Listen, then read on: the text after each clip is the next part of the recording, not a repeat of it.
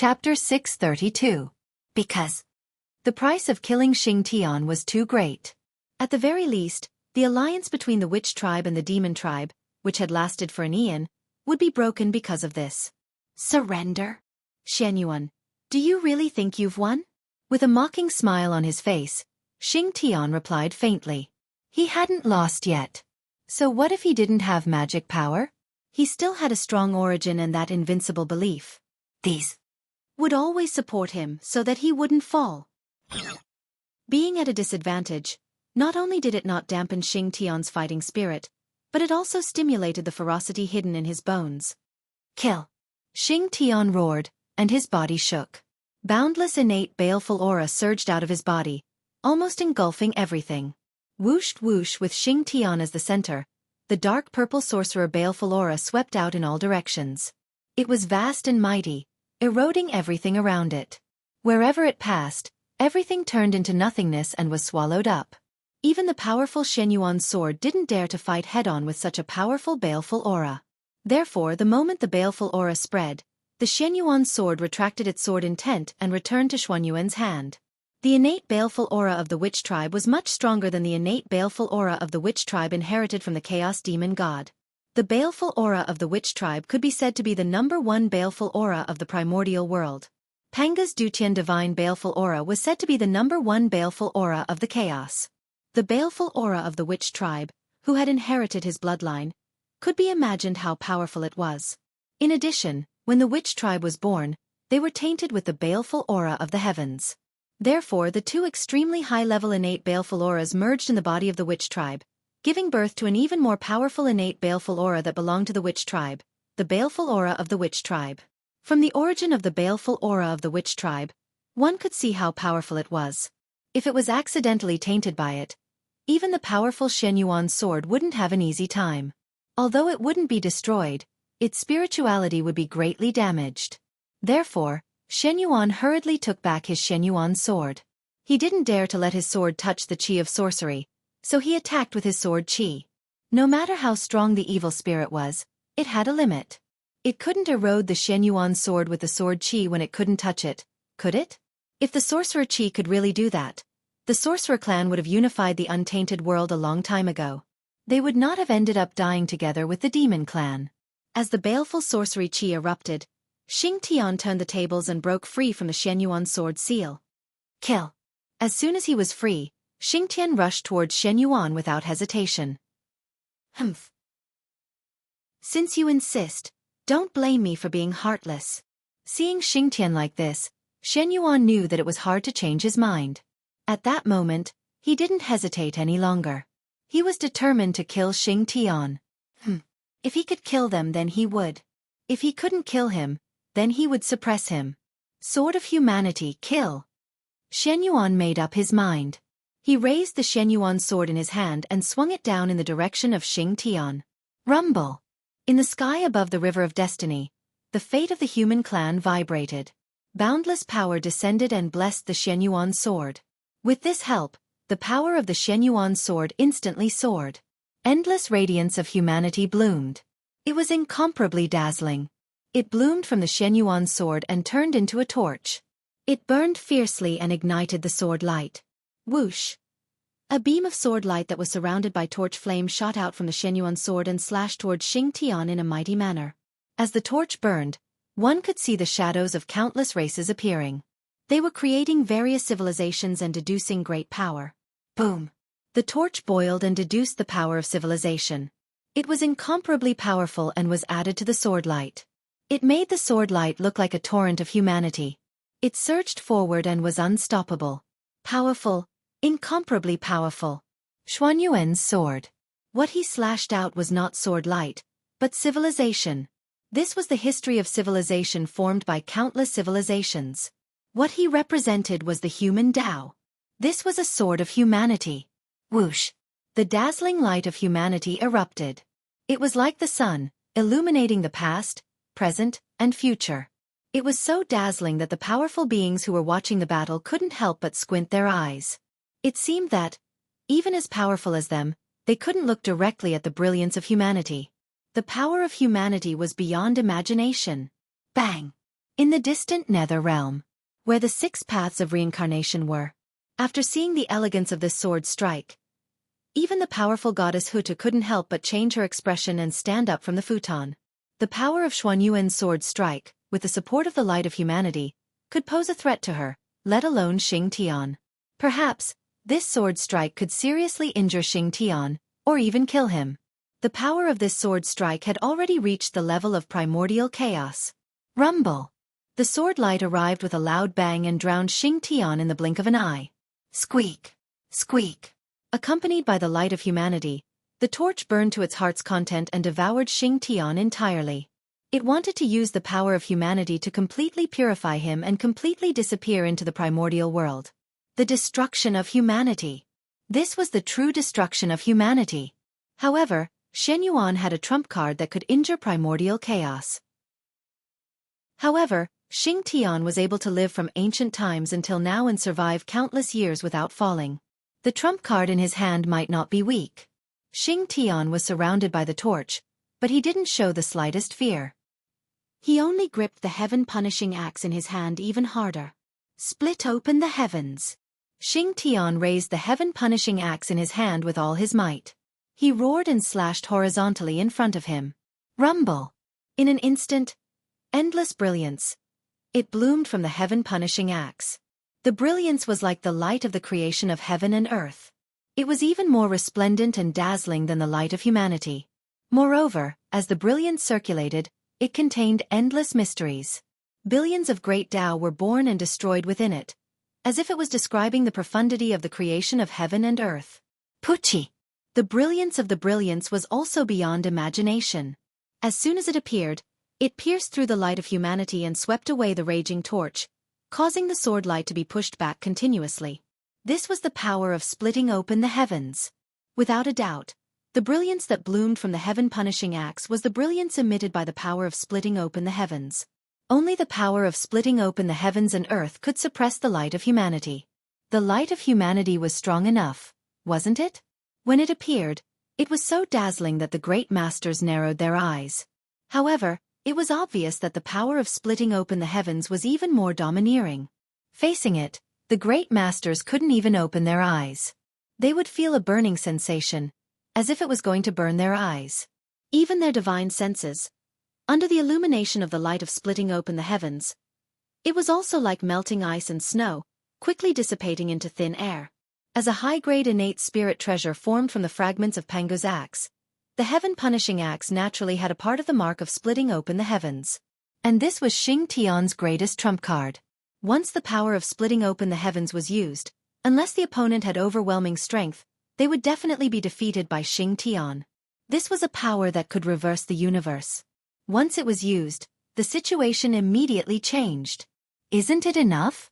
Then let's be a little stronger. In the distant void, Xuanyuan saw Xing Tian use the power of splitting open the heavens to force back the mighty power of humanity.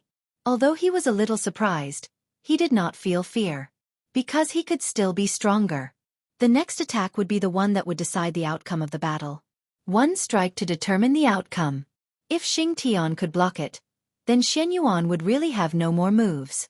After making up his mind, Xuanyuan no longer held back. He was about to use his life-risking move to carry out the final blow. Then, he calmed his mind and quickly crossed the endless space and time. He entered the mysterious long river of destiny and merged with the human race's destiny. Then, Xuanyuan followed the invisible connection and connected with the phoenix that represented the destiny of the bird race in the sky above the long river of destiny. Screech! The phoenix felt it and flapped its wings and let out a long cry. Its sound shook the entire long river of destiny. Boom! In the next moment, an extremely huge and ancient power crossed the endless space and time and blessed the Xuanyuan sword in Xuanyuan's hand. Human sacred phoenix, slash. In a trance, Xuanyuan came back to his senses. He subconsciously raised the Xuanyuan sword in his hand and slashed out the strongest sword strike he had ever cultivated. Screech! Under the brilliance of the Xuanyuan sword, the long cry of the phoenix resounded throughout the primitive world, alarming countless great existences. Rumble! Dazzling seven-colored light bloomed from the Xuanyuan sword as if it was burning. This is Nirvana sacred fire. Ancestor Phoenix's innate ability.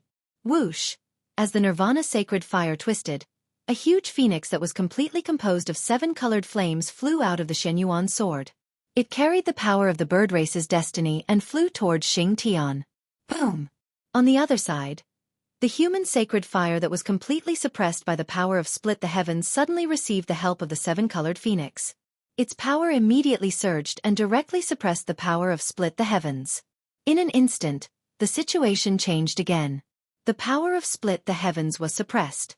Under the suppression of the human sacred fire, it rapidly shrank and barely formed a defensive barrier to protect Xiangxian. Whoosh! Whoosh! Whoosh! Xianxia burned fiercely and emitted endless heat that surged toward Xiangxian, who was enveloped by the power of Split the Heavens. For a moment, under the attack of Xianxia, the defensive barrier formed by the power of Split the Heavens immediately became dangerous. Xiangxian's axe desperately shone brilliantly to maintain the defensive barrier. However, from his trembling axe, it could be seen that he could not hold on for long. Xiangxian was about to lose. Under the joint attack of the human sacred fire and the phoenix sacred fire, he might really die.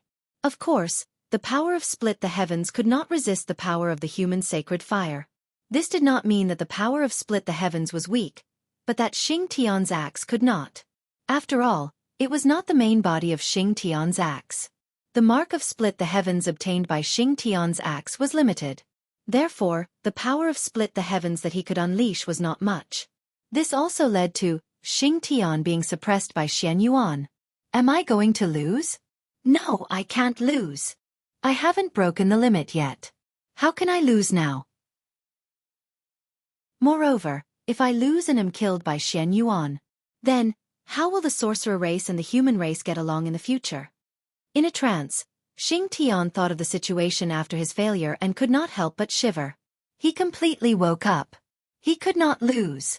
Even if it was not for himself, but for the sorcerer race and the human race, he could still lose.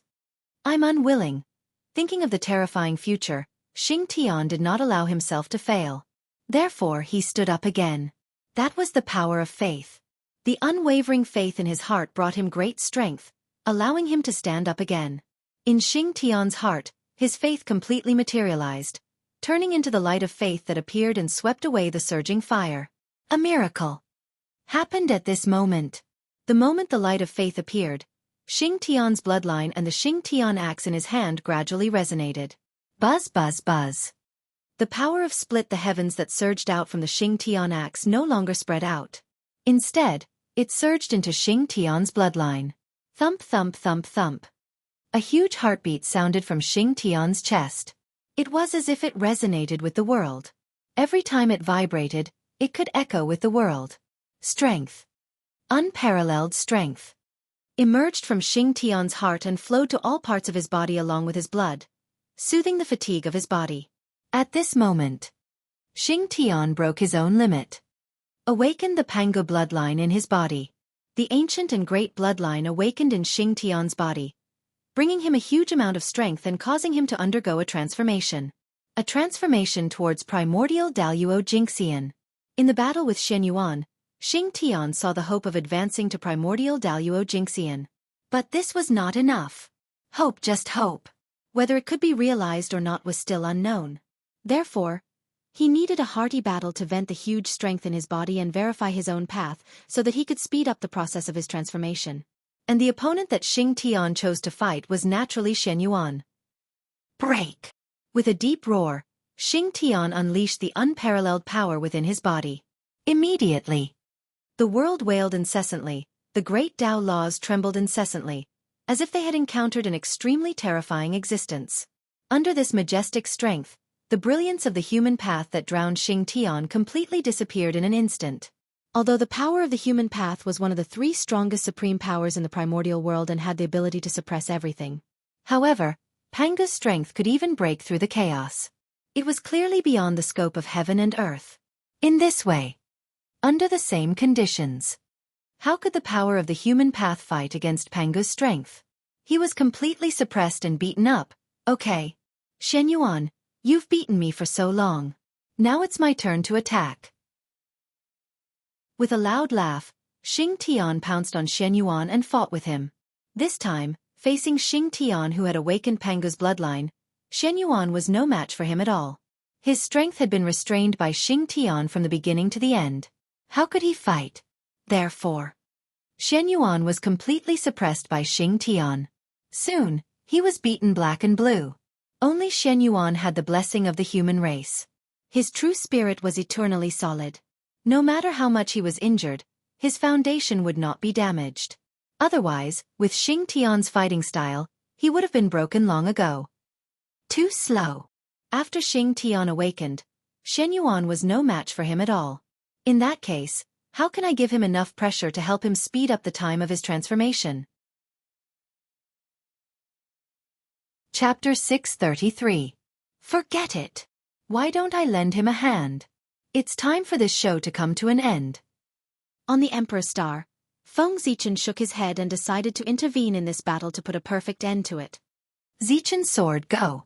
With a thought, Feng Zichen raised his hand. Suddenly, boundless starlight gathered and turned into a purple transparent long sword. It broke through layers of void and flew towards Yuan. Sword Dao condensed. Starlight formed a body. This was the shadow of the Zichen sword, and also the supreme sword Dao magic of the ancestor of the Xiantian sword Dao. This sword was invincible under the primordial chaos. Shua. During the battle between Yuan and Xiantian, the shadow of the Zichen sword quietly came and fell into the Yuan sword in Xuanyuan's hand and disappeared. Boom. Immediately, Yuan felt that the Yuan sword in his hand was different. Strong, too strong. Holding him, it was as if he had held the entire Xiantian sword Dao and could easily destroy the world. Buzz, buzz, buzz. Almost subconsciously, Yuan gently waved the Yuan sword in his hand. Then, a surprising scene happened. An incomparably magnificent sword light bloomed from the Yuan sword. It was like the trajectory of the great Dao, sweeping towards Xiantian in a mighty manner. Wherever the sword light passed, everything turned into nothingness. Kill. Seeing the sword light coming, Xiantian raised his axe to meet it. Boom. Following that, a loud explosion was heard. The might of that sword strike had actually forced Xiantian back. As soon as the sword light came into contact with the Xiantian axe, Xiantian felt an unparalleled power coming from the Xiantian axe, forcing him to retreat uncontrollably. Boom, boom, boom, a powerful force burst forth, causing Xiantian to fall back. His feet crushed everything as he fell, leaving deep marks in the void. After a long while, only then did Xiantian stop retreating. Drip, drip, drip. Crimson blood dripped from Xiantian's hand, drop by drop. His thumb and index finger split open. Xuanyuan's sword not only forced Xiantian back, but also split his thumb and index finger. How could this be? This is definitely not Xuanyuan's power. Xiantian was stunned as he stared blankly at his bleeding hand. Someone had interfered in the battle between him and Yuan. Otherwise, Yuan wouldn't have been able to force him back, let alone injure him. After awakening Pangu's bloodline, Xiantian was confident that he could suppress Yuan. In fact, this was indeed the case. Before Feng Zichen made his move, Yuan had been suppressed by Xiantian, who had awakened Pangu's bloodline. Give him a stab. Feng Zichen's voice suddenly rang in Xuanyuan's ears. What? At first, Yuan was stunned, but soon he realized who was talking to him. Yes. Yuan understands. Taking a deep breath, Yuan raised his Yuan sword and pointed it at Xiantian. Not good. On the other side, the moment Yuan raised his sword, Xiantian's heart suddenly hung in the air. He felt a strong sense of crisis in his heart, as if his life was in danger. At this time, he knew that Xuanyuan's next sword would be very strong. If he couldn't block it, it would be enough to bring him the danger of death. Therefore, the best way to resist this sword was to avoid it. However, with Xiantian's pride, how could he allow himself to avoid it? No matter what, he had to block this sword. Because Xiantian had a faint premonition that this sword was the sword that he would use to achieve the Dao. If he couldn't block it, everything would be over. If he blocked it, the primordial chaos Dao fruit was right in front of him. In the future, his path to becoming the primordial chaos Daluo Jingxian would be smooth. For this sword, he had to block it. Block it at all costs. Huff, taking a few deep breaths, Xianxia clenched the Xingtian axe in his hand and adjusted his state to the peak to deal with the next critical sword. Fellow Xianxia, the war has been going on for thousands of years. It's time to end this ridiculous war. As he spoke, Shen Yuan raised the Shen Yuan sword high and swung it fiercely at Xianxia. Shua! A sword light flashed and suddenly arrived in front of Xianxia at a speed that surpassed time and space. Before he could react, it directly slashed down. Puff! After a flash of blood, Xianxia's head was separated from his body and thrown high into the air. Beheading with a single sword. Xuan Yuan's sword directly cut off Xianxia's head. Too fast. It was really too fast. This sword ignored time and distance. As soon as it was released, it arrived in front of Xianxia. Without giving him any time to react, it beheaded him. It could be said to be extremely straightforward. At Xianxia's level of strength, not to mention his head being cut off, even if his entire body was smashed into pieces, it wouldn't endanger his life. Therefore, although Xianxia's head was cut off, he didn't die and was still alive and well. Head. A loud voice came from Xianxia's body, trying to summon back the head that had been cut off by Shen Yuan to repair his body. But soon, he was disappointed. Because no matter what method Xianxia used, he couldn't summon back the head that had been cut off. It was as if as the head was separated from the body, the connection between the two was completely cut off. He had no head. And this wasn't the most serious thing. Just as Xianxia was trying to summon his head, he suddenly realized that there was a strange power quietly growing in his wound. Moreover, this strange power was slowly spreading to all parts of his body with his wound as the starting point. This is? In surprise, Xianxia suddenly felt that something was wrong. The target of this strange power was the Panga bloodline in his body. That power was as black as ink and extremely domineering. With an aura that hated everything, it pounced straight at the Panga bloodline, wanting to destroy it. Ha ha! Destroy!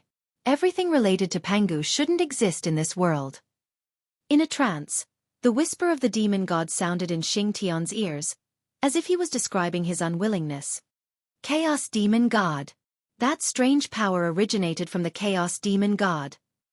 The disgust that came from the depths of his bloodline immediately made Xianxia understand the origin of the strange power in his body. The power that belonged to the chaos demon god. That's right, the sword that Feng Zichen slashed out with Shen Yuan's hand contained the power that belonged to the chaos demon god. In this world, the one who hated Pangu the most was the chaos demon god. Similarly, the one that Pangu feared the most was the chaos demon god. Because of their hostile relationship, the power of the chaos demon god became the power that could stimulate Pangu's power the most. Feng Zichen used the power of the chaos demon god to kill Xianxia in order to further stimulate the Panga bloodline in his body so as to accelerate his transformation process. Buzz, as expected, after sensing the power of the chaos demon god, the Panga bloodline in Xianxia's body immediately boiled. Countless mysterious runes gushed out from the depths of his bloodline and swept towards the surging power of the chaos demon god. Just like that, the two supreme powers began to battle with Xianxia's body as the battlefield. Boom, boom, boom. One could see that on Xianxia's headless body, two rays of brilliance suddenly rose up. One was holy and majestic, and the other was evil and strange. They intertwined with each other. Wherever the strange power passed, Xianxia's body seemed to have suffered great damage and began to disintegrate and decay. However, as soon as Xianxia's body showed signs of decay, the holy power immediately rushed over and repaired his body. This process often contained great fortune, which allowed Xianxia's body to be fully tempered and undergo a drastic transformation. When this transformation reached a certain limit, Xianxia suddenly roared and erupted with amazing power. Then, a miraculous change happened. Xianxia completely abandoned his head and used his breasts as his eyes and navel as his mouth. He waved the Xingtian axe in his hand and brazenly charged towards Shen Yuan. Die! Crazy! Under the influence of the power of the chaos demon god, Xianxian temporarily lost his mind and became extremely crazy. His heart was filled with the desire to destroy everything around him. Bang! The axe chopped down, the tyrannical power wantonly rushed out. It tore through space and shattered the rules of heaven and earth. Clang! Shen Yuan raised his sword and blocked Xianxia's axe. Although Xianxia's strength was much stronger than before, because he had lost his mind, he was not as threatening as before. That was because his attack had no skill to speak of. It was very easy to dodge. But even so, Shen Yuan could not avoid it. It was because Xing Tian, who was stronger, had a greater destructive power to the surroundings. If Shen Yuan dodged Xing Tian's attack, then his attack would hit the depths of the void and bring a great disaster to the common people. How could Shen Yuan just stand by and watch the innocent people suffer? Therefore, he could only step forward and try his best to resist Xing Tian. Fortunately, Shen Yuan was not fighting alone. Behind him, Feng Zichen was helping him. In order to give Shen Yuan the power to resist Xing Tian, Feng Zichen gave him the authority of the innate way of the sword so that he could mobilize the power of the innate way of the sword. After countless years of precipitation, the innate way of the sword was no longer as weak as when it was first born. It had long penetrated into all parts of the untainted land and became like the other innate ways of the sword, able to coexist with the origin of heaven and earth. If the innate way of the sword erupted, its power would definitely be comparable to the realm above the origin. But then, the price would be too great, and it would cause irreversible damage to the innate way of the sword. Therefore, unless it was the most desperate moment, Feng Zichen would never use such means. Now, giving Shen Yuan a part of the authority was enough to give him the power to resist Xing Tian. In addition, in order to help Xing Tian suppress the power of the demon god in his body, Shen Yuan took out the innate treasure that he had never used in the previous battle.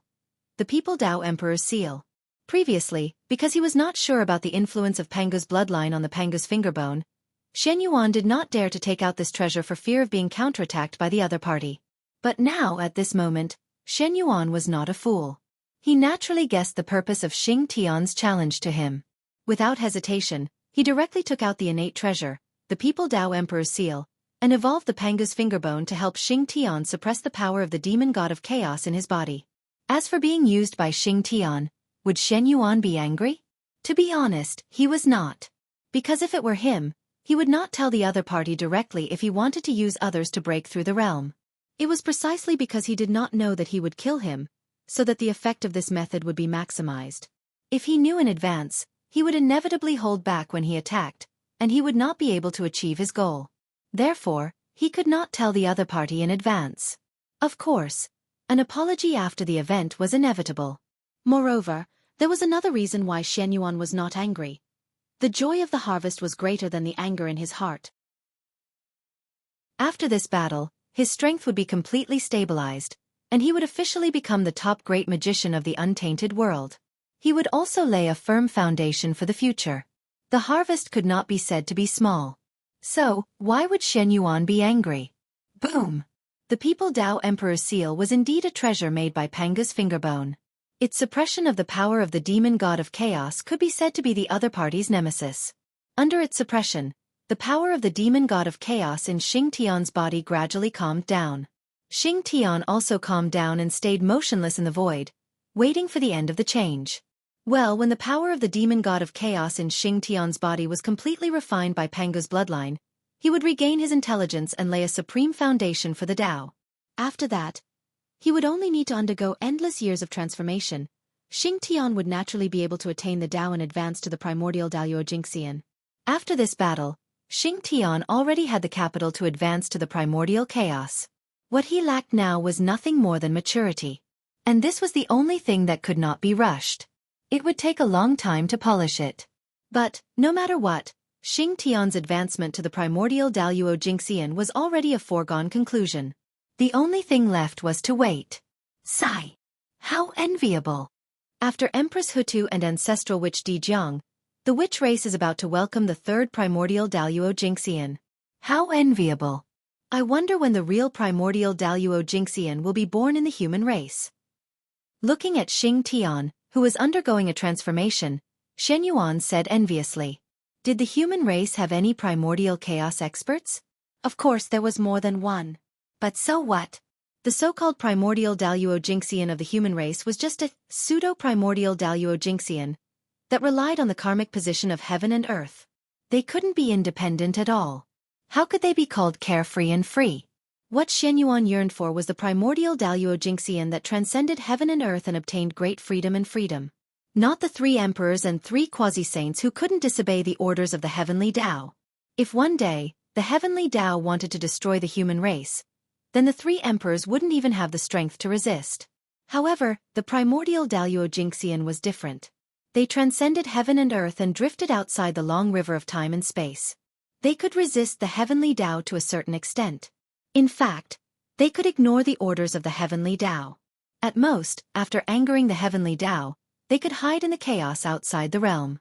In this way, what could the heavenly Tao do to them? No matter how strong the heavenly Tao was, it couldn't reach the chaos outside the realm. It could be said that the one the heavenly Tao disliked the most and even hated the most was the primordial Daluo Jingxian, because they were beyond the control of the heavenly Tao. And this was what the heavenly Tao couldn't accept the most.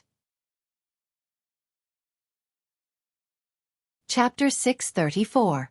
In the primordial world, only the primordial chaos Daluo Jingxian was the foundation of a clan leader's prosperity. As long as the primordial chaos Daluo Jingxian appeared in the clan, then the clan would be able to exist forever. Even if the calamity descended, the epoch changed, and the great world surged. As long as the primordial world was not completely destroyed, then the clan would never be in danger of being exterminated. Just like the shaman and demon clans, and the 3 Khanate clans, even if they were now in decline, who would dare to destroy them? No one dared to do it.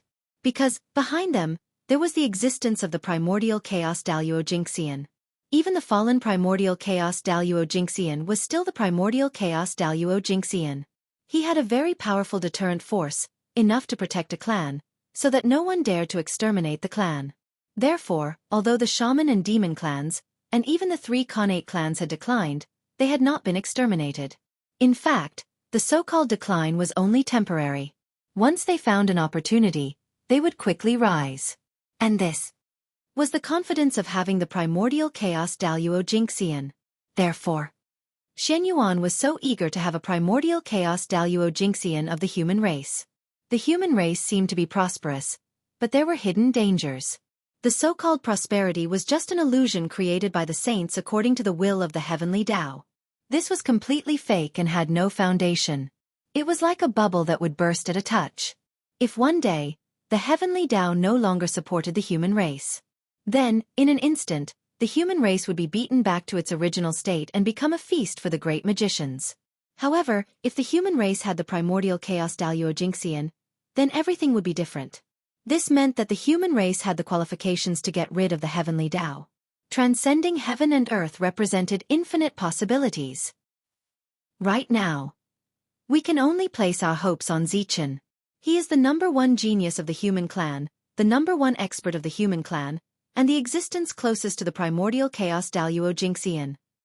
Among the humans, only he is most likely to become the primordial chaos Daluo Jingxian. If he can't break through, then the human race. Xianxia thought of Feng Zichen. He believed that Feng Zichen was the hope of the human race. After all, his series of achievements were too dazzling. Even the glory of the saints was overshadowed by him. If such a person couldn't achieve the great path, then Xianxia really couldn't think of anyone who could achieve the great path and transcend the world. A saint. 2 Primordial Chaos Daluo Jingxian. The sorcerer tribe is such a heaven-defying race. Xianxia raised his head and looked at Xingtian. He couldn't help but feel jealous. How enviable.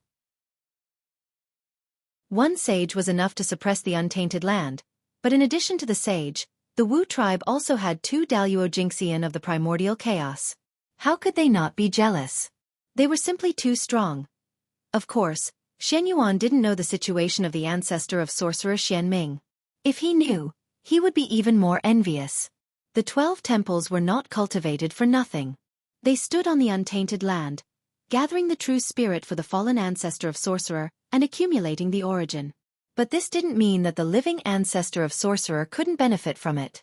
Because the ancestor of sorcerer Xianming hadn't fallen, the origin gathered in the temple that belonged to him would naturally gather in his body to enhance his strength. It could be said that in the future, even if the ancestor of sorcerer Xianming didn't have to do anything, the temple itself could help him cultivate and push him all the way to the level of the primordial Daluo Jingxian. The unique advantage of the 12 ancestors of sorcerer Xianming was that they existed with the origin of the earth. This was an opportunity that outsiders couldn't envy. With the help of the Xianming temple, the ancestor of sorcerer Xianming didn't have to worry about not being able to break through the primordial Daluo Jingxian. This was a secret, and not many people knew about it. Otherwise, if it spread out, it would attract a large number of people's envy. Time flew by. In the blink of an eye, 3,000 years had passed. In other words, 3,000 years had passed since Xianxia's transformation. After 3,000 years of transformation, Xianxia had reached a critical juncture. He was enveloped in a sacred radiance, and countless mysterious runes were constantly being born and destroyed. They seemed to be describing the principles of heaven and earth, mysterious and unfathomable. This was the manifestation of Pangu's bloodline in Xianxia's body being pushed to the limit.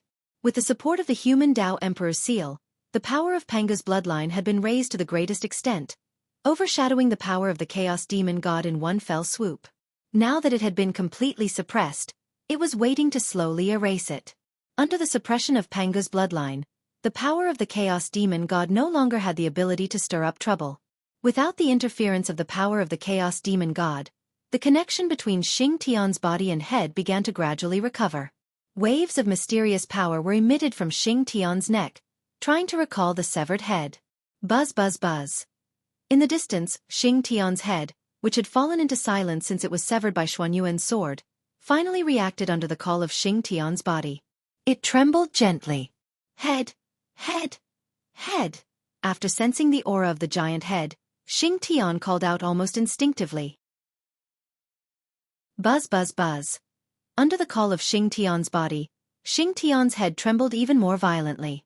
It slowly floated up from the air and flew shakily towards Xianxia's body, wanting to reunite with him. Chaos as one, complete great Tao. When Xianxia's head reunited with his body, he would obtain some kind of completion, and his consciousness would wake up. At that time, Xuanyuan would have nothing to do, and he could leave. Next, it would be Xianxia's own business.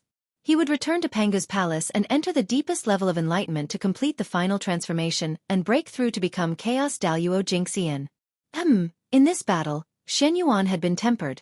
Xianxian had seen the path ahead and obtained the opportunity to attain the Tao. Everything was so perfect, completely in line with Feng Zichen and Hutu's plan. As long as Xianxia's head returned to its original position, this matter would be perfectly concluded. But there were still flaws in the way of the heavens, let alone in this world? In the world there was nothing perfect at all. Therefore, an accident happened. Just as Xianxia's head was about to fly back to his body, an accident happened. An inexplicable power was born from the void. It was powerful and terrifying as it attacked Xianxia's head. Caught off guard, Xianxia's head, which was suspended in mid-air, was directly hit. With a bang, a terrifying power erupted. Xianxia's head was smashed into powder by this power on the spot, turning into a rain of blood that fell from the sky. But this was not the end. After shattering Xianxia's head, the terrifying power did not dissipate. Instead, it spread out in the void and swept towards Xianxia's head, turning into a rain of blood that filled the sky. From the looks of it, it wanted to completely obliterate it to cut off the possibility of Xianxia's head reforming. Steady, accurate, and ruthless. It had to be said that the person who made the move had really seized a good opportunity. Seeing that the great merit was about to be achieved, Feng Zichen and the others could not help but let down their guard. That person had made a move at this time. How could he not succeed in one fell swoop? Although shattering and obliterating Xianxia's head could not stop Xianxian from advancing to primordial Daluo Jingxian, it could delay the time for his breakthrough. Primordial chaos was about perfection. If the head was shattered and the body was incomplete, wouldn't it lose its perfection? Indeed, with Xianxian's ability, after removing the power of the Chaos Demon God, he could regenerate a new head at any time. However, how could a new head be compared to the head that had been polished for countless years? It would take a long time to get used to it before it could achieve harmony with the original body. And during this period of time, wouldn't it be delayed? The time for him to attain the Tao would naturally be delayed for a period of time.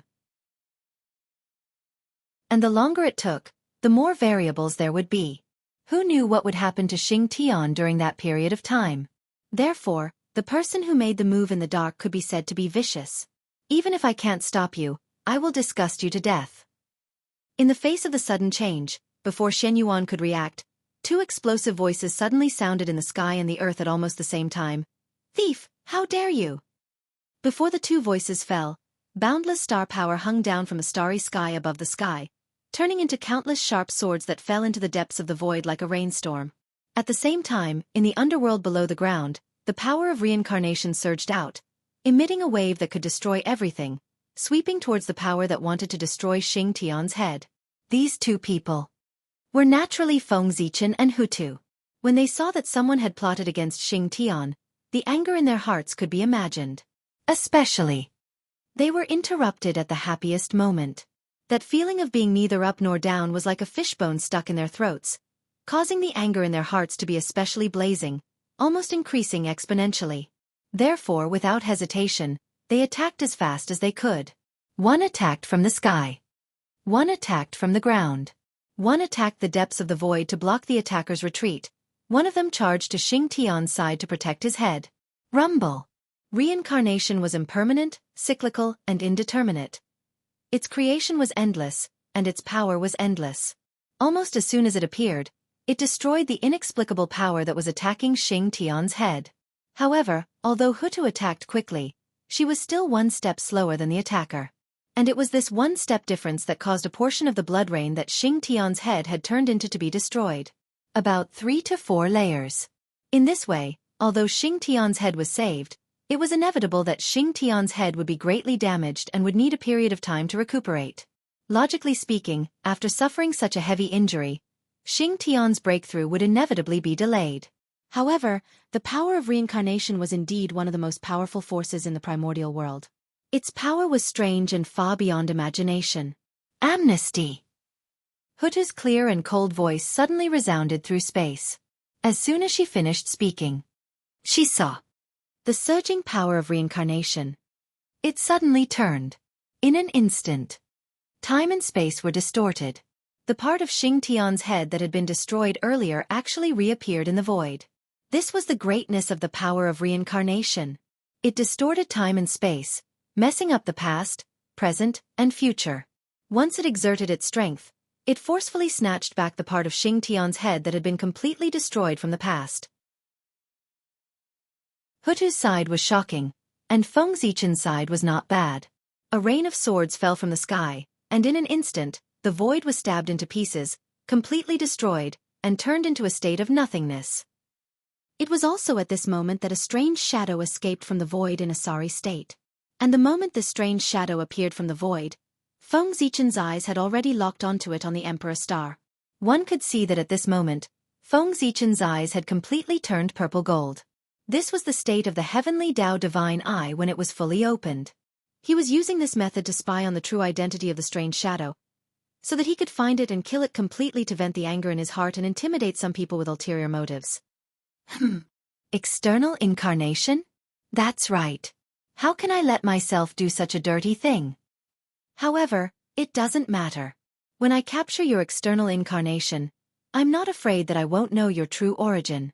On the Emperor Star, Feng Zichen frowned, but he could see the origin of the strange shadow. It was the external incarnation of a powerful existence. Thinking about it, this was normal. Once this kind of thing was done, it was obvious that he would offend the Hutu to death.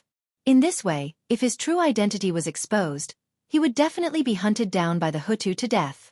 No one would be able to find a reason to plead for mercy. Therefore, the external incarnation became the best cover. Why did he have to refine an external incarnation? Wasn't it used to take the blame for the original body at the critical moment? Just like the temporary workers in the later generations, if there was a problem, it would be the external incarnation, temporary worker, that did it.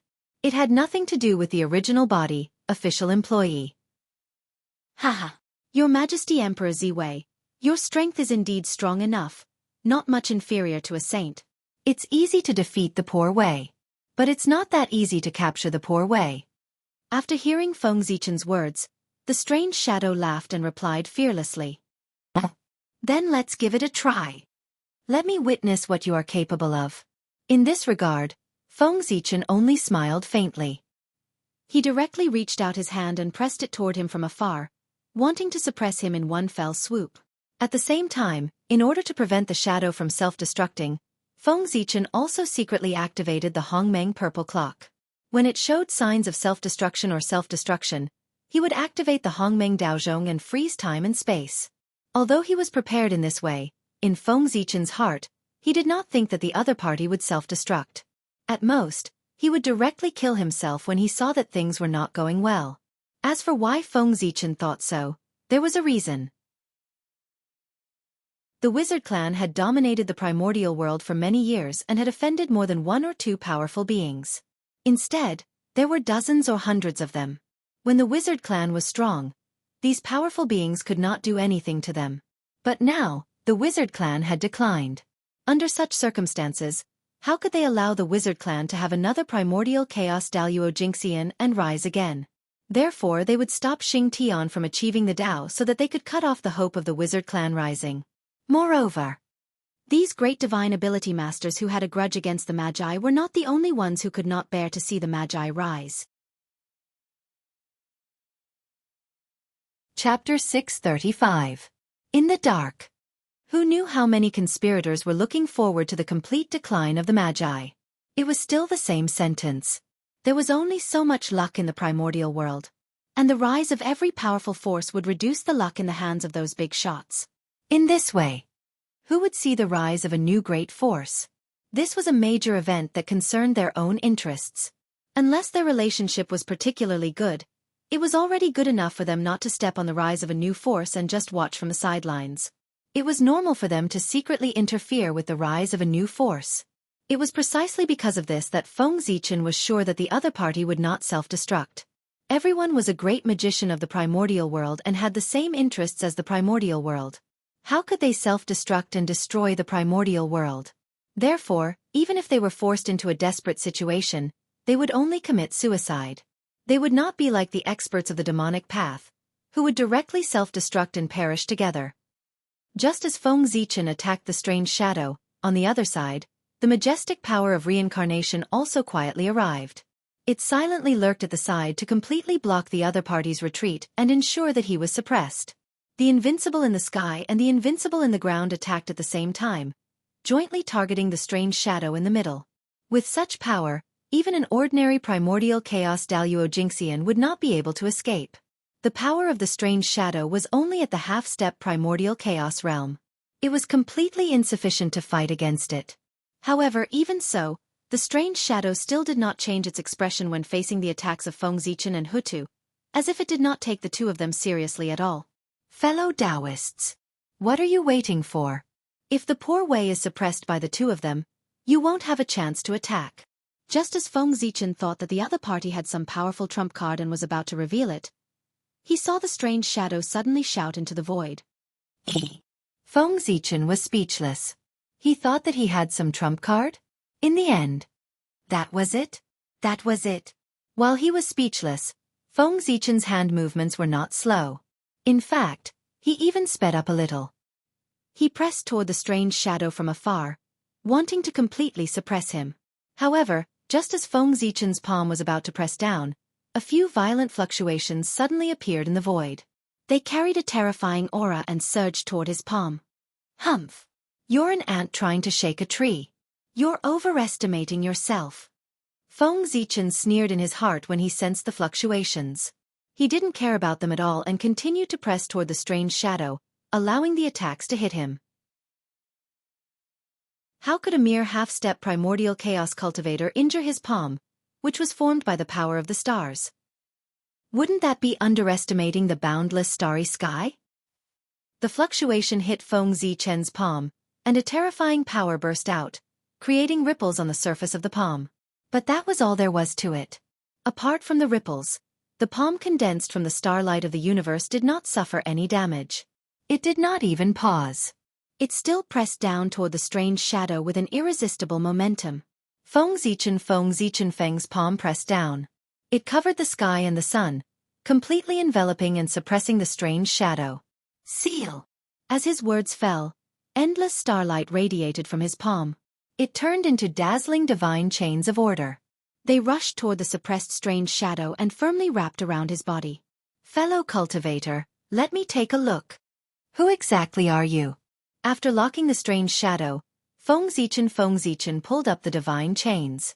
He was about to pull him into the boundless starry sky so that he could take a look at his true face. However, it seemed that he was deliberately making things difficult for Feng Zichen. At every critical moment, accidents happened. Haha. Emperor Ziwei. Poor Wei still has important matters to attend to. I won't be going to the Ziwei Heavenly Palace to disturb you. Poor Wei is going. The strange shadow that was locked up by the divine chains of order laughed and took out a purple jade talisman. Not good. After sensing the aura emitted by the purple jade talisman, Feng Zichen immediately knew that something was wrong and was about to take action to remedy the situation. But unfortunately, everything was over. Chi! Countless mysterious runes surged out from the purple jade talisman. In the blink of an eye, they enveloped the strange shadow.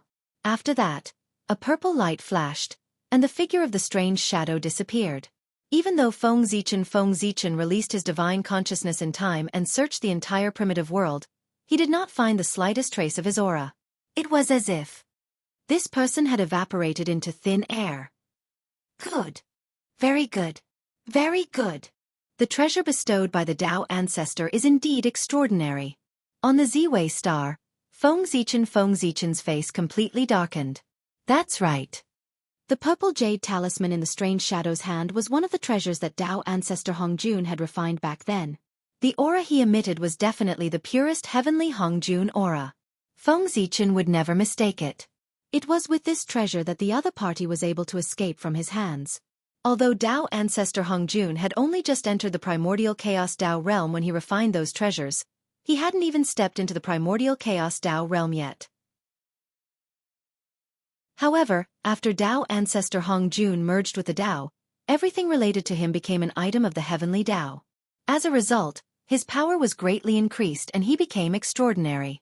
It was precisely because of this reason that the treasures refined by Tao ancestor Hongjun in the past had become one of the best special treasures in the primordial world. They, who possessed the power of the way of the heavens, had the power to break the rules. They could turn the rotten into the miraculous, and the impossible into the possible. Their power was far beyond imagination. With the help of the purple jade talisman, the strange shadow easily escaped from Feng Zichen's hands. F***CK. The treasures left behind by the Tao ancestor are really troublesome.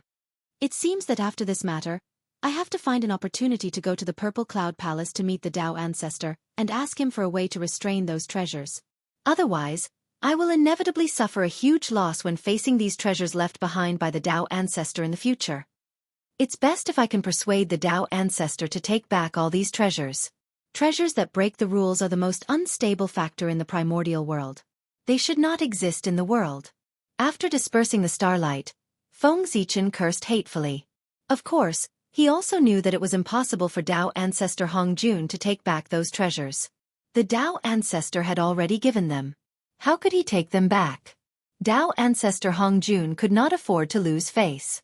However, after this matter, no matter what, Feng Zichen of the Purple Cloud Palace had to make a trip there.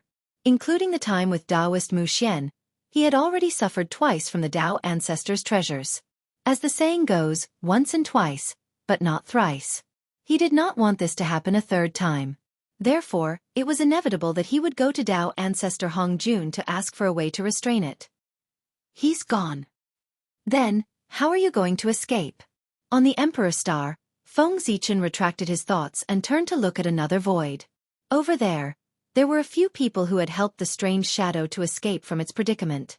Not only did their actions fail to save the strange shadow, but they also exposed themselves. Rumble. The power of reincarnation kept spinning in the void. It was opposing and unified, evolving into all kinds of mysterious powers. It locked down the space-time here and trapped those people in place, unable to leave. The Lady of Earth had made a move.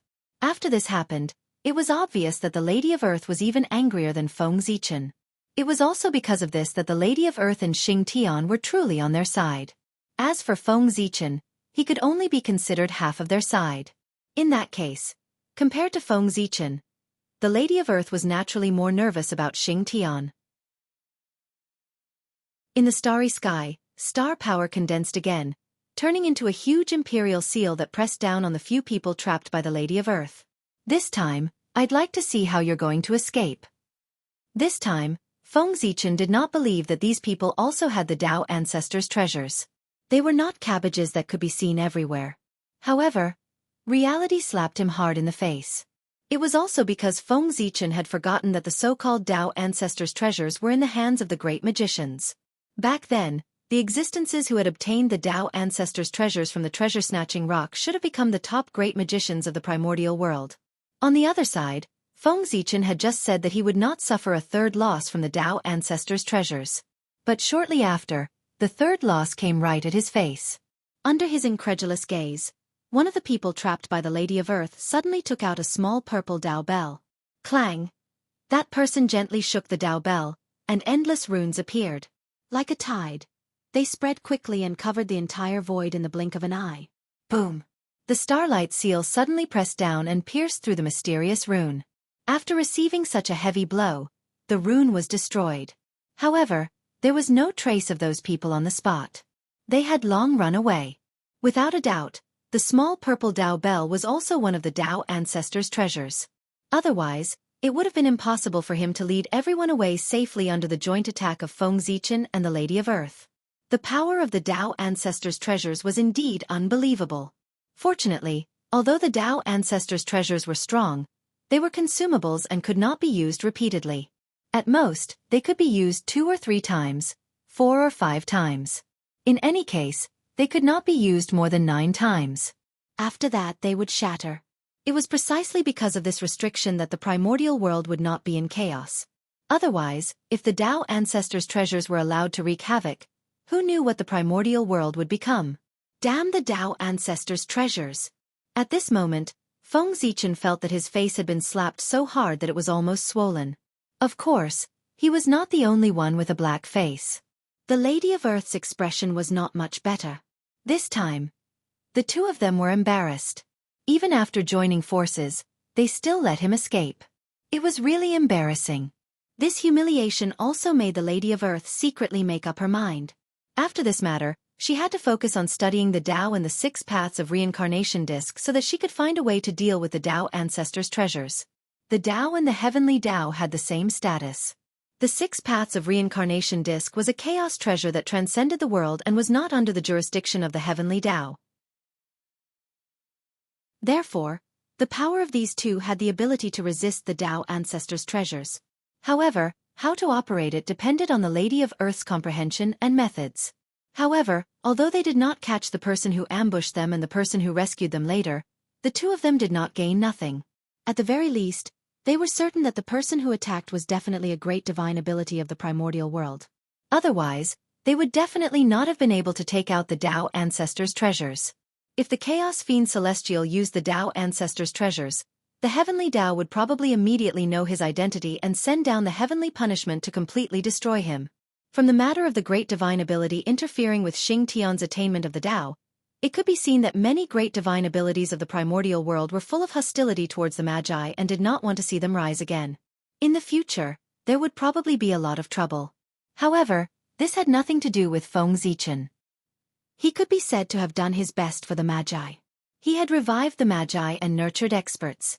He was completely worthy of the help the Magi had given the human clan back then. Therefore, after this matter, he would focus on developing the human clan. Although he would not completely ignore the Magi, he would obviously not be as concerned as he was now. Ha ha! The descendants of Pangu also want to break through to the primordial chaos Tao realm in peace. It's simply a dream. It's really exciting to be able to personally kill the genius of Pangu's lineage. The pain that Pangu brought to us, let his descendants bear it on his behalf. Just as Feng Zichen and Hutu were pondering, the scene changed again. 3 chaos demon gods walked out of the void carelessly and attacked Xianxia, who was transforming. Their attitude could be said to be arrogant. They did not take Feng Zichen and Hutu, who were paying attention to this place, seriously at all. What did it mean to be arrogant? That was it. The arrogant attitude of the 3 chaos demon gods really stunned Feng Zichen. He did not know whether they were really stupid or not. It was because of this time that he was stunned that he did not immediately stop the 3 of them. Kill.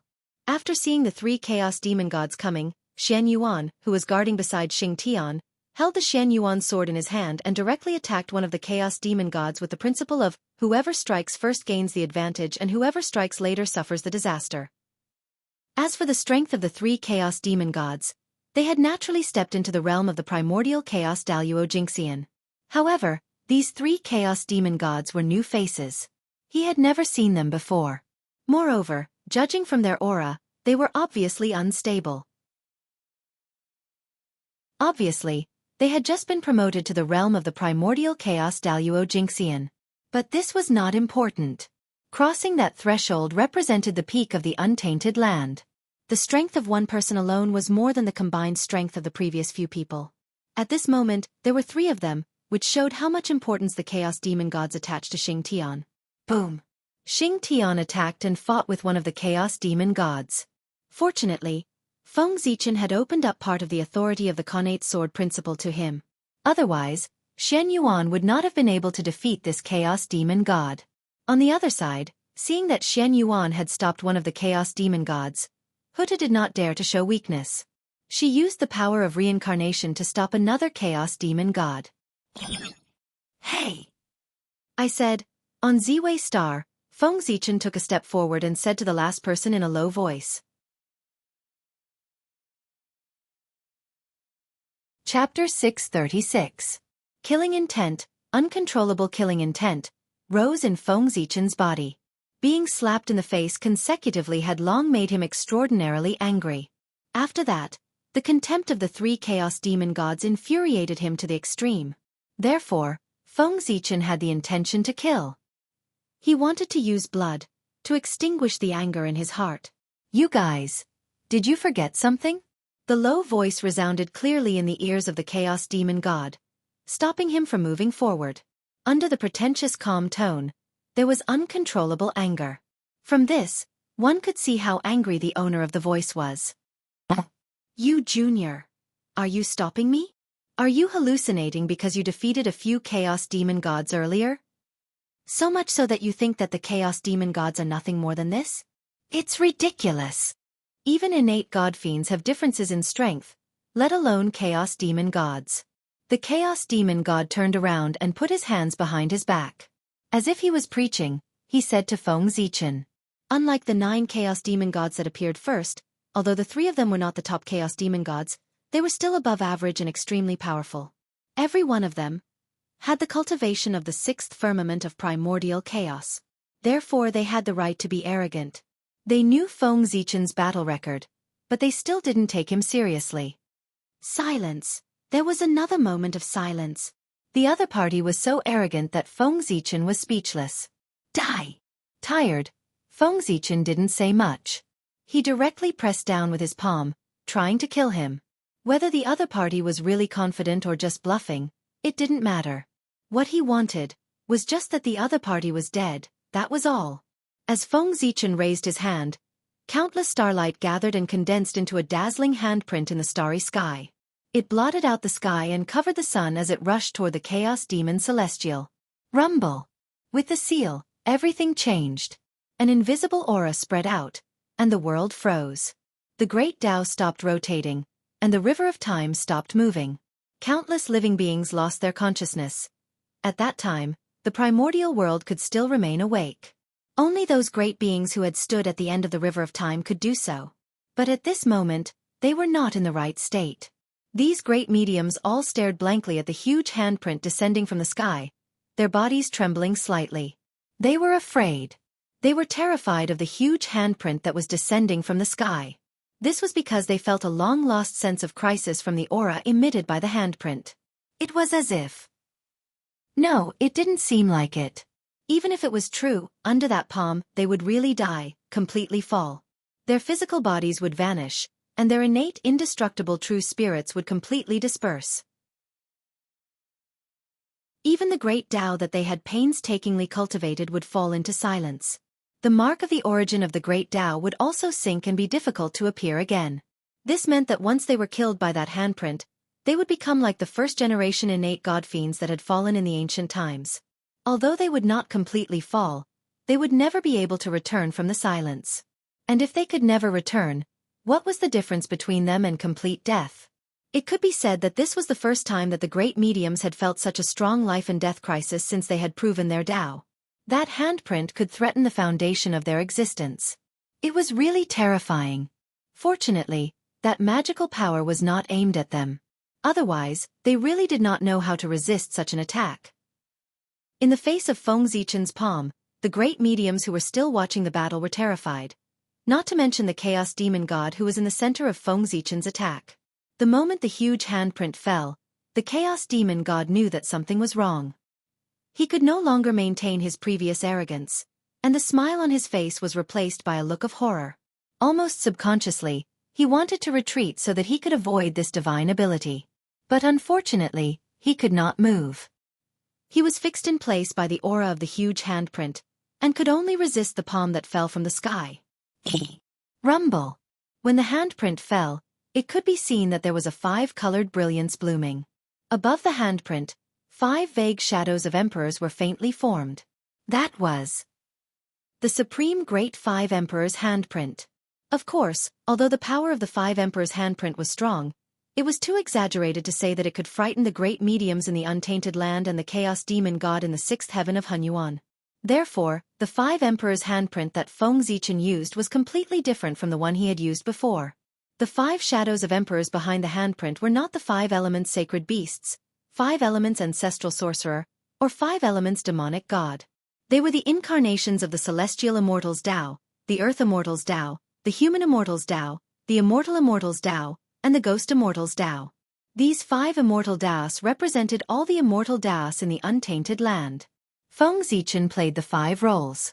He used Great Emperor Ziwei to derive the Tao of Sky Immortals, Xianxia to derive the Tao of Earth Immortals, Luais to derive the Tao of Human Immortals, Gaochen to derive the Tao of Divine Immortals, and Fengdu to derive the Tao of Ghost Immortals. The 5 incarnations each carried the 5 immortal Taos and combined the providence of the 5 immortal Taos into one, turning into a supreme handprint that blasted toward the Chaos Demon God. It could be said that Feng Zichen's handprint was called the 5 Emperors' handprint, but it was actually the providence of the entire immortal Tao. What was the immortal Tao?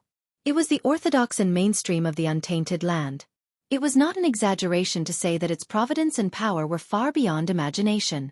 When the palm pressed down, the providence of the entire immortal Tao and the orthodox of the Untainted Land pressed down. Who could resist such power? Not to mention the Chaos Demon God.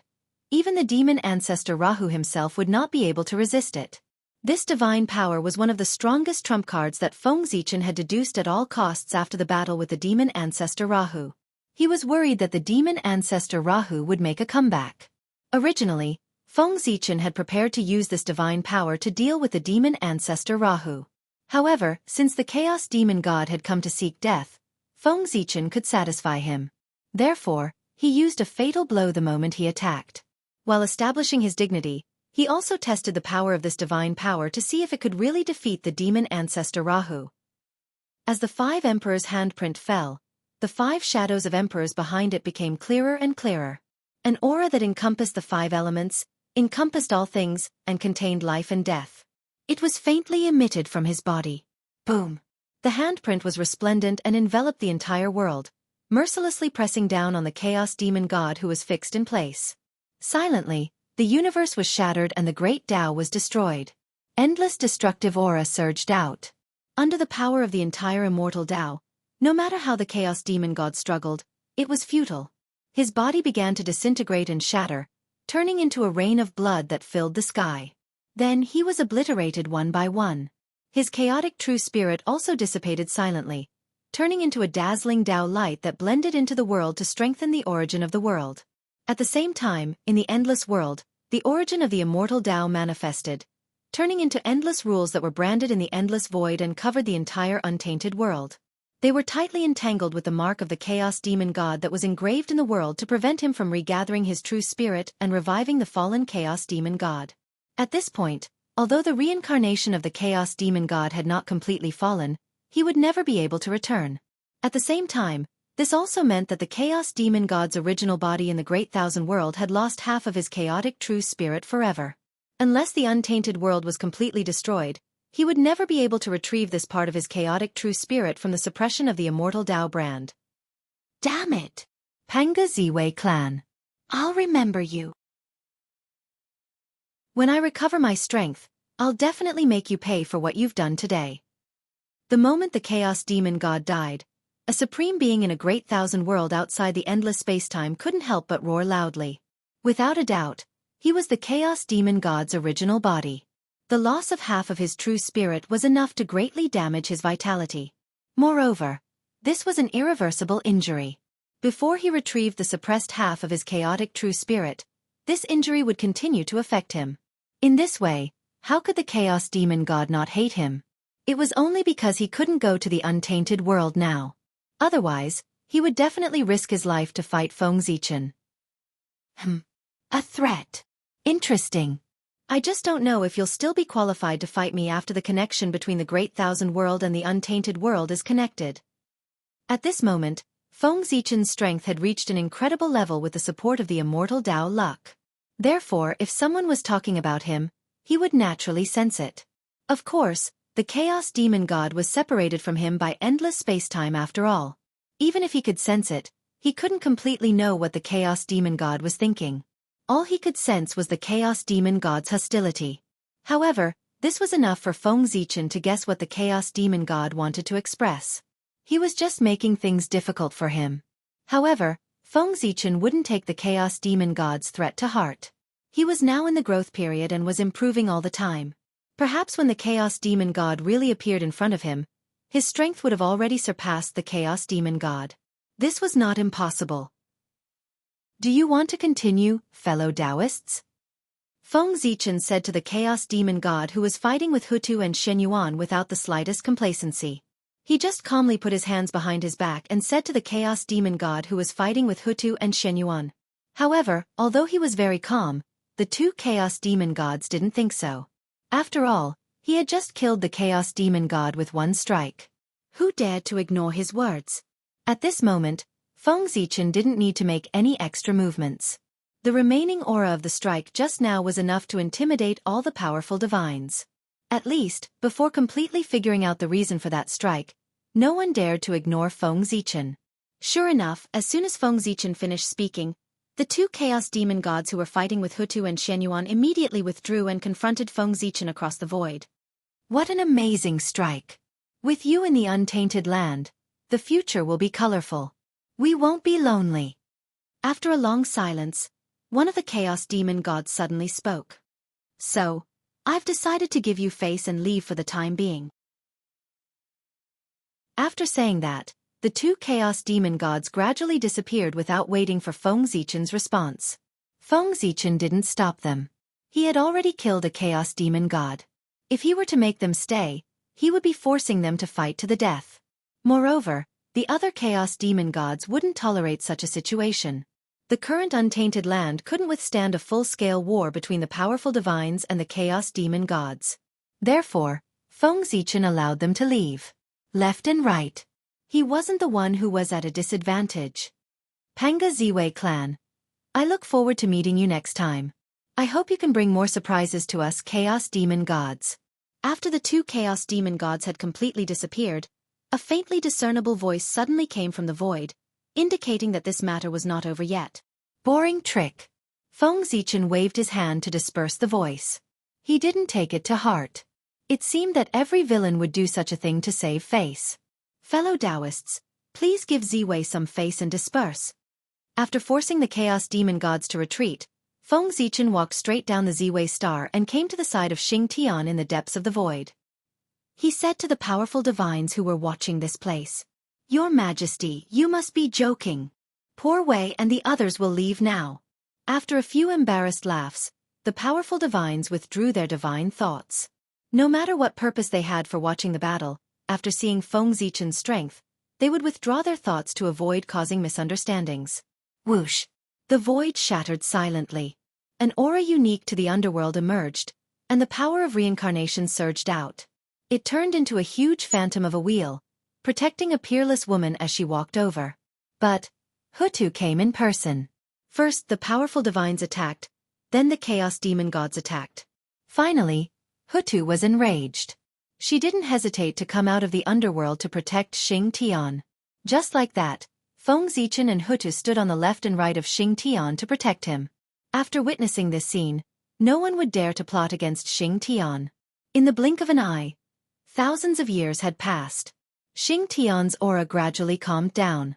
This also meant that Feng Zichen's protection mission was finally over. During this period of time, thank you so much, fellow Daoist. Fellow Daoist, the wizard tribe will never forget your help today. Huta raised her hand and took Xianxia away. She thanked Feng Zichen seriously. You're welcome, fellow Daoist. As Panga's descendants, we should help each other. Why do you and I have to be so polite? Feng Zichen waved his hand and said with a smile. That was true. Feng Zichen's real name was the Panga Zichen clan, and Great Emperor Ziwei's real name was the Panga Ziwei clan.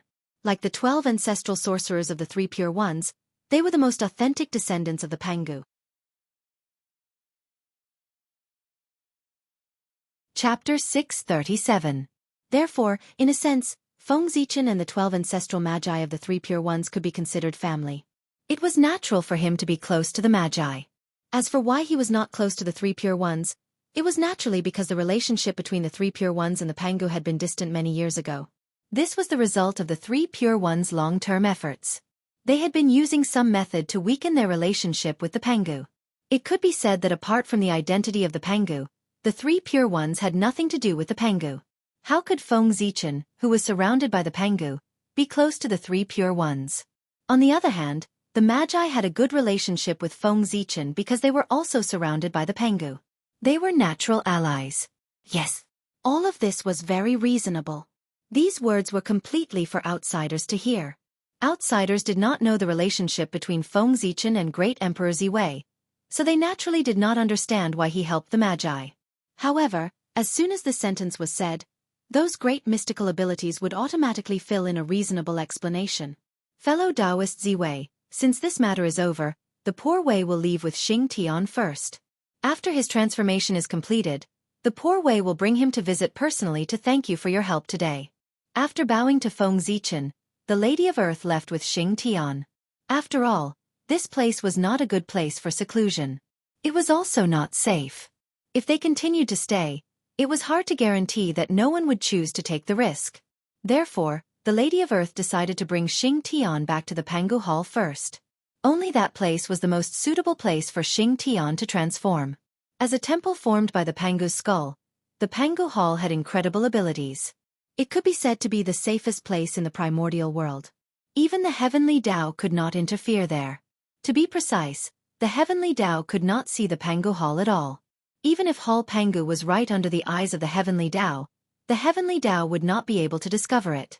This was Pangu's strength. Even though countless years had passed, the people of the primordial world still found it difficult to understand the means that he had left behind. Buzz buzz buzz. As ripples appeared in the void, Hutu and Xianxia's figures slowly disappeared. They had already made their way to the Panga Palace through the connection between them. After Hutu left, Feng Zichen glanced around. His figure flickered, and he also disappeared. He had returned to the Emperor Star. The battle between the human Emperor Xianyuan and the great sorcerer Xingtian broke out suddenly and ended very hastily. Originally, everyone thought that one of them would definitely die. At the very least, it should also be a lose-lose situation, and the relationship between the two clans would be broken because of this. However, the result was extremely unexpected. Not only did the two sides of the battle not die because of this, but they also obtained a huge opportunity and became even more powerful. For example, Xingtian, who was originally half a step into the realm of primordial chaos, had surpassed his limit and broken his own shackles after this battle. From then on, he was one step closer and saw the hope of becoming the primordial chaos Daluo Jingxian. As for Xianyuan, he had relied on this battle to completely stabilize his realm and officially became one of the top great masters of the primordial world. He had become even more difficult to deal with. Moreover, the most important thing was that after this battle, not only were the two of them not injured, but they had also gained something and their strength had greatly improved. This also made it so that the scene of the relationship between the two clans breaking up that everyone had expected did not happen. The truth was exactly the opposite of everyone's expectations. It could be foreseen that after this battle, the relationship between the two clans would definitely become closer. The Sorcerer clan and the Human clan were definitely the most reliable allies. Such an unexpected scene completely shattered the confidence of the experts of the myriad clans. Through this battle, the experts of the myriad clans fully witnessed Xianxuan's strength. They were terrified and quickly extinguished the thought of fighting with him. Too strong, he was really too strong. Judging from the strength that Xianxuan had displayed, even if the myriad clans used all their strength, they might not be his match. Since that was the case, it was not a wise choice to fight with him. Wasn't it just leaving the primordial world and going to the heaven realm? So be it. It wasn't like they would lose a piece of meat. Moreover, even if they lost a piece of meat, it was still better than leaving their lives in the primordial world. Looking at Xianxuan's determination, if they chose to stay in the primordial world, they were afraid that he would really kill them. In that case, in order to save their lives, it was better to leave. Obviously, the experts of the myriad clans were completely frightened by the strength that Xianxuan had displayed. They were determined not to disobey Xianxuan's orders and leave the primordial world with him for the heaven realm. It was with this thought that when Xianxuan gathered the experts of the myriad clans, they were very cooperative. Yes, that's right, Xianxuan was about to complete his merit. Before the battle with Xingtian, Xianxuan had already been in power for 990,000 years. He was still 10,000 years away from completing his merit. And when he finished the battle with Xingtian, nearly 5,000 years had passed unknowingly. In other words, during Xianxuan's reign, there were still 5,000 years left. And what about 5,000 years? For an existence like Xianxuan, it was really a blink of an eye. So soon. It was time for Xianxuan to abdicate. On this day, in the millionth year of the human emperor's calendar, the experts of the myriad clans gathered in the ancestral land of the human race, displaying the grand occasion of the primordial world. Xiaohao, my son. Today, Father will hand over the human race to you. You, don't let Father and all the sages of the human race down. We are all watching you from above. In the Tai Temple, under the witness of the Virgin Nuwa, the Holy Emperor Zichen, the Ancestor Emperor Suiren, and even the statues of the sages of the human race, Xianxuan personally handed the innate treasure, the human emperor's seal, which represented the supreme power of the human race, to the first great emperor of the human race, Xiaohao. Yes, Xiaohao will not disappoint Father. It has been entrusted by the sages of the past. Xiaohao solemnly took the human emperor's seal and swore with a serious expression. Although the position of the human emperor represented supreme power, it also represented unparalleled responsibility. There was a saying that, to wear the crown, one must bear its weight first. As the human emperor, if he didn't do well and caused problems to the human race, the backlash from the fate of the human race would definitely consign him to eternal damnation. Therefore, being the human emperor wasn't without its risks. This was also why the human emperor's ability had to be outstanding. If he wasn't outstanding, there was a real possibility that the fate of the human race would backfire on him. In the Tai Temple, with the change of owner of the human emperor's seal, the supreme power of the human race was officially handed over. This also meant that Xianxuan had abdicated, and Xiaohao had succeeded. At the same time, this also marked the end of the era of the three emperors. The human race had officially ushered in the era of the 5 emperors. Rumble. The moment Xianxuan abdicated, in the depths of unknown time and space, in the mysterious river of fate, unprecedented changes occurred. The fate of the human race was completely boiling. The torch flame rose slowly, blooming with brilliant light that was even more dazzling than the sun. It illuminated the entire river of fate, and even the endless time and space of the past, present and future. Hum hum hum hum. Human Tao, shrouded in endless light, manifested from nothingness and gradually merged with the torch flame. With the support of human Tao, the torch flame became even more resplendent. An unknown power emanated from its body, filling the entire river of fate in the blink of an eye. Then, the power penetrated through the endless space-time and spread out towards the desolation world. In an instant, this power covered the entire primordial world. Under the envelopment of this power, the human race also underwent a miraculous change. Wisps of gentle light bloomed from the bodies of the human race, filled with the radiance of humanity. It was so warm and gentle. This was the light of the true nature, and also the light of the spiritual nature. It was the foundation of the human race, the key to the evolution of the innate true spirit.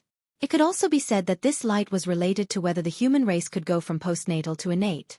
The purer this light was, the more compatible it was with the Taos of the world, and the easier it would be to transform into an innate true spirit. On the contrary, the more impure this light was, the more difficult it was to conform to the great Tao, and the more difficult it would be to cultivate. At the beginning of human life, the mind was pure, neither good nor evil. It could be said that it was chaos. At that time, it was also the moment when the light of the true nature was at its purest. However, as one grew, one's mind would become complicated. Without the support of a strong state of mind, the light of the true nature would inevitably be affected, gradually losing its purity and becoming impure. This was something that could not be avoided. Therefore, in the later stages of cultivation, it was inevitable that cultivators would spend a lot of time polishing the light of the spiritual nature to maintain its purity. It could be said that polishing the light of the spiritual nature had stopped countless prodigies, delaying their rise. But now everything was different. The power that emanated from Xianxia illuminated the light of spirituality that was buried deep within the human's body. It appeared clearly in front of everyone, and was constantly cleansing this light with the light of humanity to restore it to its original purity. This was the feedback of the human race's luck. The return of the three sovereigns caused the human race's luck to reach an unprecedented peak, completely ascending to the position of the main character of the world, suppressing the entire wilderness. The human race's luck was too strong, and it broke some kind of limit, connecting with the human Tao in the unseen world, causing it to descend and bless them. In this way, the human race naturally benefited. The baptism of the spiritual nature was just the beginning. If it was just a simple baptism of the spiritual nature, although it could be considered a benefit, it was only a one-time benefit, not beneficial to future generations, and the effect was extremely limited. Therefore, as the mighty power of the human Tao spread out, it gradually merged with the human race's luck and was imprinted in the torch flame. This also meant that in the future, the torch flame would have the ability to baptize the spiritual nature. And because of the existence of the human race's clan artifact, the Swerin lamp, any human who inherited the spirit of the human race could summon the Swerin lamp to carry the torch flame. Being able to receive the torch flame meant that they could use this flame to baptize the spiritual nature and increase their cultivation speed. This was undoubtedly a good thing for the human race, as it could shorten the time to cultivate experts. The most obvious benefit of an increase in luck was that one's luck would become better, cultivation would become easier, and breakthroughs would become easier. There were too many benefits of the heaven and earth's luck. Otherwise, the saints would not have shamelessly fought for it. This was the source of the chaos, and also the number one treasure in the wilderness. And this number one treasure in the wilderness now belonged to the human race. At this point, the human race had become a piece of fat meat in the eyes of the saints and even many great magicians. Everyone wanted to get a hand in it to seek luck. Sigh. The peaceful days of the human race were gone. Feng Zichen would not be lonely anymore. In the future, he, the saints, and even many great magicians would use the human race as a battlefield. They would use all kinds of methods and rack their brains to fight to determine the ultimate fate of the human race. In the future, would the human race continue to be a puppet in the hands of the saints, or would they transcend and become the true overlords of the world? All of this would depend on the battle between Feng Zichen and the saints. Who was the one with the better skills? The change in the destiny of the human race naturally could not be hidden from Xuanyuan's perception. However, this did not prevent him from leaving the wilderness. Because he knew it was his departure, that the destiny of the human race would undergo such a huge change. The future belonged to the young after all. Although the older generation could be immortal and protect the race forever, if there was no rise of the younger generation, it meant that the race had lost its vitality. And a race that did not even have vitality, how could there be a future? It would eventually decay. Therefore, there were experts who rose in every generation, which was the symbol of a race's eternal prosperity. At this time, what the older generation had to do was to release their power in time and make room for the younger generation so that they could have the opportunity to display their ambitions and verify their path. The 5 and 8 clans did this very well. After every calamity, the rulers of the 5 and 8 clans would relinquish their power and hand it all over to the young people. They would go to the 4 extremes to pursue the supreme path. This point was worth learning from the human race. Everyone, take another look at the great mountains and rivers of the wilderness. It's time for us to leave. After taking one last look at the wilderness, Shenyuan Yulong rose to the sky. And with him were the experts from the myriad clans. At this point, The glory of the myriad clans had completely come to an end. The wilderness also ushered in the era of the human race. Sweeping away the myriad clans, repeating civilization, and establishing the supreme foundation of the human race was the achievement of the three emperors and their figures. Now, the human race was suppressing the wilderness. None of the myriad clans dared to compete with them. They all had to obey their orders. This was the symbol of the three emperors' merit. The three emperors had succeeded. They brought with them the era that belonged to them. They ascended to the sky. And the human race and even the wilderness would usher in the era of the five emperors. The foreign enemies had been wiped out by the three emperors, and the wilderness no longer had a match for the human race. And the mission of the five emperors was to govern the human race and rebuild its glory. With the foundation left behind by the three emperors, what the five emperors had to do was to work hard to develop the human race and constantly increase its foundation so that it would continue to grow stronger. In this vast wilderness, it would create a glory that belonged to the human race. The witches and demons had never been the goal of the human race. Surpassing them was the goal of the human race. Although the witches and demons were strong, they were not the protagonists of heaven and earth. But the human race was. Therefore, if they could not surpass the witches and demons, then the human race would not be worthy of the title of the protagonist of heaven and earth.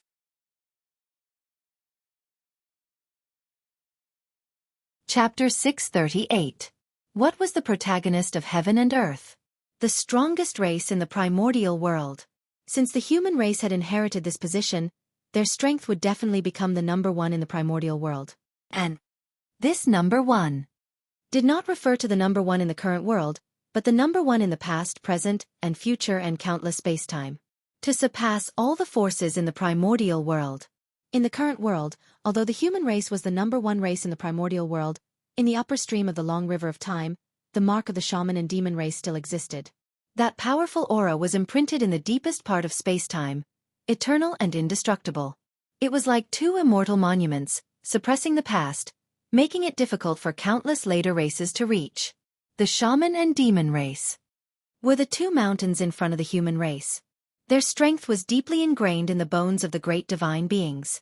If the human race could not surpass them, then in the eyes of the great divine beings, the human race would be puppets supported by the heavenly Tao.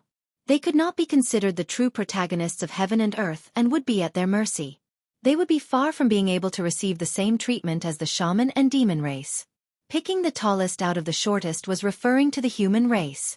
Therefore, only by surpassing the shaman and demon race could the human race get rid of the current awkward situation and make the great divine beings fearful and not dare to casually take advantage of the human race. However, how difficult was it to surpass the shaman and demon race? Since the birth of the primordial world, there had been countless experts in the past, but there had never been anyone who was on par with the shaman and demon race. They represented the peak of the primordial world. They were too strong, almost occupying all the good fortune of heaven and earth. The right time, place, and people. These three were all occupied by the shaman and demon race. It was almost impossible for the race in the future to achieve what they had achieved. First of all, the environment of heaven and earth had changed greatly, from the connate era to the postnatal era. It was difficult to see the connate essence again, and the difficulty of producing experts had undoubtedly increased countless times. Just this point cut off the possibility of surpassing the shaman and demon race. But in the difficult situation, the human race had to do it too. There was a saying that man could conquer the heavens. Turning the impossible into the possible could show the ability of the human race. In the distant heavenly court, as Xianxia ascended to the heavens, there were also huge changes. Under the witness of a group of great divine beings, the Yan Emperor Shennong passed the position of the heavenly emperor to the human emperor Xianxia, known as the Central Yellow Emperor. The abdication of the Yan Emperor and the succession of the Yellow Emperor opened a new chapter in the primordial world. Affected by this, Feng Zichen, who was recuperating on the Emperor Star, received the help of the world momentum and recovered from all his injuries in one fell swoop. His old injuries were all gone. Feng Zichen felt his whole body relax. His state of mind had reached perfection at this moment. Even the road ahead that he had been stuck in previously had gradually become clear. He was one step closer to becoming primordial chaos Daluo Jingxian. 3 million years. 3 million years later, I will become the primordial chaos Daluo Jingxian. Feng Zichen secretly clenched his fist and said to himself excitedly. He was a step closer to attaining the Tao, so even with his mental state, great waves had arisen in his heart, and it was impossible for him to maintain his calm any longer. The Yellow Emperor reigned for 1,000,000 years. The White Emperor reigned for 1,000,000 years. The Black Emperor reigned for 1,000,000 years. The 3 emperors had reigned for a total of 3,000,000 years. After that, it was the day when the 5-element Celestial Emperor reached perfection. It was also the day when Feng Zichen's merit was completed and he took another step forward. What was expected to attain the Tao? That was it. To mortals, 3,000,000 years was an unimaginably long period of time. But for powerful beings, it was not too long. It was just the time of a seclusion. The day of attaining the Tao was really close. Unlike when Xianxia succeeded the throne, the situation of the myriad races was different. When Xiaohao succeeded the throne, the myriad races were all respectful and did not dare to act rashly. After the tireless efforts of the 3 generations of human emperors, the strength of the myriad races had been weakened to the extreme. Their essence, energy, and spirit were not as good as before, and they were far from having the capital to contend with the human race. With such a huge gap, how could the myriad races look down on the new patriarch of the human race? Did they feel that their lives were too comfortable and wanted to find excitement for themselves? Compared to the 3 emperors, the situation that the 5 emperors had to face was really much happier. The hidden dangers in the primordial world were almost completely cleaned up by the 3 emperors. Next, as long as the 5 emperors continued to develop step by step, the strength of the human race would become stronger and stronger. This was the benefit of being a junior. With the 3 emperors in front, they did not have the shade of their ancestors to rely on. Therefore, they could only fight for the world with their bare hands. They were pioneers. It was as if they had created the world in the chaos. They used their fists and feet to open up a paradise for the human race in the dangerous primordial world. And it was precisely because of their efforts that the situation was completely opened up for the 5 emperors who came later. It could be said that the 3 emperors were the rich generation. They started from scratch and built a huge foundation. As for the 5 emperors, they were the rich second generation. Because of the efforts of their ancestors, they saved the time to accumulate primitive capital. One step at a time. With the capital of their ancestors, the 5 emperors could easily open up the situation. The difficulties they had to face were naturally much easier than those of the 3 emperors. At the very least, during the period of the 3 emperors, the human race did not have as many experts as they did now. In the early period of Xiaohao's reign, he established a strange system. He used all kinds of birds as civil and military officials. The specific division of labor was carried out according to the characteristics of different birds. The phoenix was in charge of the birds, then the swallow was in charge of spring, the shrike was in charge of summer, the parrot was in charge of autumn, and the golden pheasant was in charge of winter. In addition, he sent 5 kinds of birds to manage daily affairs. The filial partridge was in charge of education. The ferocious pheasant was in charge of military affairs. The fair cuckoo was in charge of construction. The majestic eagle was in charge of law. The eloquent turtledove was in charge of speech. There were also 9 kinds of birds in charge of agriculture, so that the people would not be licentious. The 5 kinds of pheasants were in charge of carpentry, painting, pottery, dyeing, and leatherworking. This was the original system of the human race, and it was also the source of the various official positions of the human race in the future. It was precisely by relying on these systems that the human race developed in an orderly manner under Xiaohao's governance. Their strength was increasing rapidly at a speed visible to the naked eye. The prosperity of the human race began from this. Of course, while developing the human race, Xiaohao did not forget the myriad races. Unlike his father, Xianxia, Xiaohao did not blindly suppress the myriad races. Instead, he tried his best to promote them to integrate into the human race so that they could create a prosperous era in the primordial world together. According to the different characteristics of the myriad races, Xiaohao arranged them in suitable positions one by one. He used their unique abilities to contribute to the great cause of the human race and the prosperity of the primordial world. For example, the Wood Spirit clan, who was naturally close to spiritual herbs, Xiaohao arranged for them to cultivate spiritual herbs for the human race's daily needs. The Earth Spirit clan, who was naturally close to the earth, Xiaohao asked them to sort out the earth veins and create large amounts of spirit fields for the human race. There were also the Fire Spirit clan, who was good at controlling fire. Xianxia asked them to refine weapons or refine pills for the human race's warriors. Such situations. There were simply too many to count. In short, every race, Xianxia could find a suitable position for them.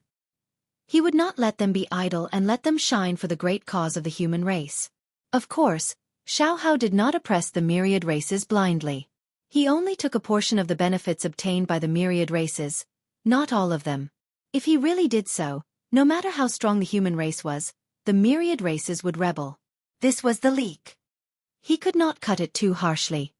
Otherwise, it would be troublesome if his roots were hurt. Even the leak was like this. Not to mention the myriad races.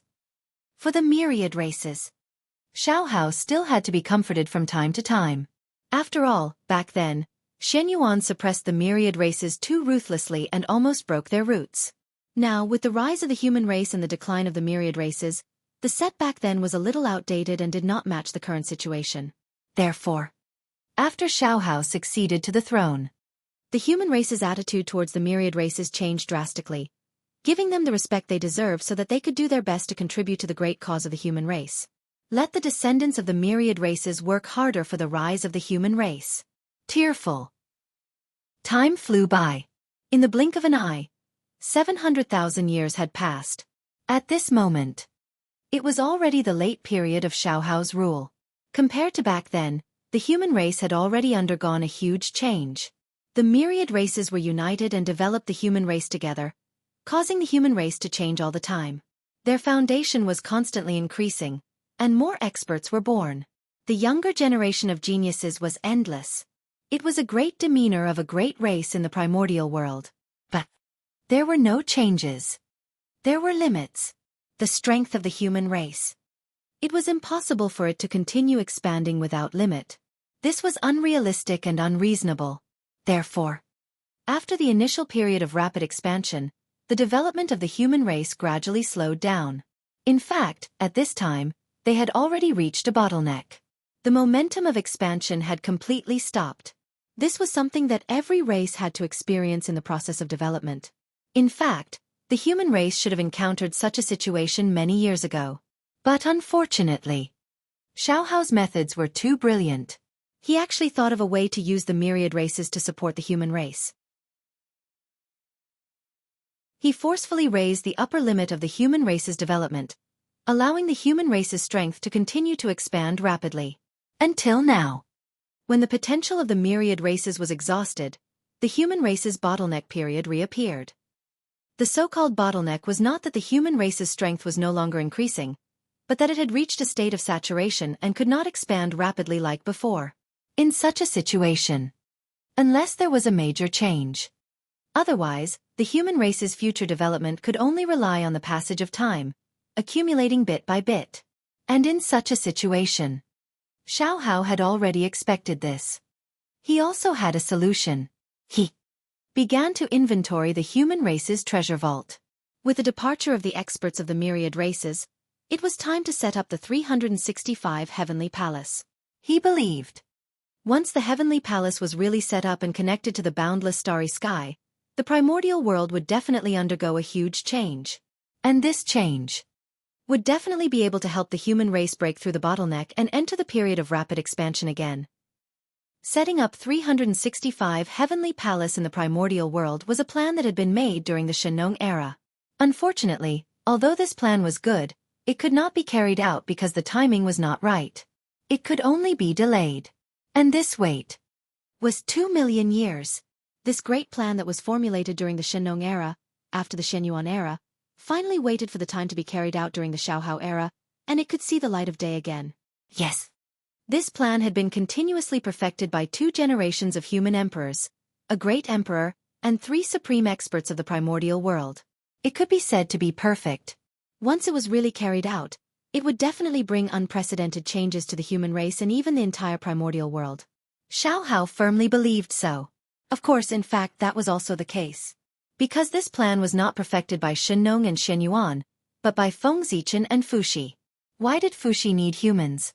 The founder of the connate 8 trigrams, a master of the primordial world's deduction, and a great master of the Tao of array formations. And this was only the Fuxi of the past. The The current Fuxi was even more powerful than back then.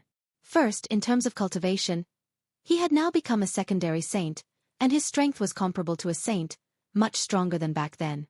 Then, in terms of numinous treasures back then, Fuxi did not have the conditions to possess the He Tu and the Book of Luo. But now, the He Tu and the Book of Luo had long been completely refined by him. With the top-notch deduction power, coupled with the top-notch deduction treasure, and the double buff, one could imagine how much Fuxi's ability had improved. As for Feng Zichen, that was even more incredible. In terms of attainments in deduction, Feng Zichen might not be as good as Fuxi, but he had a cheat. Whether it was the Hongmeng Daozhong or the fragment of the creation jade disc, they were both top-notch treasures of the primordial world. With the combined strength of the two, Feng Zichen dared to say that in the primordial world, only Dao ancestor Hongjun could surpass him in the Dao of deduction. Not even the demon ancestor Rahu could do it, because he did not have the creation jade disc. Think about it. Back then, Fuxi and Di Jun joined forces. They could deduce a top-notch formation like the heavenly cycle star formation of the primordial world. Now, the two more powerful people joined forces and deduced a perfect plan together. How could it not be powerful and perfect? If this matter was successful, it would be a great deed of merit. However, Xiaohao's idea was very good, but it was obvious that he had thought too simply of this plan. When he finished checking the treasury of the human race, he was really dumbfounded. Not enough. Not enough at all. With the current foundation of the human race, not to mention refining 365 heavenly cycle divine palaces, they could not even refine half of them. According to Xiaohao's estimation, even if the human race used everything they had, they could only refine more than 100 heavenly cycle divine palaces. But this was far from enough. It was only then that Xiaohao realized that he had overestimated the human race. In the end, the world was different. The scene of treasures everywhere in the ancient times could no longer be seen. Therefore, even if the human race occupied more than half of the resources in the primordial world, the benefits they obtained were just a drop in the bucket for refining the heavenly cycle divine palaces. Compared to the ancient times, the quality of the resources now was undoubtedly worse. One was innate, one was postnatal. The difference of one word was the difference between heaven and earth. In the ancient times, a casual breath of a cultivator was better than dozens of days of bitter cultivation now. This was the difference. In such an environment, even if the human race dominated the entire primordial world, they would not be able to collect anything good.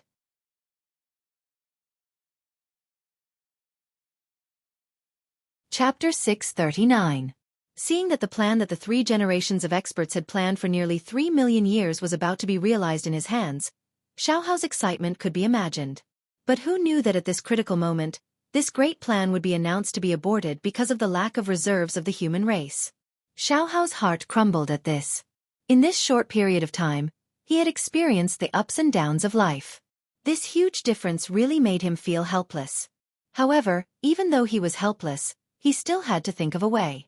He could not put this great plan on hold forever, right? It was obviously unrealistic to continue passing it down for future generations. After all, the environment in the world would only get worse, not better. Therefore, if he could not collect the materials to refine the heavenly palace now, he would not be able to collect them in the future. Therefore, this plan had to be completed in his hands and could not be left to future generations. If he continued to delay, this plan would gradually be lost in the long river of time. Refine. He had to refine. Even if he had to think of all ways, he had to refine the 365 heavenly palace. Silently, Xiaohao made up his mind. Just treat it as. This was his test to achieve the Tao. When Fuxi was on the throne, there was chaos among the connate beasts. When Shenong was on the throne, there was the tribulation of connate tribulation energy. When Xianyuan was on the throne, there was the disaster of war among the 10,000 races. And since he, Xiaohao, succeeded to the throne, the 4 seas had been peaceful. In the entire primordial world, there were no disasters. If nothing unexpected happened, he would smoothly pass his term and become one of the 5 emperors. However, although the achievements of the 5 emperors could not be compared to the 3 emperors, they were still one of the top achievements of the primordial world. How could it be so easy to obtain? Therefore, the matter of the heavenly palace was a test for Xiaohao by the heavenly Tao. If he succeeded, He would be one of the 5 emperors of the primordial world. If he failed, he could only be one of the 5 emperors of the human race. The treasure of heaven and earth, the top karmic position in the world. How could he allow it so easily? It was impossible to think about it. He had to achieve a great achievement that would not be easy for 10,000 generations. In the imperial ancestral temple, Xianxia sat in meditation for 3,000 years. He finally thought of a way that was not a way. That was using the hands of the 10,000 races to refine the heavenly palace. As an innate race that had been passed down for countless years, they had declined under the deliberate suppression of the human race. However, it was undeniable that their foundation was definitely much deeper than that of the human race. Even if they were never rich before, they were born early. As early as the ancient times, or even the ancient times, they had already existed. In that era, even a blade of grass that could be seen everywhere on the ground would be considered an incredible treasure in this day and age. In other words, the myriad races in the primordial era and the primordial era could casually accumulate a very precious amount of wealth. They were born early. This was the greatest capital of the myriad races. Therefore, they would definitely be able to gather the materials needed to refine the heavenly palace, and they would be acquired cardinal treasures. Of course, a single innate race might not have the ability to do so, but the combined power of all races would definitely be able to do so. According to the method that Xianxia came up with, they would first use the power of the human race to refine the heavenly palace. They would refine as much as they could, and the rest would be left to the myriad races to refine. This method would first release the benefits of having the heavenly palace, so that the myriad races would know about it. It would attract their curiosity and force them to take the initiative to ask the human race about the heavenly palace. Then, the human race would cover it up and not admit to it at all. On the other hand, they would continue to release news about the heavenly palace to let the myriad races confirm the authenticity of the matter. In the end, things would be much simpler. After confirming the authenticity of the heavenly palace, the myriad races would definitely be tempted and would think of all ways to obtain a heavenly palace. The heavenly palace had the ability to go against the innate. The cultivation environment was comparable to the famous mountains and rivers of ancient times. It could support Daluo Jinxian's cultivation. Such a powerful ability was the hope of a race's rise. Therefore, as long as the myriad races were smart, they would see the benefits of having the heavenly palace. And the human race who had the heavenly palace could use it to control the myriad races and make them contribute materials for the human race to refine the heavenly palace. Of course, if the myriad races wanted to willingly give up enough materials to refine the heavenly palace, the human race would have to pay a price. Therefore, Xianxia decided to give up a portion of the quota to refine the heavenly palace to the myriad races. After learning about the universal shrine, the myriad races would definitely be eager to learn more about it. Hence, they would constantly ask the human race. Seeing the myriad races like this, the human race naturally knew that the matter of the heavenly palace had been completely exposed and could no longer hide it from the myriad races. At this time, Xianxia had to appear at the right time. In consideration of the myriad race's hard work and great contributions, the human race decided to give up a portion of the quota to refine the heavenly palace to the myriad races. However, there were too many myriad races, and the quota was limited. They could not easily give it away. Therefore, the human race had to think carefully about which race was more suitable to give these quotas to. With that said, the myriad races returned to wait for news. When the human race made a decision, they would inform them. This was equivalent to hinting for the myriad races to give benefits to the human race. After all, why would the human race give them the quota for no reason? Such an undisguised plan was equivalent to a blatant extortion. There were countless capable people in the myriad races, so they naturally could see through it. But so what if they could see through it? For the future of their race, even if they were unwilling, they had no choice but to grit their teeth and offer gifts to the human race in order to obtain the quota to refine the heavenly palace. This was an overt scheme. Even though they knew it was a scheme, they could not avoid it. As for Xianxia, with this scheme, he could sit in the human race and wait for the myriad races to offer treasures for him to refine the heavenly palace. After Xianxia used up all the gifts from the myriad races, the number of heavenly palace that had not been refined would be the quota that the human race would give to the myriad races. As for how to distribute it, that was simple. He could directly list the gifts from the myriad races, from the highest to the lowest. Whoever gave the most would receive the quota. Of course, in order to ensure that the strength of the myriad races would increase, there would naturally be restrictions on the allocation of the Heavenly Palace quotas. That was, each race could only have one Heavenly Palace at most. This was the limit. Xianxia was a man of action. After he had a plan in mind, he directly ordered everyone to take action. Soon, the news about the Heavenly Palace spread throughout the entire primordial world. Naturally, the myriad races also received this news. At first, they were still a little skeptical about this news. However, when someone secretly went to the human race out of curiosity and saw the 365 huge palaces standing in the human territory, they no longer had any doubts. The truth was right in front of them. There was nothing to argue about. This was the greatest persuasion. After the news was confirmed, the entire myriad races were in an uproar. They all went to the human race to ask about the Heavenly Palace. In the beginning, the human race naturally tried to dodge this matter. However, as more and more evidence was taken out by the patriarchs of the myriad races, the human race had no choice but to admit the truth of this matter. After all, the 365 heavenly sacred palaces were clearly visible in the human race's territory. Hence, the human race would not be able to hide this fact. Of course, the human race did not want to hide it. What happened after that was much simpler. Everything was going according to Xiaohao's plan. Time flowed like water. Unknowingly, hundreds of thousands of years had passed. Hundreds of thousands of years were enough for the matter of distributing the slots to refine the Heavenly Palace to the myriad races to come to an end. Although, the final outcome of this matter, there were slight differences from what Xiaohao had expected. However, in general, it did not affect the overall situation. Instead, it was even more perfect. According to the outcome that Xiaohao had expected, the slots to refine the Heavenly Palace should have fallen into the hands of a few Khanate clans. After all, they were the strongest and had the deepest foundation. Naturally, they were extremely generous when they made a move. It was normal for the quota of refining the Heavenly Cycle Temple to fall into their hands. However, the outcome was often the most unexpected. Among the myriad races, some of the Khanate clans whose strength was in the upper middle class were deeply aware that their strength was far from being comparable to those Khanate clans.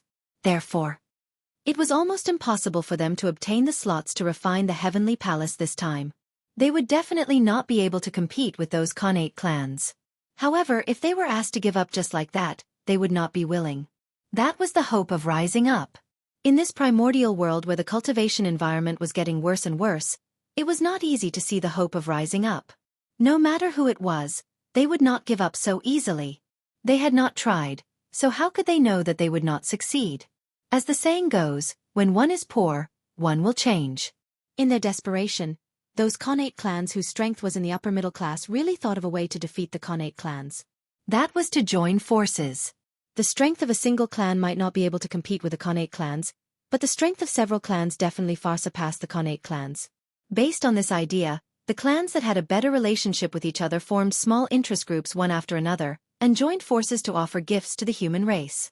As members of the Khanate myriad races, even if there was a difference in strength, the difference would not be too great. After all, the Khanate clans that were too weak had long been destroyed in the catastrophe of heaven and earth. Therefore, when several clans joined forces, they would definitely surpass a single Khanate clan.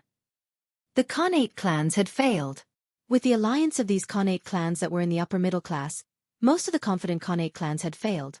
The gifts that they gave were not as valuable as those of these clans. As for Xiaohao, from the moment he thought of this method, he had already made up his mind to value everything. In other words, he would choose whoever gave him the most benefits. As for whether this gift was given by one party or by many parties, he did not care at all. It could even be said that Xiaohao was happy to see this happen. The significance of a single race possessing a cycle divine palace was completely different from that of multiple races possessing a cycle divine palace. The former could allow that clan to rise again. As for the latter, although it could also allow those Khanate clans to rise again, it would undoubtedly take a much longer time. The same resources were enjoyed by one person alone and shared with several people. The results were completely different. After this unexpected scene happened, Xiaohao wished that he could give all the slots to refine the heavenly temple to those beneficial communities so that they could share the results. But unfortunately, Xiaohao could not. As for why, it could only be said that those Khanate clans had given too much, so Xiaohao had no reason to refuse. After more than 100,000 years, Xianxia used the strength of the human race and the resources offered by the myriad races to refine a total of 240 heavenly temples. The number of heavenly temples totaled 365. A set of universal sacred palaces consisted of 365 palaces.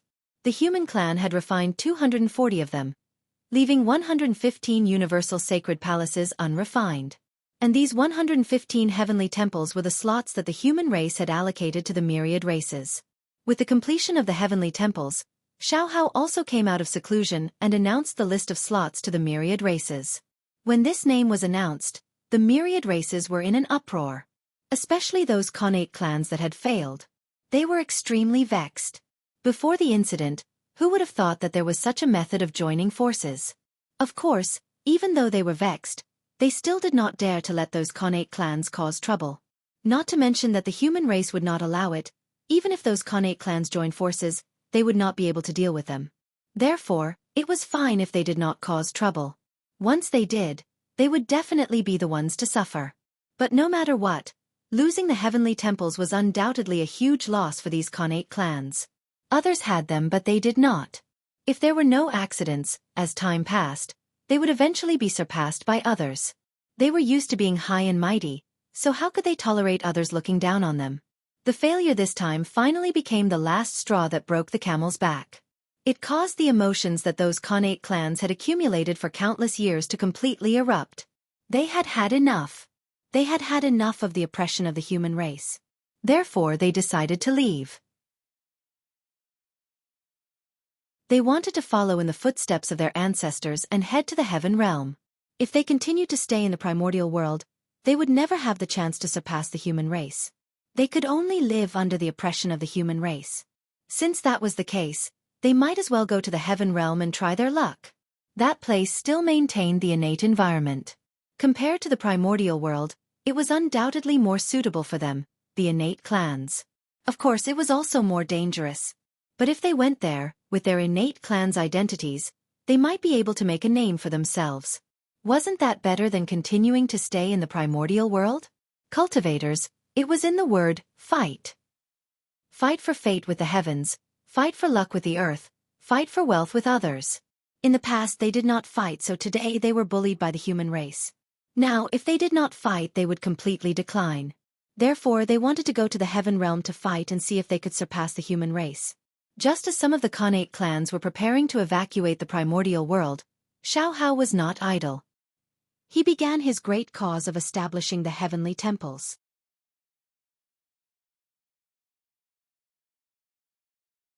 Chapter 640. For this, Xianxia also gave the power of the human race. He handed it all to his nephew, Xianxia. Xianxia was the grandson of the emperor. He was the grandson of human Emperor Shenyuan and the nephew of Emperor Xiaohao. At the same time, he was also the reincarnation of the Water Dragon Lord, the patriarch of the Water Dragon clan in the ancient times.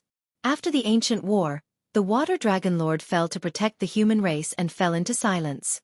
However, the human race had always repaid kindness. How could they watch the Water Dragon Lord fall and do nothing? Therefore, after Feng Zichen verified the power of the blood altar, he immediately used this treasure to revive the innate true spirits of the three ancestors of the human race, the Water Dragon Lord, and the other experts of the 5 innate clans. He also used the Emperor Purple Qi to nourish their true spirits, so as to give them a shocking opportunity. That was the beginning of the 3 sovereigns and 5 emperors. Countless years had passed since Feng Zichen implemented his plan. Now, the 3 sovereigns had completed their work. The leader of the 5 emperors, Emperor Xiaohao, had also reached the end of his reign.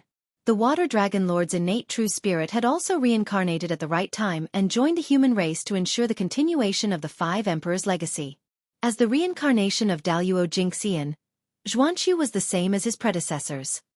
He was born with incomparable talent and could be said to be the #1 person of the younger generation.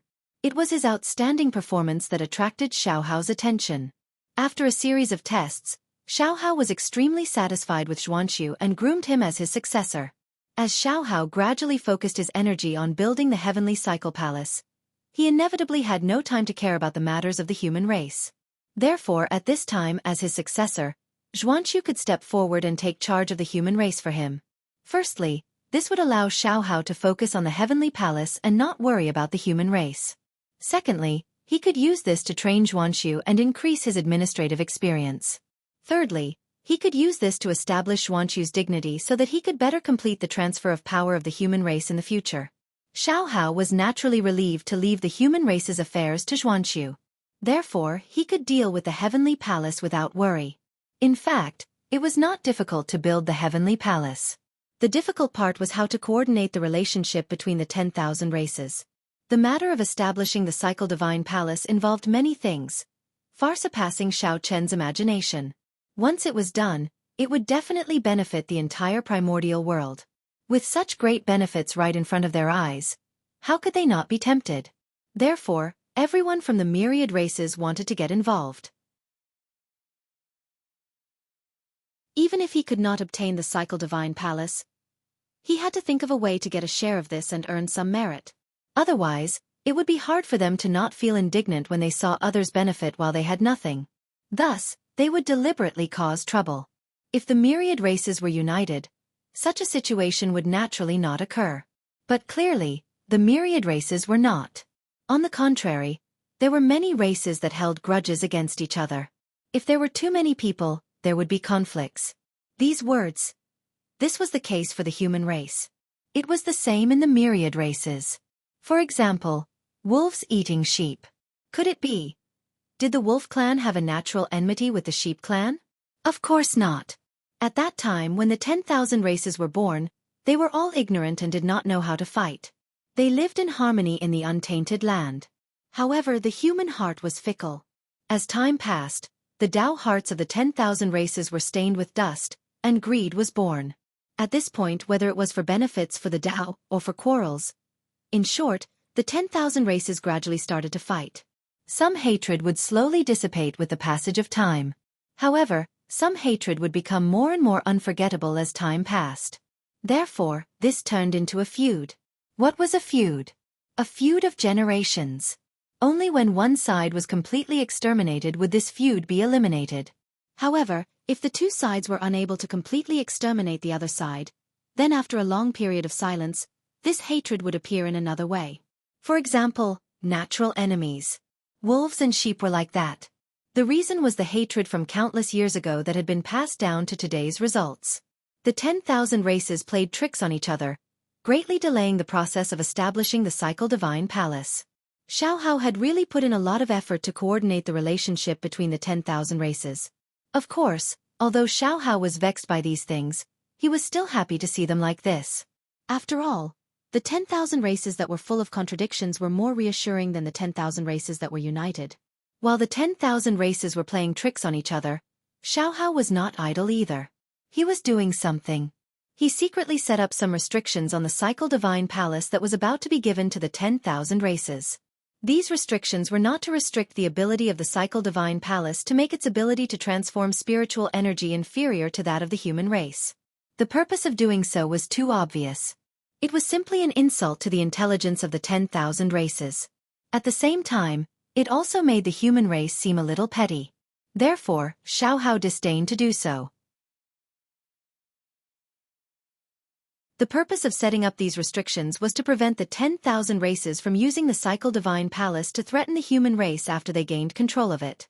365 cycle divine palaces stood on the untainted land, secretly complementing Zhouxing. They formed the galaxy cosmic light array, evolved the Pangu god, and protected the earth veins. At the same time, this was also a method to deal with enemies. Once the array was activated, the combination of the power of Zhouxing and the power of the earth veins could easily suppress any existence below primordial chaos. Even if the primordial chaos Daluo Jingxian came, it could trap him for more than 1,000 years, if not completely suppress him.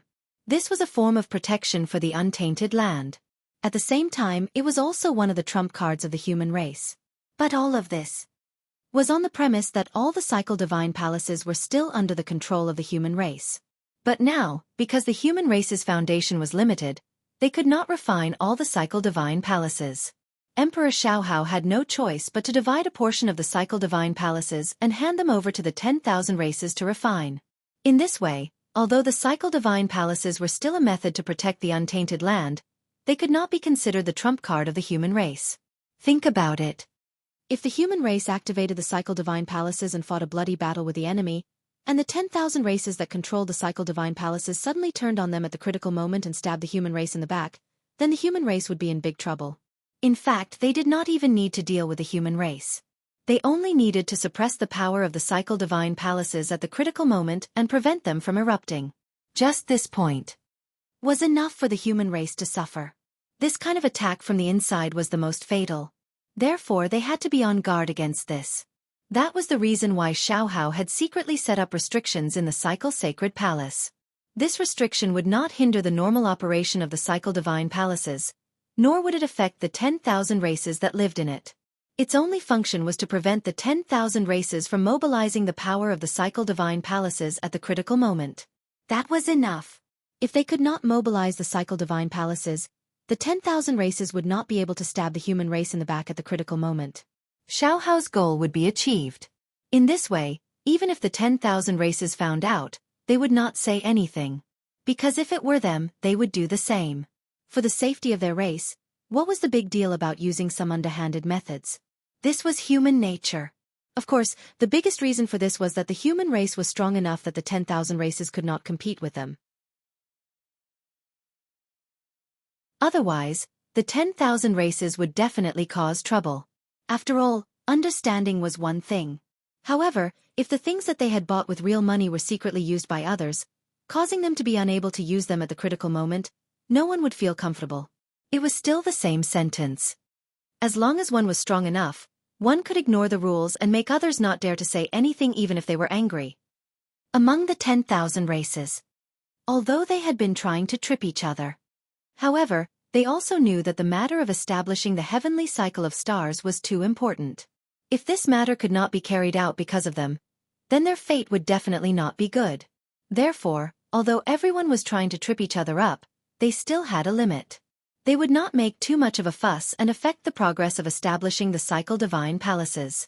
Just like that, with the efforts of the 10,000 races, the cycle divine palaces were like bamboo shoots after the rain, standing one after another on the primordial land. Everything was going according to Xiaohao's plan. And all of this was seen by Feng Zichen on the Emperor Star, on the primordial land. After such a big thing had happened, how could it hide from Feng Zichen's eyes?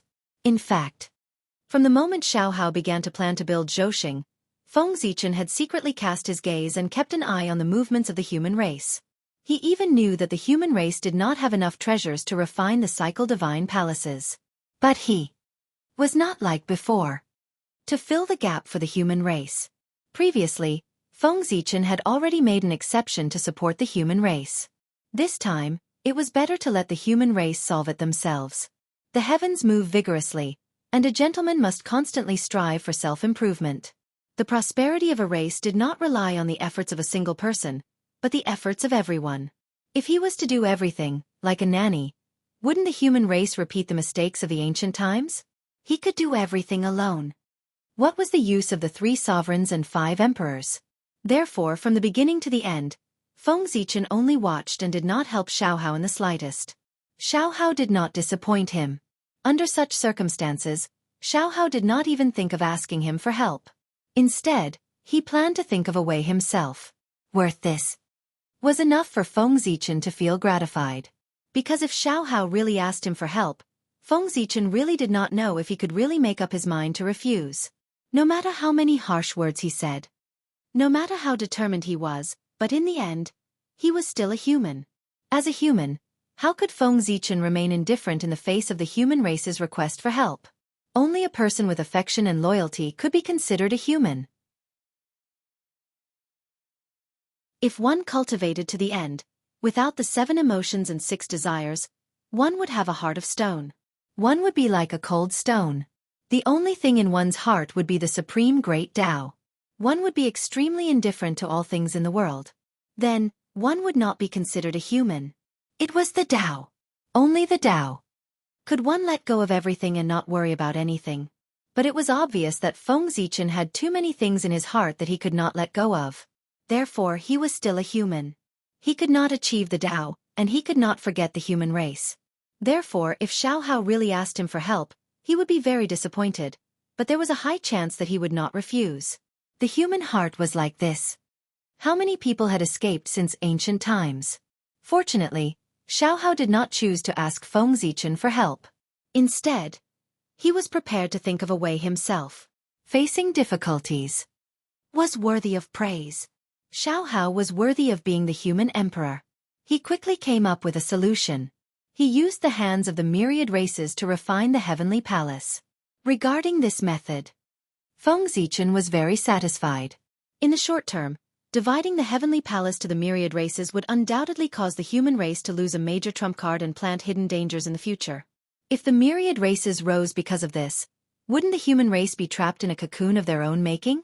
But from another point of view, with the rise of the myriad races, it would undoubtedly bring great external pressure to the human race to urge the human race to continue to improve. Invincibility was not a good thing. Without an opponent for a long time, it would undoubtedly cause the human race to slack off, and this would be the beginning of their defeat.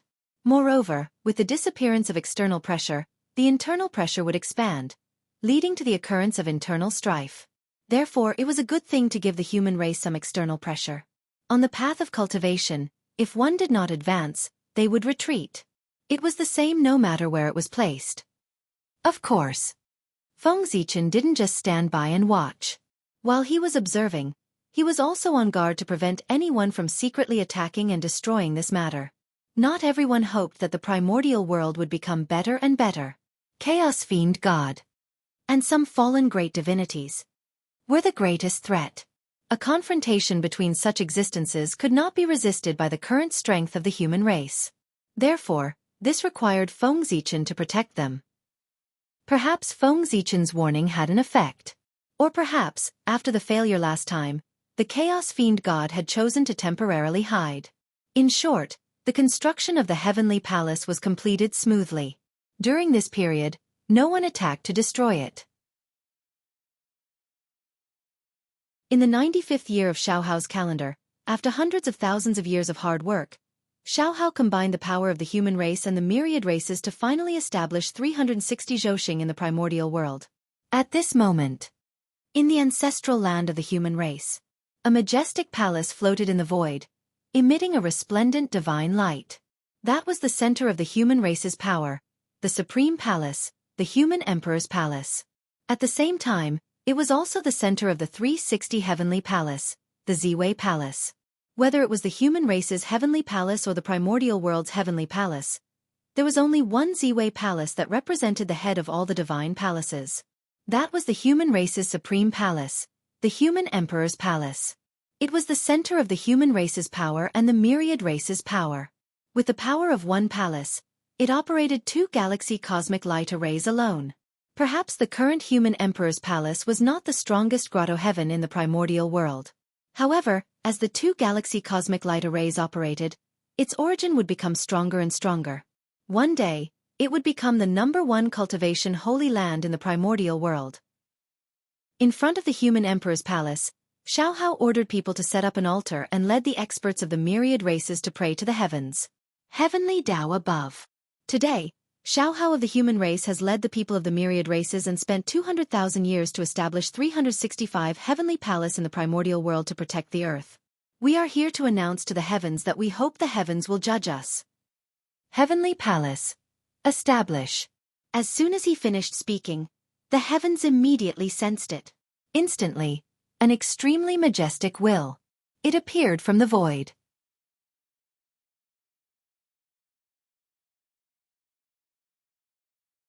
Chapter 641. The heavenly axiom had descended. Rumble.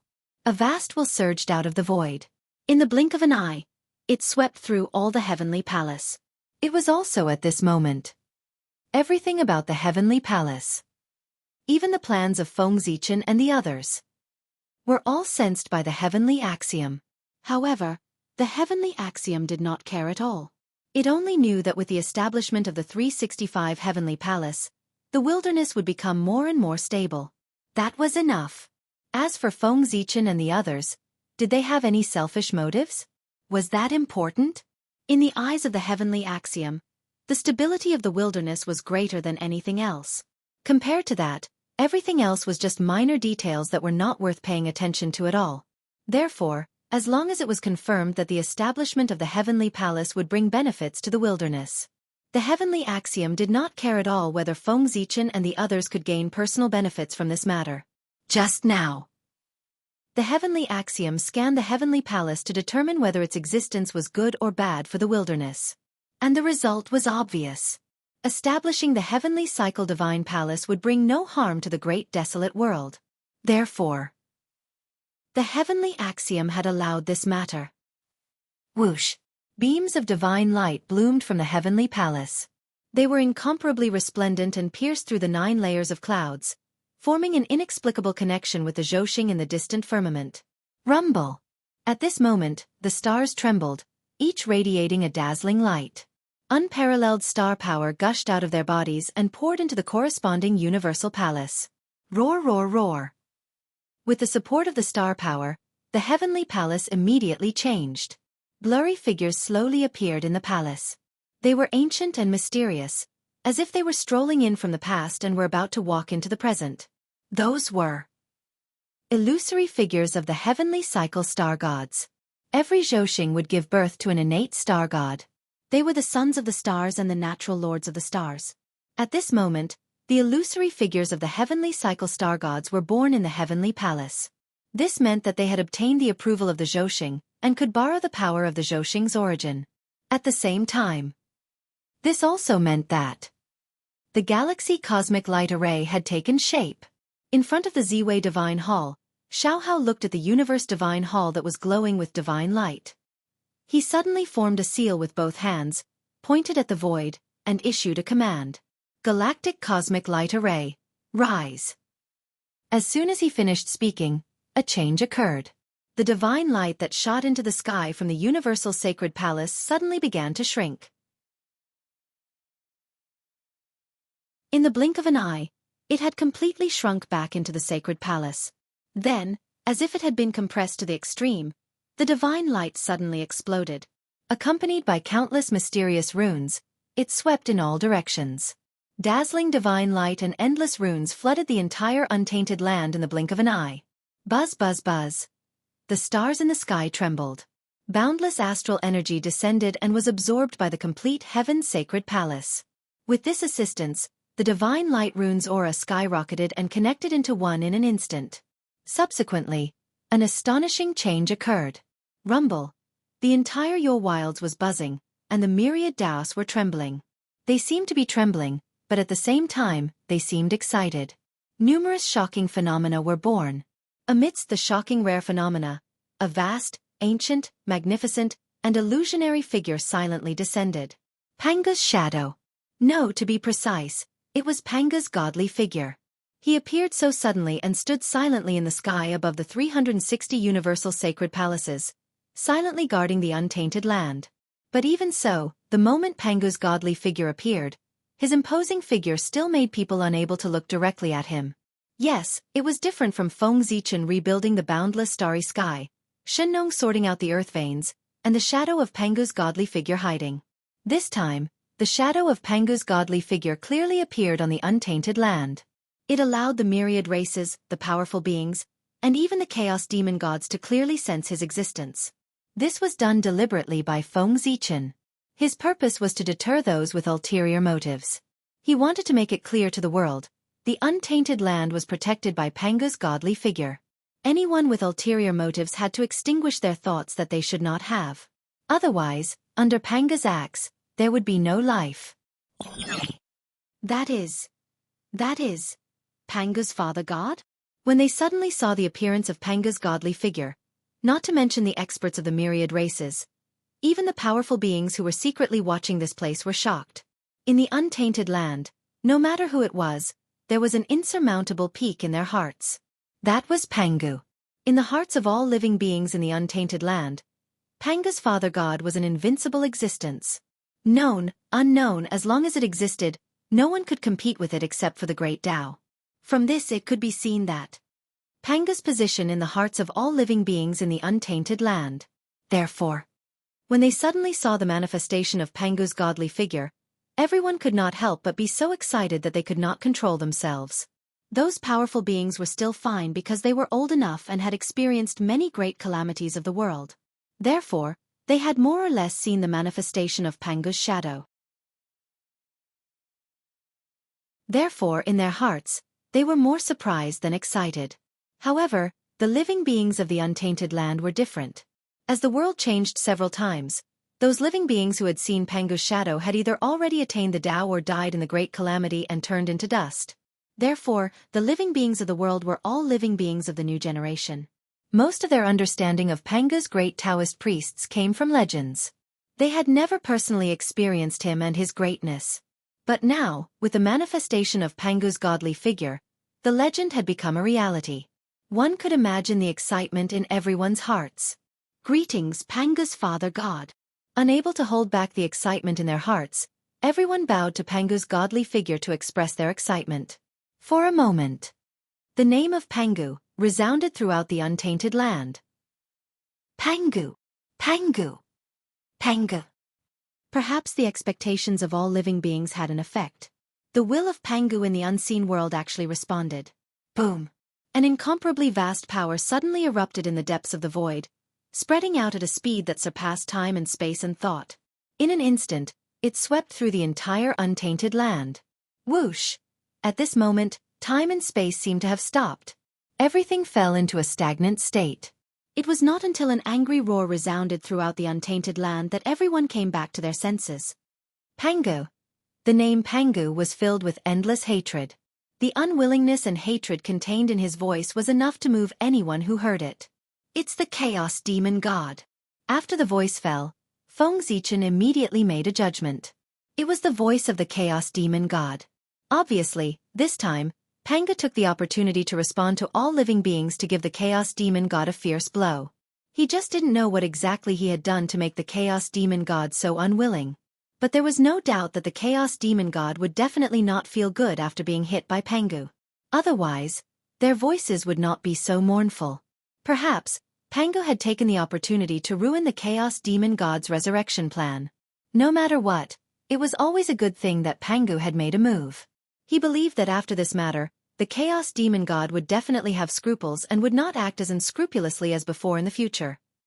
Search. There were thousands of thoughts in his mind, but Feng Zichen's movements were not slow. Almost at the moment when the voice disappeared, he made a move. Majestic divine thoughts gushed out from his body, covering the entire primitive world, trying to find the whereabouts of the Chaos Demon God who had spoken. This person would definitely not feel good after being hit by Pangu. And this was Feng Zichen's opportunity. As the saying goes, take his life while he's sick. At this time, it was a great opportunity to kill this Chaos Demon God. At this moment, Feng Zichen was not the only one who thought so. The other great mediums also had the same thoughts as him. They released their divine thoughts and searched the world, trying to find the whereabouts of that person to prevent future trouble. But unfortunately, they were all disappointed. No matter what methods they used, they could not find the whereabouts of the Chaos Demon God. Obviously, the other party was not a fool. He knew that his current state was not right, and it was very likely that he would attract everyone's attention, so he left early. The Chaos Demon God is indeed the son of chaos. He has quite a lot of methods. Feng Zichen was not too disappointed that he could not find the person. Because he and everyone else knew that the Chaos Demon God's current situation was definitely not good. The great Taoist priest's Pangu would not attack for no reason. Since he had attacked the Chaos Demon God, it meant that the other party must have paid an unimaginable price. It was just that their level was too low to see what the price was. But it did not matter. As time passed, one day, the losses that the Chaos Demon God had suffered today would be exposed in front of everyone. Putting the matter of the Chaos Demon God aside, the changes in the primitive world continued. However, it was not Xiaohao who was driving the changes, but Feng Zichen who was on Ziwei Star. After Pangu's will made a move, he continued to fall into a deep slumber. Affected by this, the god Pangu gradually disappeared in front of everyone's eyes. Thus, the heavenly cycle palace regained its peace. Everything returned to normal. It was as if nothing had happened before. But everyone knew that with the establishment of the heavenly cycle palace, everything was different. At the very least, The acquired qi that flowed between heaven and earth had become smoother. No change could be achieved overnight, especially such a change that concerned the entire primordial world. It was even more impossible to complete it in a short period of time. It was as if heaven and earth had become easier. As time passed, it slowly changed. Therefore, after the galaxy cosmic light array was activated, the patriarchs of the myriad races bid farewell and returned to their respective races, waiting for the changes in heaven and earth. Of course, before everyone left, the heavenly Tao also gave them the reward they deserved. Not long after the heavenly cycle palace was established, auspicious clouds gathered in the sky, and golden light shone brightly, illuminating the endless mountains and rivers. That was the heaven and earth merit. The appearance of the heavenly cycle palace was beneficial to the stability of the primordial world and the development of heaven and earth. It could be said that it was meritorious to heaven and earth. And with meritorious service, there would be rewards. The heaven and earth merit, this was the best reward for them. Boundless merit fell. Half of it fell into the human race, and the other half was divided equally by the myriad races. At this point, Xianxia and the myriad races had achieved perfection. However, while they had achieved perfection, Fengzichen had not achieved perfection. With the establishment of the heavenly cycle palace, the heavens, the earth were all overseen by the god of Pangu. And the fulfillment of this condition could help Fengzichen promote the progress of the primordial world. Then, on the Emperor Star, Fengzichen stood up with a loud bang. He activated the boundless starry sky with all his might. At the same time, the power of the god of Pangu silently bloomed, enveloping the entire boundless starry sky and covering the fluctuations of the boundless starry sky, causing outsiders to be unable to detect it. That's it. Let's verify my great Tao. With a low voice, Fengzichen activated the power of the boundless starry sky and resonated with the heavenly cycle palace on the ground and the earth spirit veins underground. Buzz, buzz, buzz. In the space-time that no one noticed, the god of Pangu in the boundless starry sky, the god of Pangu in the primordial world, and the god of Pangu underground quietly appeared. The heavens were the gods, the earth was the chi, and the man was the essence. These three Pangu gods were a trinity, symbolizing the essence, chi, and spirit. Once they met, endless creation was born.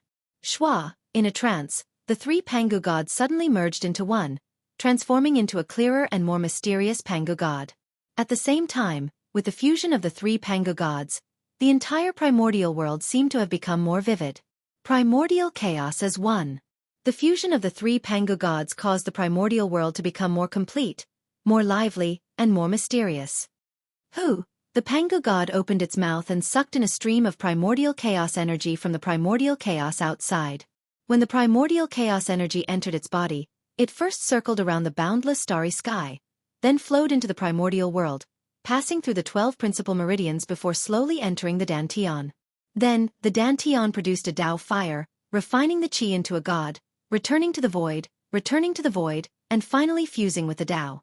It was refined into the purest source of heaven and earth and slowly integrated into the Daluo sky.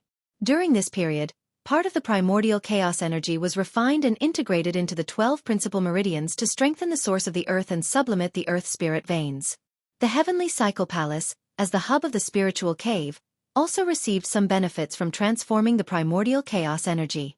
A portion of the primordial chaos energy remained and became the foundation of the Zhoxing to support the Daluo Jingxian. During this process, the ones that received the most benefits were the boundless starry sky and the Daluo sky. While the primordial chaos energy was repairing the Zhoxing sky, it poured into the Daluo sky to maintain its supreme status. The more powerful the source of the Daluo sky was, the more experts it could accommodate. As the Sky Master, Fengzichen would also receive more benefits.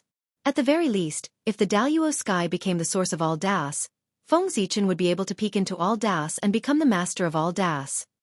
The primordial chaos energy entered the primordial world from the boundless starry sky and flowed to the earth, then returned and integrated into the Daluo sky. It was a great cycle. A great cycle of heaven and earth. At this time, if someone looked at the primordial world from the primordial chaos, they would see a huge figure appear on the primordial world, breathing in the primordial chaos energy from all directions.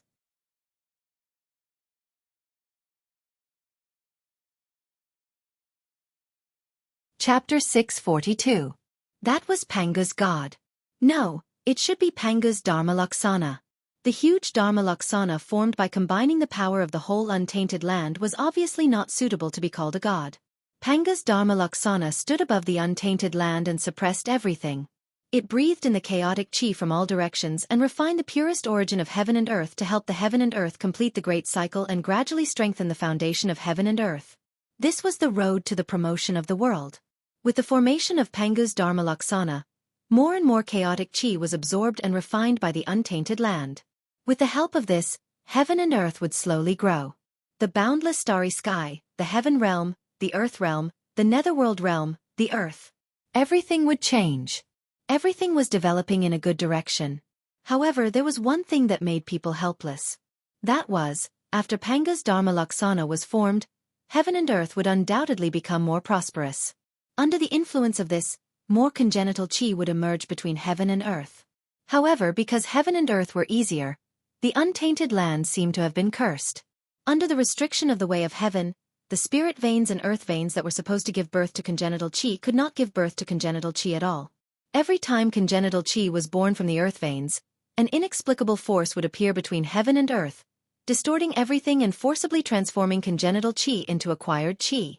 After the untainted land was shattered several times, the way of heaven finally made up its mind to use coercive means to restrain the power on earth. Transforming congenital chi into acquired chi was the best and most effective method that the way of heaven thought of. Why did Feng Zichen expel the great medium and the human tribe expel the experts of the 10,000 tribes without any hindrance? The reason was that the way of heaven acquiesced to all of this. The way of heaven was very happy to see Daluo Jingxian and the existences above Daluo Jingxian leave the untainted land one after another. Therefore, not only would it not obstruct them, but it would also secretly help. This was also one of the reasons why the great medium did not have much resistance. In the untainted land, defying the way of heaven was not a small matter, but a fatal matter. If it wasn't for the heavenly Tao, how could the powerful beings leave so easily? Did they really think that the names of the sages, Feng Zichen and Zhen Yuanzi, were so useful? If their names were really so useful, the primordial world would have been peaceful long ago. But of course, the restrictions of the heavenly Tao. It was only aimed at the primordial world. The heaven realm and the other great worlds were not within this range.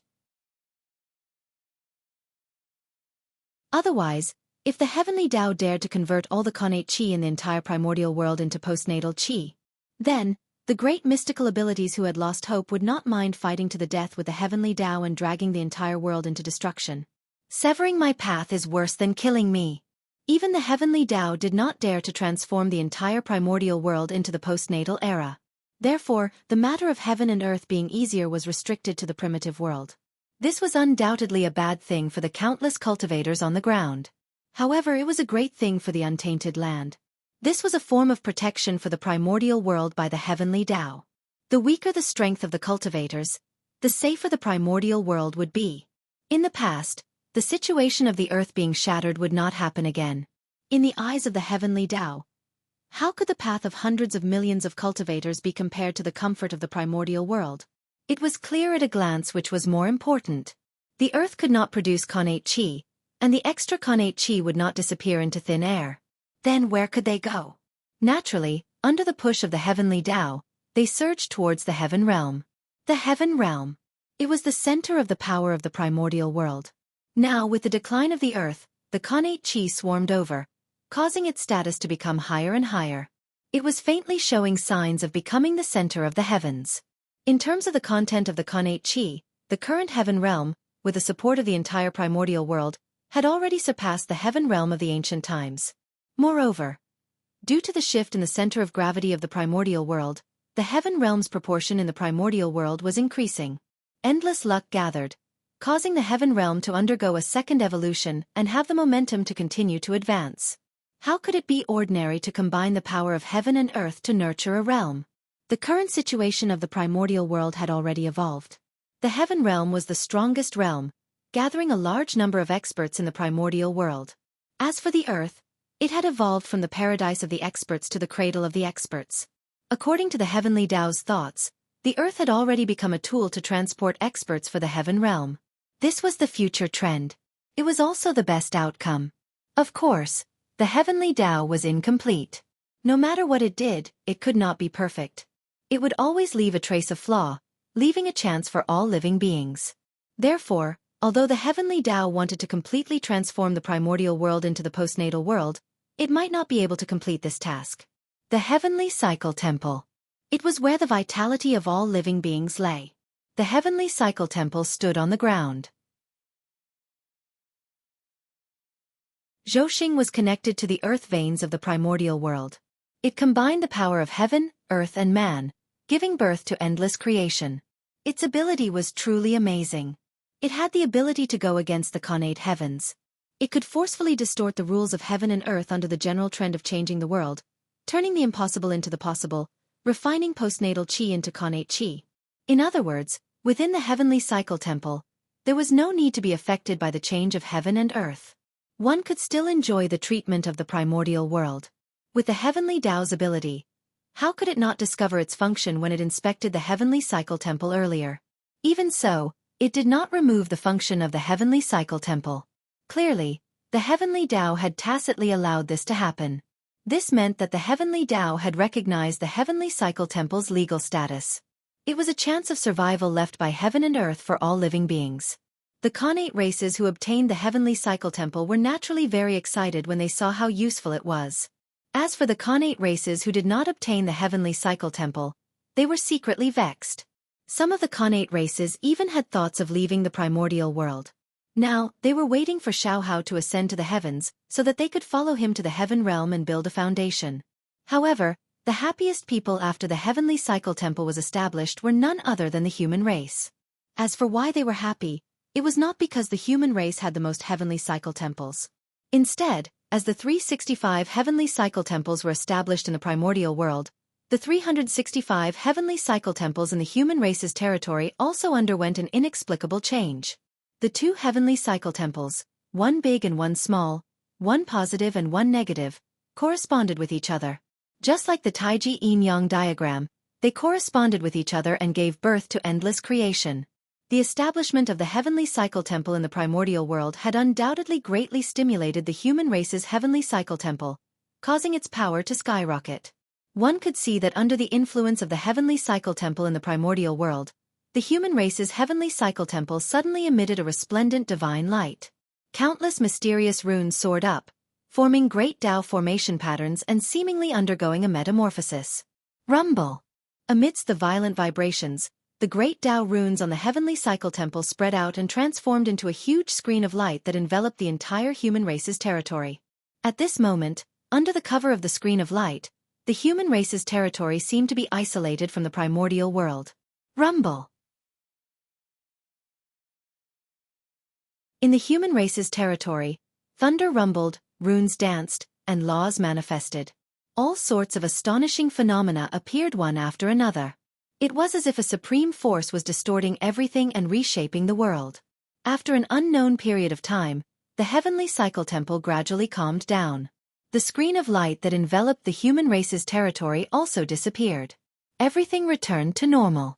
Upon closer inspection, the human race's territory did not seem to have changed at all compared to before the incident. It was as if everything that had just happened had not happened. However, if one were to walk into the human race's territory and carefully sense it, one would discover that the earlier incident had brought about an incomparable change to the human race's territory. Amidst the spirit qi that filled the entire void, in addition to acquired qi, there were also traces of connate qi in the human race's territory. That's right, it was connate qi. Although it was very little, but it did exist. In theory, this was impossible. Under the restrictions of the Heavenly Tao, connate qi should not have appeared in the primordial world. Even connate spirit meridians could not produce connate qi. This was because the moment connate qi was produced, the power of laws would appear and distort the connate qi, transforming it into acquired qi. Based on this, it was truly inconceivable that connate qi could be produced in the human race's territory. This was all thanks to the complete heaven shrine. Tracing back to the source, one would discover that the connate qi in the human race's territory originated from the universal temple of the human race. It was emitted from their bodies and fused into the void.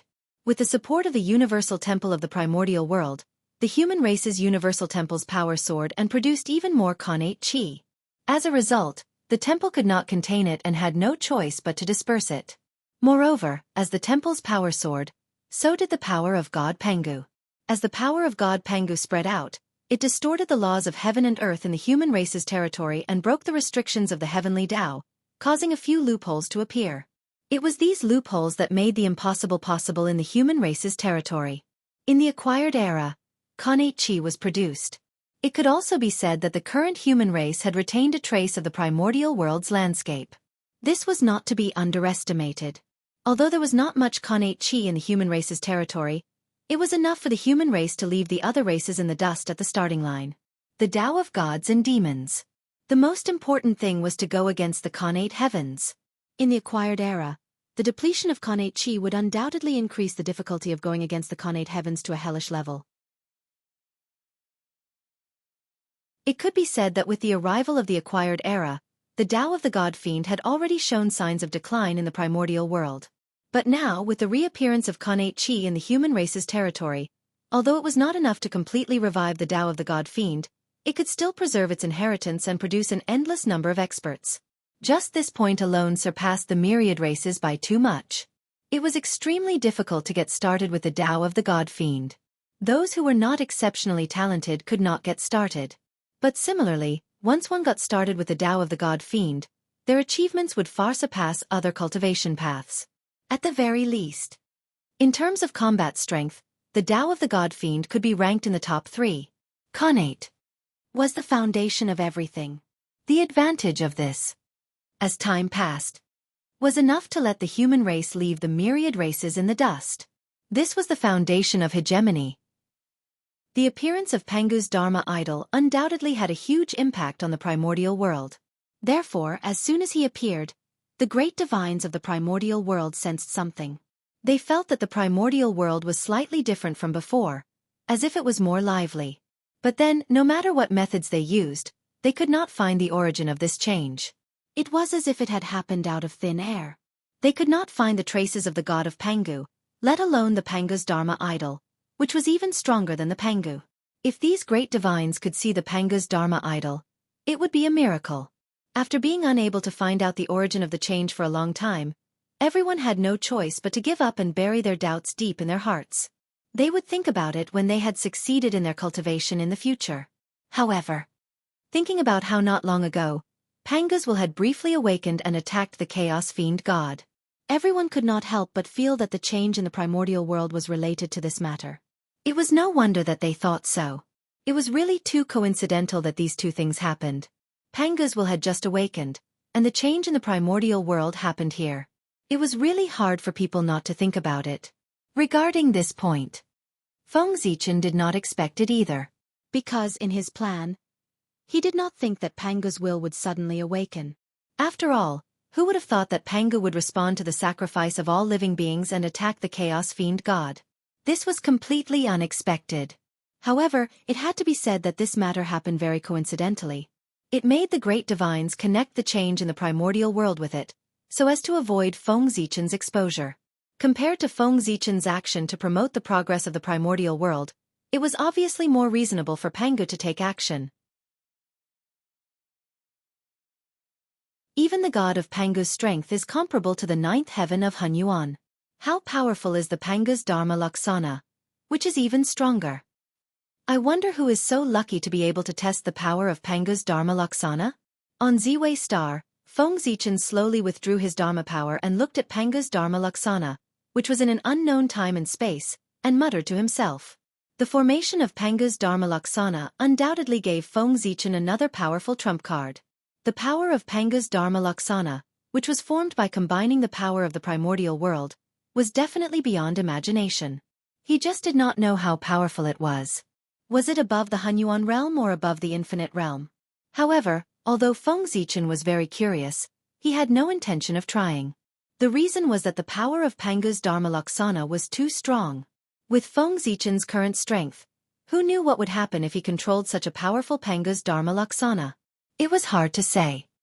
He could be squeezed dry in an instant, or even absorb his origin. Therefore, Feng Zichen did not dare to try carelessly. This was a life-risking trump card. It could not be used unless it was a last resort. It could only be used when he was in a desperate situation and planned to risk everything.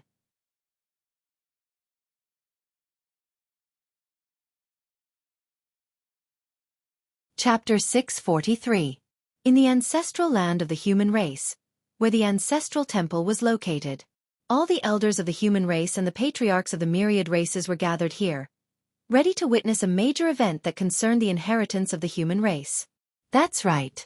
The Xianxia Emperor was about to ascend to the heavens.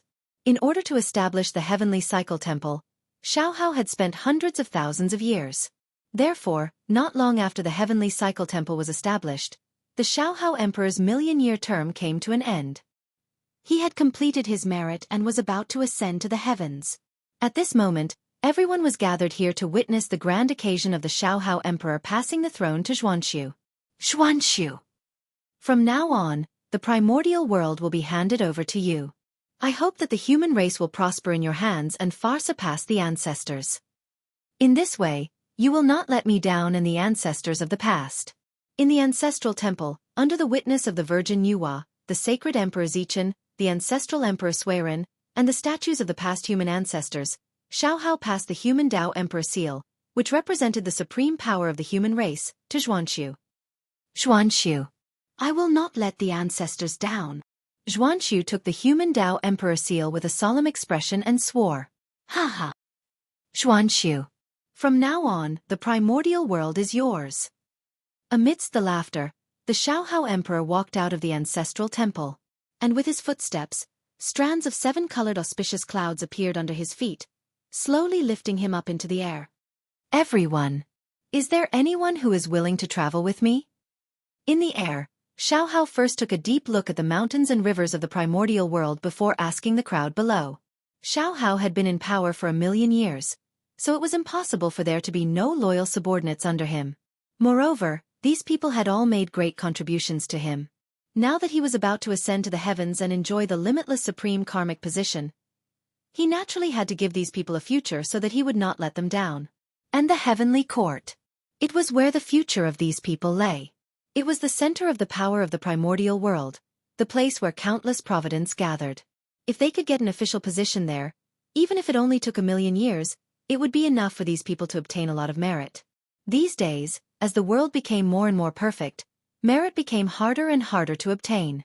As for becoming an official in the heavenly court, that was the best way to gain merit as far as he knew. Heavenly court. It was the place that maintained the operation of heaven and earth. Therefore, the officials of the heavenly court did not manage the living beings of the world, but the operation of the world. Maintaining the operation of heaven and earth and forming a karmic connection with heaven and earth naturally gave him merit. Xianxia asked everyone if they were willing to leave with him.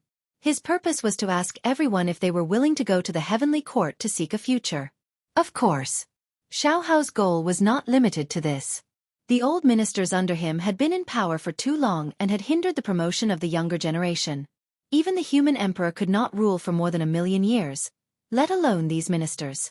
If these ministers continued to occupy high positions, how could there be any hope for young people to rise? Therefore, when Xianxia and the 3 emperors ascended to the heavens, they all wanted to bring a group of subordinates to the heaven realm. Their purpose was to make room for the young people. This was to maintain the vitality of the human race so that the human race would continue to prosper. Your Majesty, please wait a moment. This humble subject wishes to follow Your Majesty to the heavens. The heaven realm is the center of the myriad worlds. This humble subject has long yearned for it. Now, following Your Majesty to the heavens can fulfill this humble subject's wish. As soon as Xianxia finished speaking, many elders of the human race soared into the sky and caught up with him, wanting to leave with him. Making room for the young people was the foundation of the human race. All the elders of the human race understood this point. Therefore, regardless of whether they were willing or not, they had to make a choice after Xianxia finished speaking. Should they follow Xianxia to the heaven realm to enjoy glory and wealth, or should they continue to stay in the primordial world and become the foundation of the human race, hiding in the heavenly cycle temple? In short, they could not be in power anymore. They were not greedy for power. A human elder who was not greedy for power was a good human elder. The human emperor could not be in power forever. How could the ministers stay in high positions forever? If they were greedy for power, they would definitely pay the price. Your Majesty, please wait for us. After everyone followed, Emperor Xianxia was about to leave with them on a cloud. However, at this moment, a voice suddenly came from the void. Xiaohao looked in the direction of the voice. What he saw was an extremely shocking scene. Dozens of Khanate clans were led by their clan leaders. Judging from their posture, it was obvious that they were about to leave the primordial world. Fellow cultivator, you are. Although Xiaohao had already guessed it, he was still not sure, so he asked with some doubt. Ha ha! I heard that your majesty is going to the heavenly court to take the position of heavenly emperor and rule the entire primordial world. We are not talented, so we specially came to seek refuge with your majesty for a future. I think your majesty won't despise us, right? Among the crowd, the leader chuckled a few times and stepped forward to speak to Xiaohao. Fellow cultivator, you must be joking. Xiaohao can't be more than happy that you all came to seek refuge. Why would he despise you? However, are you really willing to part with the huge family business in the primordial world? Xiaohao looked deeply at everyone and said in an inexplicable tone. Are you willing? Sigh. Things have come to this. So what if you can't bear to? That person looked at the ancestral land sadly and sighed at Xiaohao in an extremely melancholic and helpless tone. Hearing this, Xiaohao choked for a moment and did not know how to reply. Wasn't the reason why they left their hometown because they were forced by the human race to the point that they had no choice? If the human race gave them a little hope, they would not be forced to move to the heaven realm. If they continued to stay in the primordial world, they would definitely decline in the future. However, if they left the primordial world and went to the heaven realm, there would be a chance of survival in the future. They were not stupid, so they naturally knew how to choose such a simple multiple-choice question. Haha. Since all of you have so much faith in me, I won't disappoint you. When we reach the heaven realm, I will definitely find a suitable place for you all to settle down. As an emperor, he had to be thick-skinned. Therefore, after the initial awkwardness, Xiaohao laughed and forcefully changed the topic, assuring everyone. In that case, we will thank your majesty on behalf of our clansmen. After receiving Xiaohao's assurance, everyone secretly heaved a sigh of relief. At the same time, they bowed respectfully to Xiaohao. This bow was really from the bottom of their hearts. To the heaven realm, they, the innate races from the primordial world, were undoubtedly outsiders. If they went there rashly, they would definitely be suppressed by the natives of the heaven realm. However, with Xiaohao's assurance, the situation they would face would undoubtedly be much better. No matter what, Xiaohao was also the future celestial emperor, the supreme ruler of the primordial world in name.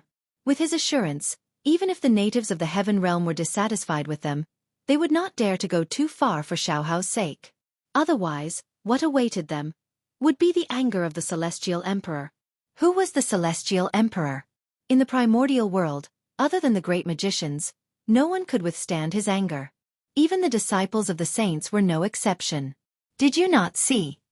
The cause of the God-conferment tribulation was because the disciples of the three sects were disrespectful to Haotian. Xiaohao's assurance could make it easier for these innate races to open up the situation in the heaven realm. Who knew how much trouble it would save them? Therefore, this bow was really sincere.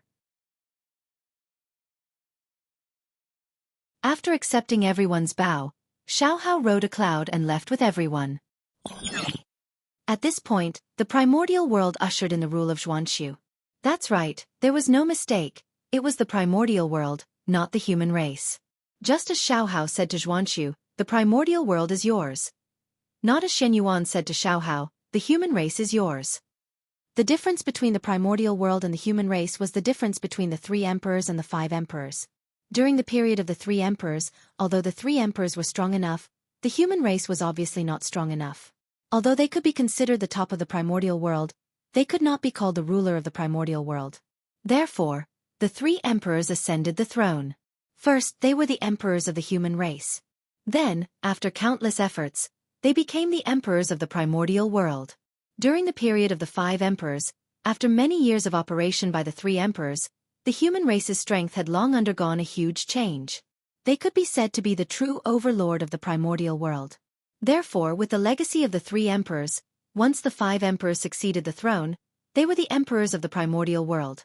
They were not like the 3 emperors, who needed to suppress the 10,000 races before they could become the emperors of the primordial world.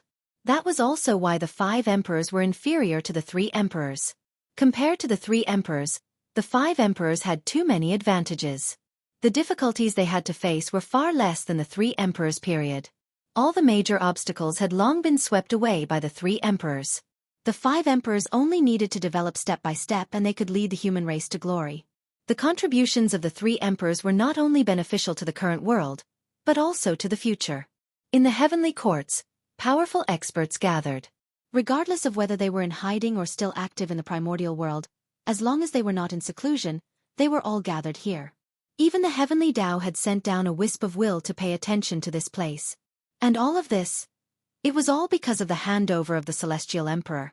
Compared to the change of the human emperor, the change of the celestial emperor was undoubtedly grander and more solemn. Even the heavenly Tao had to descend personally. After all, the celestial emperor's identity was there. He was the highest in the primordial world and incomparable.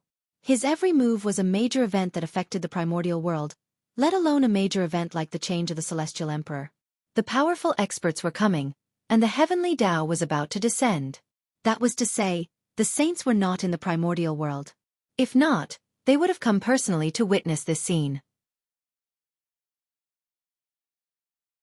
Just like that, under the witness of a group of powerful experts in the heavenly Tao, the central yellow emperor Xianxia abdicated and passed the position of celestial emperor to Xiaohao. It was this celestial emperor, known as the Western Gold Emperor, who was taken in as a guardian by the ancestral Magus. As such, the five-element celestial emperor had already reached the fourth position. The first three celestial emperors had reached perfection. Under this influence, an invisible force of heaven and earth appeared and descended on Feng Zichen's body. Not only did it baptize his physical body, but it also faintly opened the primordial chaos gate for him. At this moment, under the support of this force of heaven and earth, Feng Zichen truly saw the scenery after the primordial chaos Tao realm. He was really close to that door. If one had to describe it, it could only be said that it was within reach. However, there was always a little bit missing, causing him to be unable to truly push open that door and advance to the primordial chaos Daluo Jingxian. Feng Zichen knew that it was because the five-element celestial emperor had not reached perfection, causing him to be unable to take that crucial half a step. The five-element celestial emperor. That was the key to his Tao. Once the five-element celestial emperor reached perfection, Feng Zichen, who had facilitated this matter, would be able to obtain boundless luck and break through to the realm of the primordial chaos Daluo Jingxian in one fell swoop. Moreover, he would be able to ascend several levels of heaven and become an expert of the primordial chaos domain. It was precisely because of this that Feng Zichen would painstakingly suppress his realm and not let himself advance so early. In fact, as early as more than 1,000,000 years ago, when Xianxia had just ascended the throne and Feng Zichen had recovered from all his injuries, if he had gone all out, he could have advanced to the primordial chaos Daluo Jingxian. He was the great Taoist priests, advancing to the primordial chaos Daluo Jingxian. To others, this was an extremely difficult task. But for Feng Zichen, although it was not easy, it only needed a period of time to settle down. After fighting with the chaos demon gods of the primordial chaos several times, Feng Zichen had long had the capital to advance to the primordial chaos Daluo Jingxian. Especially after the battle with the demon ancestor Rahu, he broke and stood up, and his realm had been greatly sublimated. It could be said that at that time, he had a realm comparable to the primordial chaos Daluo Jingxian. It was only because his injuries were too serious that he did not advance to the primordial chaos Daluo Jingxian. With Xuanyuan's ascension, Feng Zichen's injuries had completely recovered. He had already grasped the essence of the primordial chaos realm. In other words, he did not need to wait until the five-element celestial emperor reached perfection to reach the primordial chaos realm. As long as he wanted, he could borrow the power of the great Taoist priests in his body or the power of the boundless starry sky to break through at any time. However, Feng Zichen held back. He was unwilling to break through just like that. His ambition was great. One or two proofs could no longer satisfy him. He wanted to maximize his benefits in order to pursue greater results. Feng Zichen wanted to achieve the primordial chaos realm 3 times, so that he could jump over the early stage of the primordial chaos realm in one fell swoop. The more methods he prepared before attaining the Tao, the stronger he would be after attaining the Tao. The reason why it was said that the more profound one's foundation was before the breakthrough, the better was because the breakthrough of the realm could transform all the foundations into strength. The more profound one's foundation was, the greater the benefits of the breakthrough. This was the only chance to advance by leaps and bounds. Good preparation was the key to success. If he wanted to increase his strength explosively after the breakthrough, it would be somewhat impossible. He had to slowly accumulate it step by step. Attaining the Tao 3 times was enough for Feng Zichen to enter the 4th level of the primordial chaos realm or even higher. If he used the power of the great Taoist priests in his body and the power of the boundless starry sky to directly enter the primordial chaos realm, then his achievements would only be the 3rd level of the primordial chaos realm. In this way, how could Feng Zichen be satisfied? One had to know that his target had always been a saint. As for the saint, even the weakest one, Kundi, had the 4th level of the primordial chaos realm. The 3rd level of the primordial chaos realm was not even comparable to Kundi. It would be strange if Feng Zichen was satisfied. Therefore, he wanted to pursue a higher realm. He did not want to surpass the saint, but he wanted to catch up with the saint.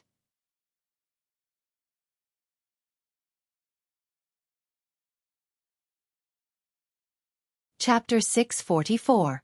The 5-Element Celestial Emperor. This was Feng Zichen's plan. Using the power of heaven and earth to achieve the Tao. Transforming these 3 supreme powers into resources for his own advancement would definitely push Feng Zichen to the 4th level of primordial chaos or even higher.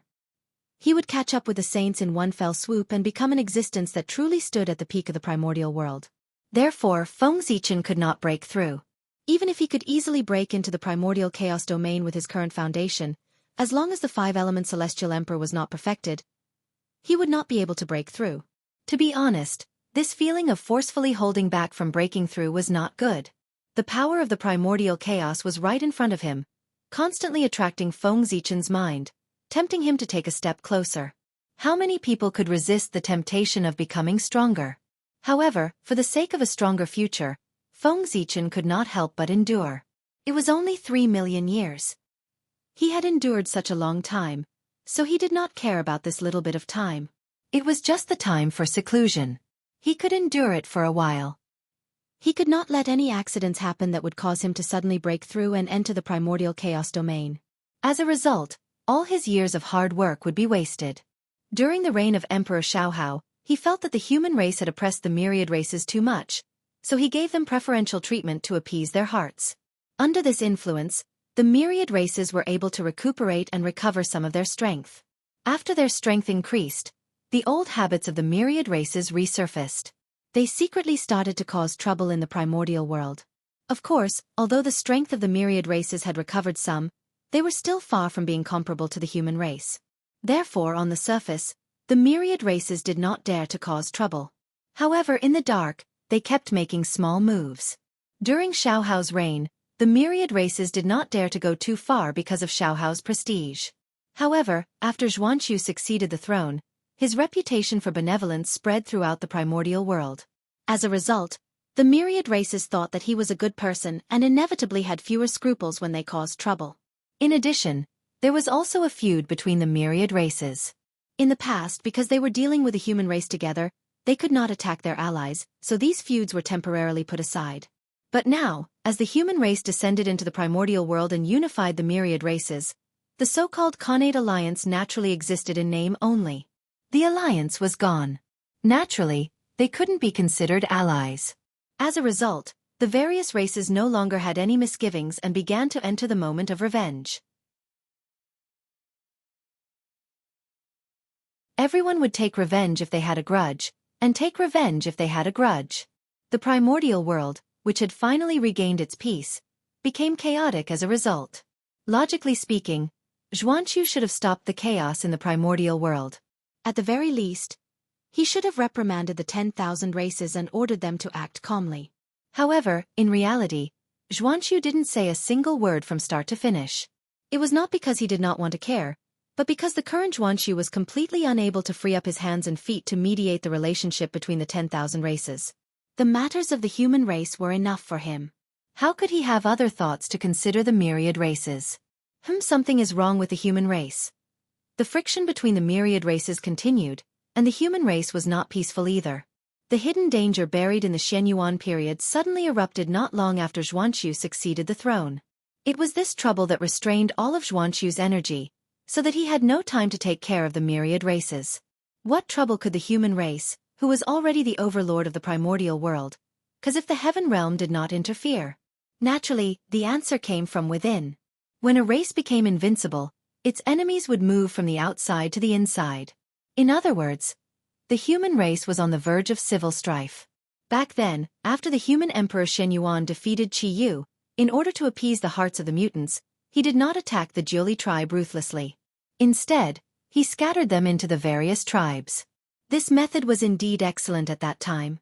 The Jiuli tribe was scattered and could not condense into a large force.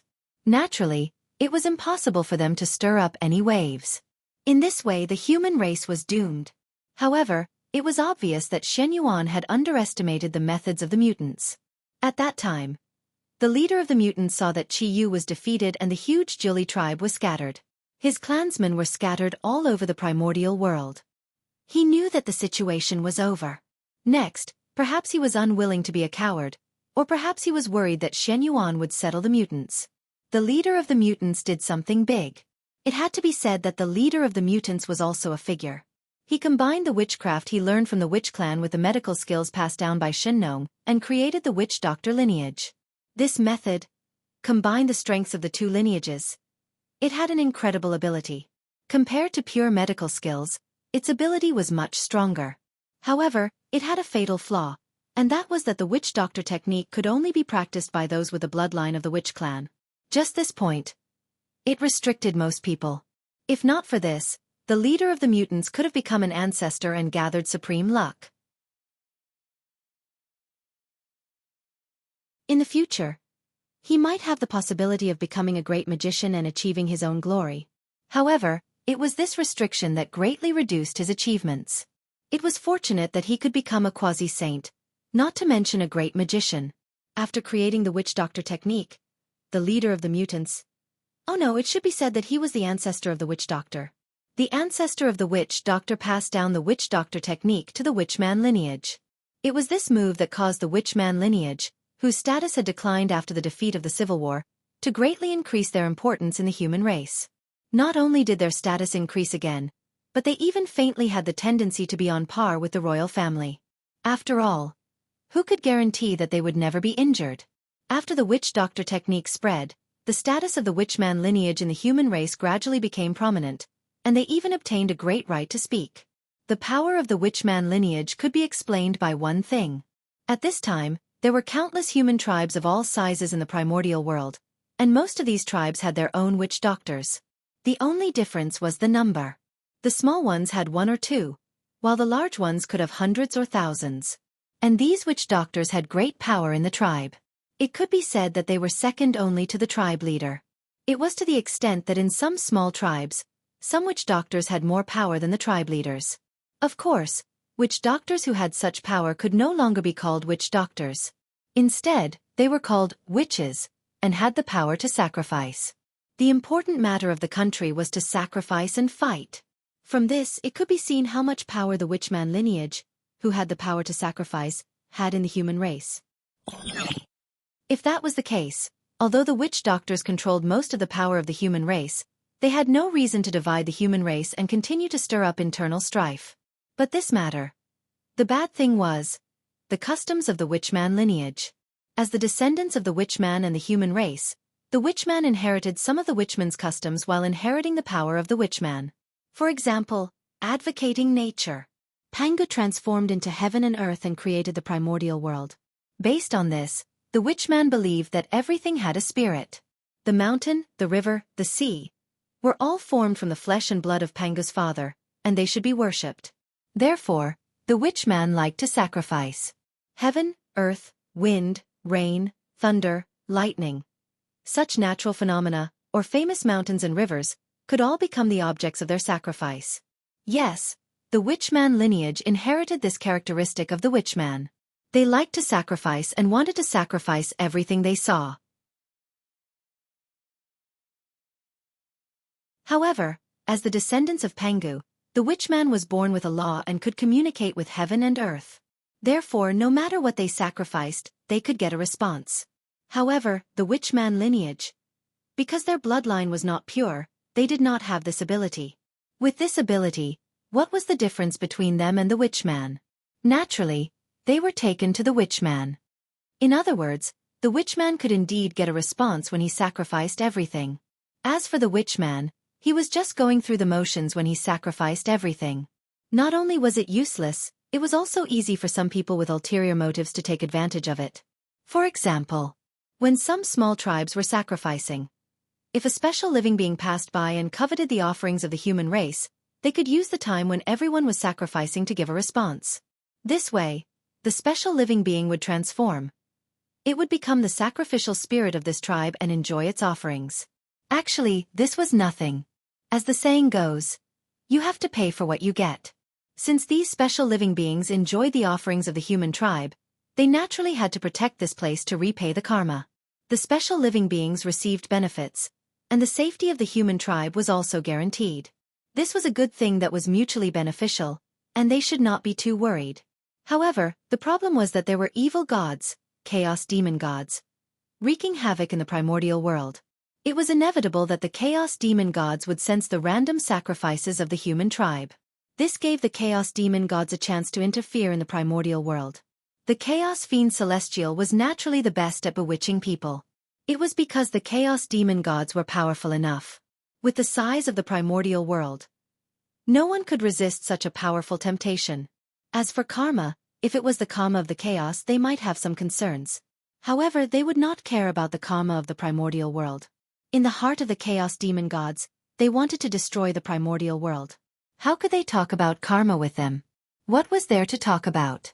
The primordial world was gone. What karma was there? The primordial world had returned to ruins, and everything had returned to zero. Naturally, there was no karma.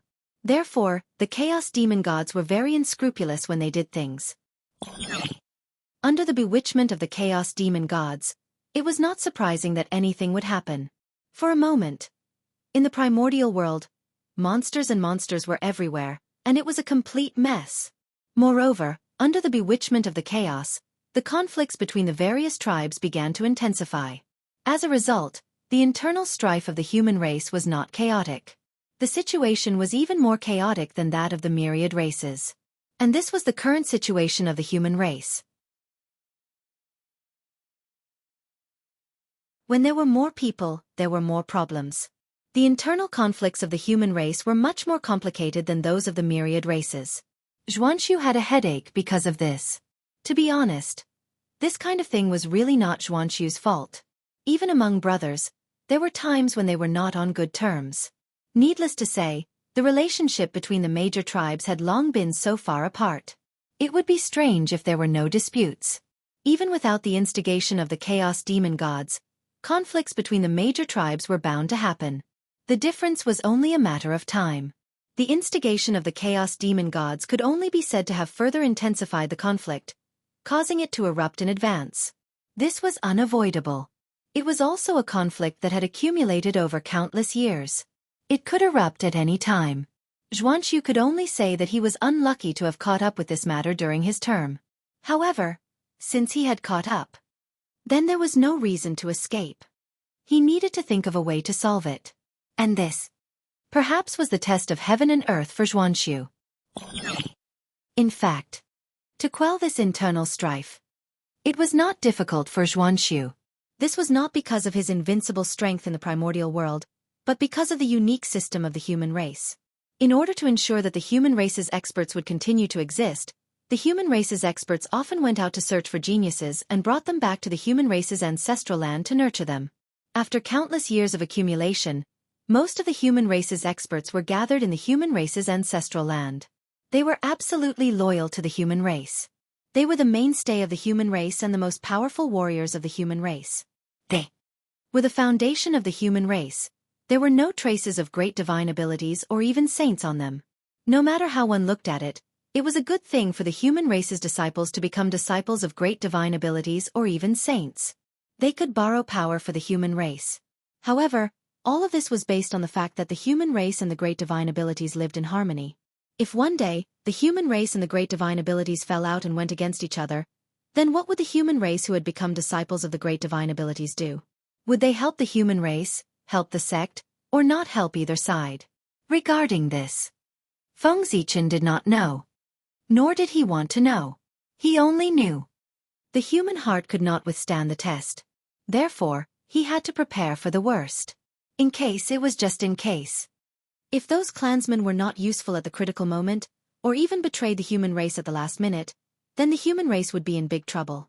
Just in case, this was why there was a group of experts in the ancestral land. These experts that the human race nurtured themselves were the most solid fortress of the human race. Although Fengzichen could not guarantee their absolute loyalty, compared to those clansmen who lived outside all year round, these clansmen who were personally nurtured were undoubtedly more trustworthy. No system could be absolutely perfect. Although the ancestral land was trying its best to find geniuses, there would still be some fish that escaped the net. However, these buried geniuses were extremely few in number and did not affect the overall situation. It was because of this system that the ancestral land of the human race gathered about 70% of the human race's strength.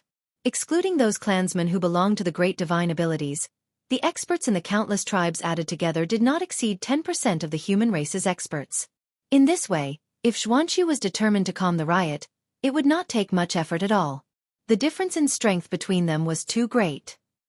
But even so, Xianxia did not make a move. Although the riot in the tribe was easy to calm, if the source was not solved, his actions would be meaningless. The riot could be repeated at any time. So, if he wanted to solve this matter completely, he could only eliminate the source. And what was the source of the riot in the tribe? Xianxia indicated that no matter what it was in the past, it would be the instigation of the chaos demon god now. This would be an internal conflict. To the outside world, he just did not know. These evil gods that suddenly appeared, were they easy to deal with?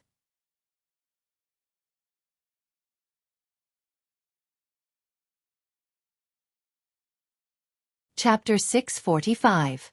In order to solve these problems of the human race, Xianxia decided to reform the religion. He personally prayed sincerely to the ancestors of heaven and earth, setting an example for the people to sweep away all obscene and evil sacrifices. After that, Xianxia appointed Nan Zhengli to be in charge of sacrificing to the heavens to reconcile with the gods. He appointed Bei Zhengli to be in charge of civil affairs to comfort the people, persuade the people to follow the laws of nature to engage in agricultural production, and encourage people to cultivate fields. He strictly prohibited the activities of the people to communicate with the gods through divination, so that the society could return to normal order. Once these measures were implemented, they immediately solved the problems of the human race and calmed the disputes between the major tribes. But there was no doubt that this move fiercely offended the evil gods hidden behind the major tribes of the human race. As chaos demon gods, they didn't know what fear was. Even if Xianxia was the destined human emperor and the supreme ruler of the primordial world, he could not scare the chaos demon gods. They had been wronged, they would definitely take revenge. Therefore, not long after Xianxia was sacrificing, evil gods appeared from time to time in the primordial world, causing chaos in the human world, forcing Xianxia to suppress them. Fortunately, the evil gods that appeared in the early stages were all small characters, the minions of the chaos demon gods. Although there were many of them, their strength was not high. It was very easy to deal with them, and they could not stir up any big waves. Therefore, Xianxia did not expend any effort to quell the calamity of the evil gods. However, he did not relax because of this. On the contrary, he became even more worried. Because he knew that with the character of the chaos demon god, he would not do nothing after suffering such a huge loss. But now, there was no fluctuation. It was obvious that he was holding back some big move. This big move must be extremely fatal to the human race. It was because of this that Xianxia was particularly anxious during that period of time. After all, the threat of the chaos demon god. Who would not be afraid? Even Fengzichen, after offending the chaos demonic celestial, hid in the boundless starry sky for millions of years and did not dare to come out. It was not until his life-saving means were upgraded that he dared to continue to stir up trouble. Xianxia's worry lasted for thousands of years. Every day, he lived in fear, afraid that the chaos demon god would suddenly attack and catch the human race off guard. For this reason, Xianxia pulled his defense to the highest level and was always vigilant of the movements in the void, in case he couldn't react in time when the chaos demon god attacked. However, doing so would undoubtedly consume a huge amount of mental energy. In just 10,000 years, Xianxia's face showed signs of weariness. He seemed to have aged a lot. Such a situation was almost impossible for a cultivator of Xuanxu's level. He was an existence comparable to a half-step primordial chaos expert. He had transcended time and space and stood at the end of the river of time. No matter how much time passed, it couldn't take away even a trace of his time. But even so, he still looked old. From this, it could be seen that in the short 10,000 years, Xuanxu's mind had been greatly consumed, which had already affected his Taoist body. 10,000 years of high-intensity concentration might not have reached Xuanxu's limit, but it could not be said that it had no effect on him. The most direct manifestation. Xuanxu was very tired. Very tired. It was also at this moment that Xuanxu realized that he seemed to have done something stupid.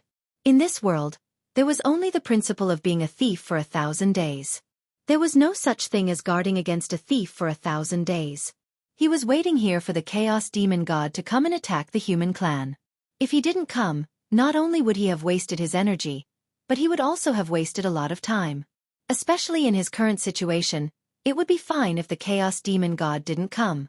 If he came, it would be wrong if he could only use 80% of his strength. Before the battle, he had already lost half of it. In this case, how could he fight? Being forced to defend meant that the human clan had fallen into a passive state. This was not good. Passive.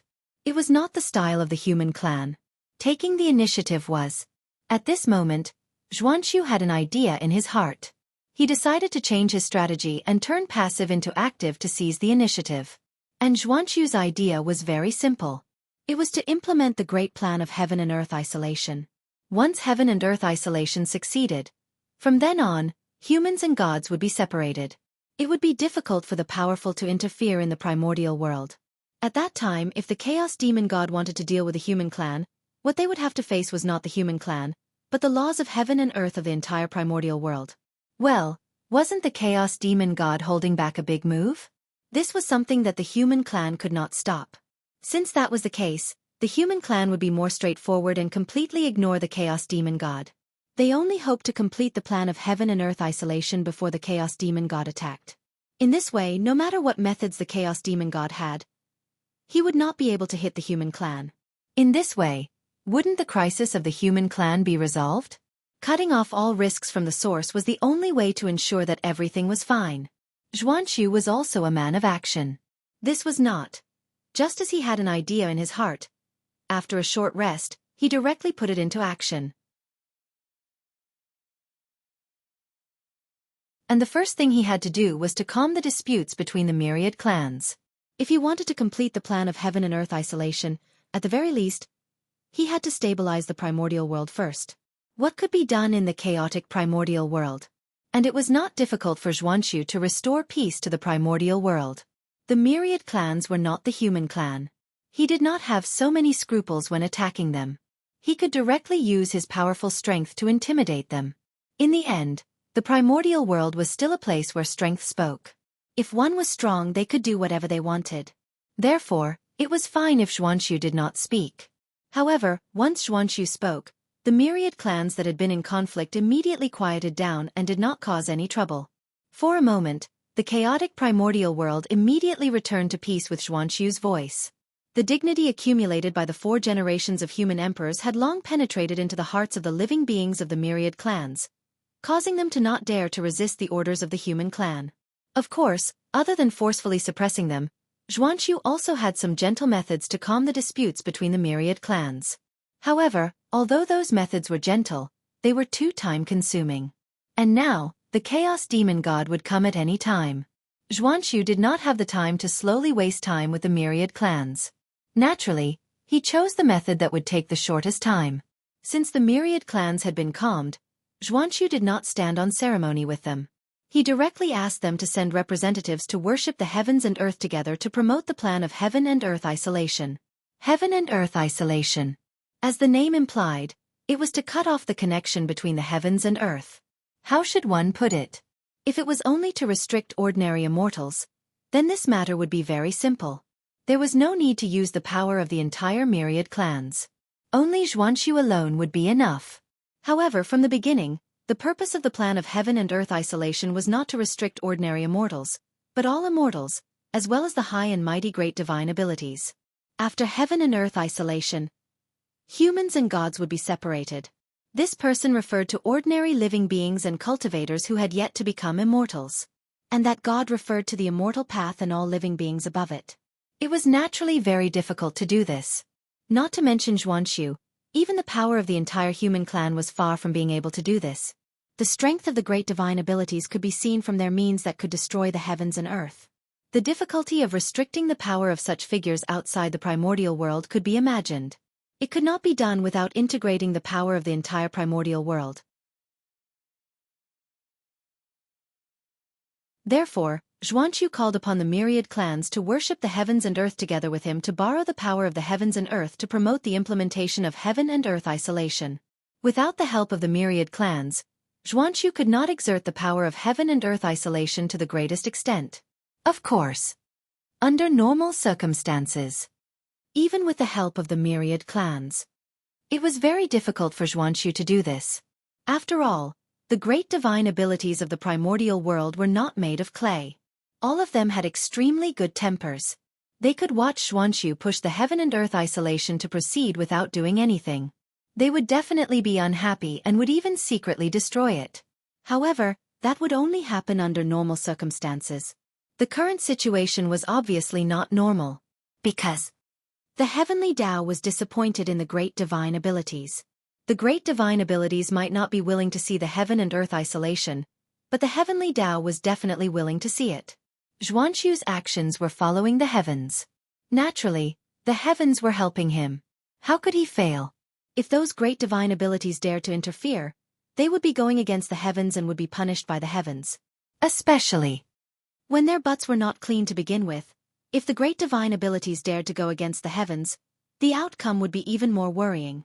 And the great divine abilities of the primordial world. Were their butts clean? That was obviously not clean.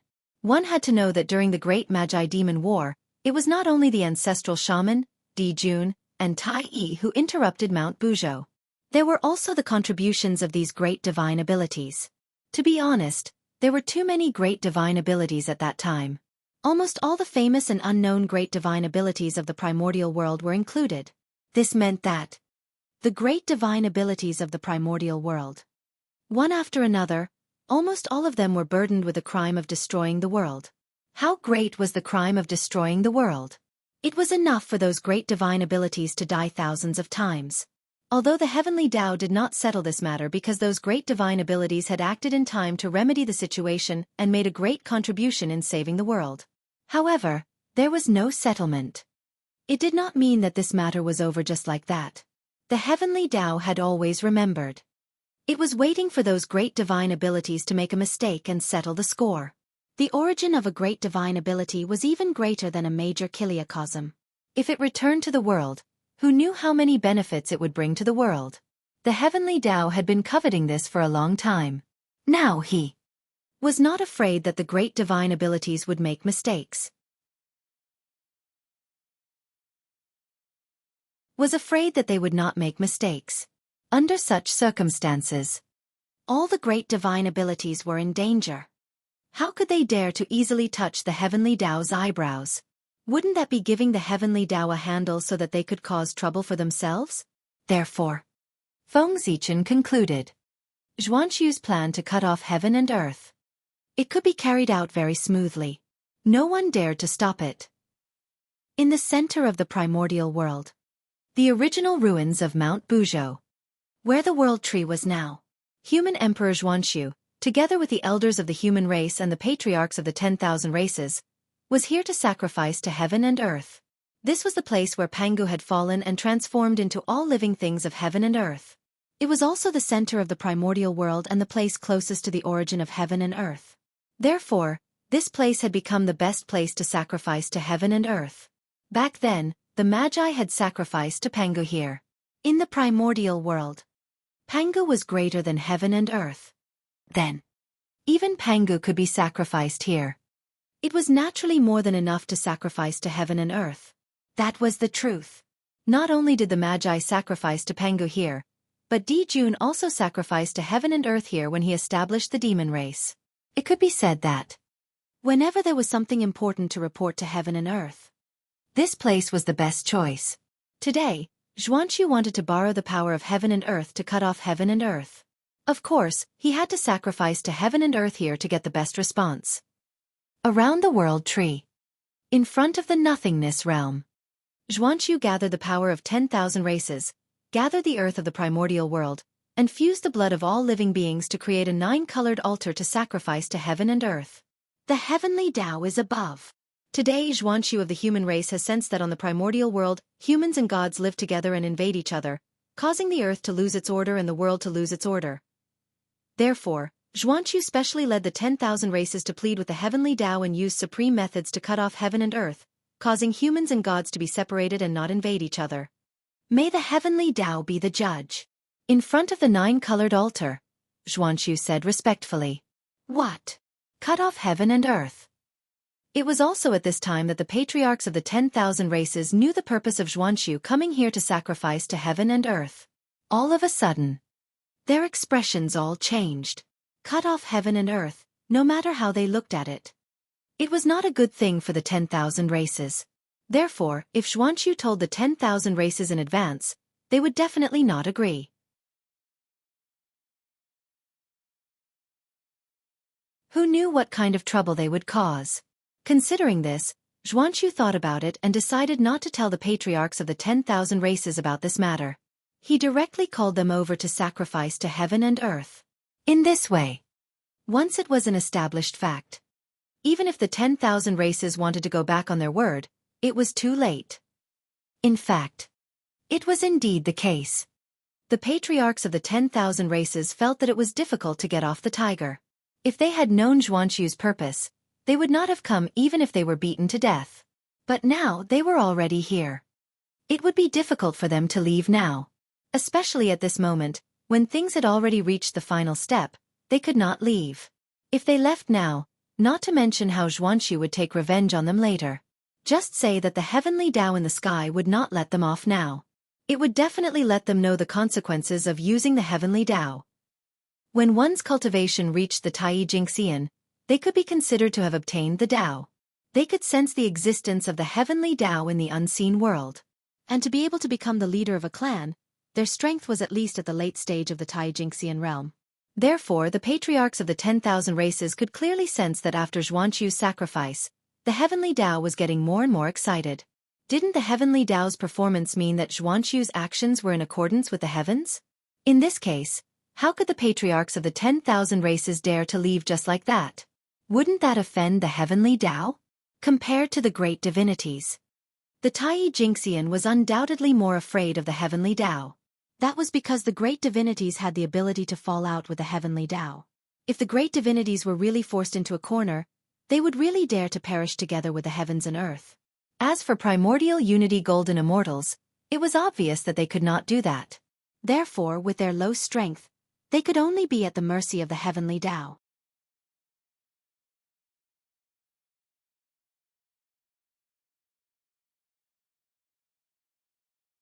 Chapter 646. Resist? It was impossible to resist. Even if he was courting death, this was not the way to find it. Therefore, at this point, no matter how unwilling the patriarchs of the myriad races were, they did not dare to leave just like that. They could only brace themselves and cooperate with Xianxia to worship heaven and earth. To please the heavenly Tao. I hope the heavenly Tao will be enlightened.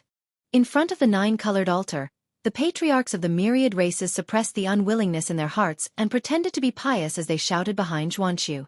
Rumble. The moment the myriad races bowed, a 9-colored brilliance bloomed on the altar and surged into the sky. That was the power of sacrifice. The moment the power of sacrifice rushed into the depths of heaven and earth, an inexplicable change occurred in the primordial world. Endless phenomena appeared, covering the sky and the sun. This was the manifestation of the human path. The myriad races. In addition to the human race, almost all the living beings in the primordial world were sacrificing to heaven and earth together. The first to be alarmed was naturally the human path that was closely related to it, not the high and mighty heavenly Tao. Rumble. The manifestation of the human path was accompanied by endless power. The resplendent human path radiance scattered across the entire primordial world, illuminating the hearts of everyone. Has the human path manifested? It seems that the absolute heaven and earth is about to begin. On Ziwei Star, Feng Zichen looked at the changes in the primordial world and said silently. At the same time, he quietly released his spiritual will to envelop the entire primordial world to prevent the chaos demon god from suddenly attacking and ruining the plan of the human race. To be enemies with the heavens. The powerful beings did not dare to. The living beings of the primordial world did not dare to. But the chaos demon god definitely dared to. Therefore, the chaos demon god had to be guarded against. As for whether it would affect Feng Zichen after the absolute heaven and earth, it definitely would not. He was the great of Ziwei, the supreme ruler of heaven and earth, one of the supreme rulers of the primordial world. How could a mere absolute heaven and earth restrain him? In fact, not only Feng Zichen, but also the other 4 heavenly gods, as well as the top existences who occupied the karmic rank of heaven and earth, would not be restricted by the absolute heaven and earth. In the end, the absolute heaven and earth was pushed by the primordial world. And the top existences with the karmic rank of heaven and earth were all chosen spokespersons of heaven and earth. They were their own people. Since that was the case, why would the restrictions of heaven and earth target their own people? Of course it was ineffective. Rumble. Human Tao appeared. An endless amount of mighty power descended upon them. Driven by the power of sacrifice, they gathered at the intersection of heaven and earth, forming a vast ocean of human Tao. That place was filled with the radiance of humanity. It was like a natural chasm that forcefully cut off the connection between heaven and earth. You can see that. As the ocean of human Tao appeared, the connection between heaven and earth was completely severed. Under the obstruction of the ocean of human Tao, no living being could cross this boundary. Heaven and earth, it was really separated. Damn it! Below the 9-colored altar, when the myriad tribe leaders saw this scene, they were filled with hatred in their hearts. However, they had no choice but to pretend to be happy on the surface. It was truly unbearable. Originally, the ancestor was forced to go to the heaven realm. This was enough to make the myriad race patriarchs vexed. But with Xianxia doing this, they immediately gave up. Before the connection between heaven and earth was cut off, although the ancestor was in the heaven realm, if something happened in the clan, the ancestor could rush back at any time. However, with the success of the heaven and earth separation, everything was different. If the ancestor wanted to return to the clan, it would not be so simple. The price he had to pay would definitely be extremely shocking. In this way, it was equivalent to the myriad race losing their greatest trump card. In this way, how could the myriad race patriarchs not hate? Just as the myriad race patriarchs were feeling resentful. In the primordial world, an unforeseen event happened again. Rumble. After that human Tao, the heavenly Tao appeared with a loud bang. Endless majesty covered the entire primordial world, causing people's hearts to tremble. Swish, swish, swish. The heavenly Tao appeared, and the myriad Tao rumbled. Endless laws spread out and gathered at the intersection of heaven and earth. Outside the ocean of human Tao, an even more vast and boundless sea was formed. A sea formed entirely of laws. A sea of laws. What? Seeing this scene, not to mention the living beings of the primordial world, even the powerful beings were alarmed and could not help but exclaim. Such power. It was enough to threaten them. Previously, although the appearance of the ocean of human Tao was spectacular, what kind of powerful beings were they? They had already asked the existence of Tao seeking. The level of life had long undergone a transformation and sublimated to the level of Tao, breaking free from the restrictions of human Tao. Therefore, although the ocean of human Tao was strong, it did not have a great impact on them. However, the Sea of Laws was different. Unless they could ignore the laws, they would be affected by him. In other words, with the appearance of the Sea of Laws, even the powerful beings would find it difficult to manifest in the primordial world. This point made it difficult for the powerful beings to tolerate. The primordial world was their birthplace. It was already humiliating enough that they were forced to leave. Now, their path of return was cut off. They had really gone too far. Did they really think that the powerful beings had no temper? Thinking of this, the powerful beings were really furious. They did not care about defying the heavens or not, and were about to directly interrupt the formation of the Sea of Laws. As for the punishment of the heavenly Tao after the incident, they really did not care. Because there were really too many powerful beings born in the primordial world. They occupied almost 90% of the powerful beings in the primordial world. This power, even the heavenly Tao could not underestimate it. The law could not punish the masses. As long as there were enough powerful beings, it could make the heavenly Tao have misgivings and not dare to pursue this matter. Dealing with a powerful being.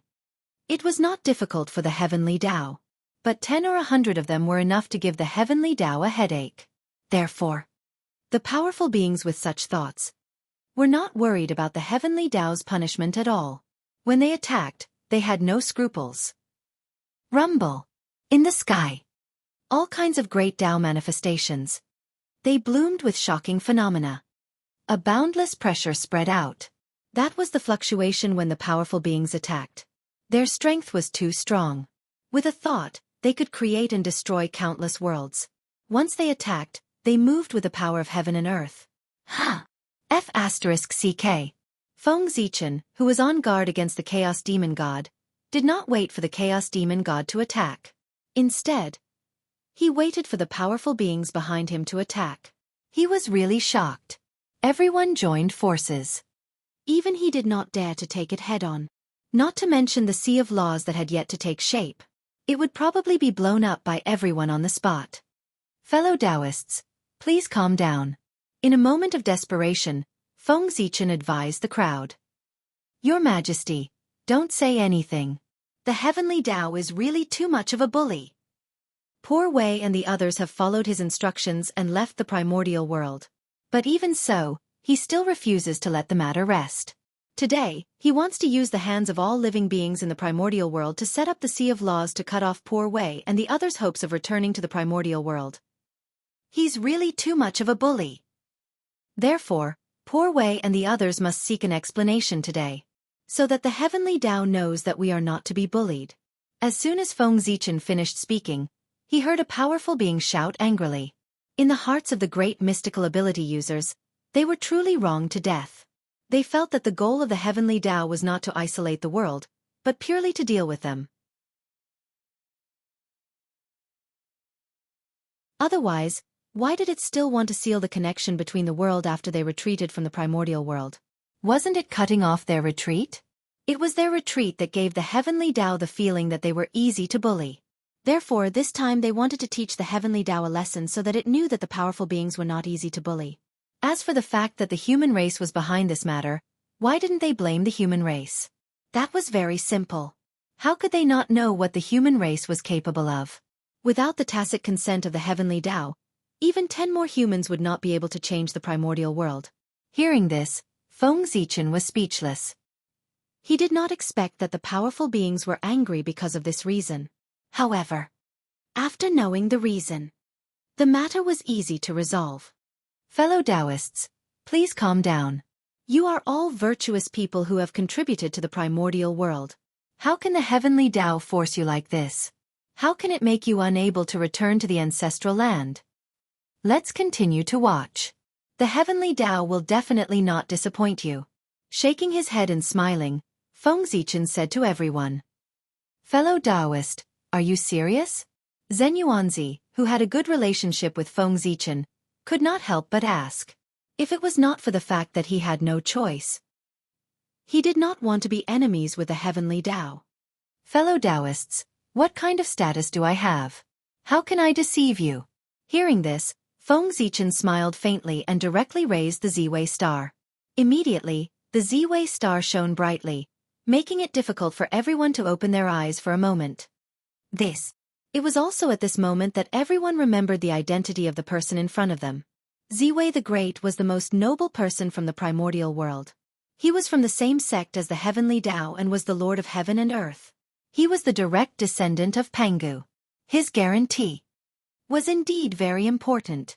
Besides, even if I deceived you, it's not too late for you to make a move. It's just a matter of time. Why don't you wait for a while and see the results before making a decision?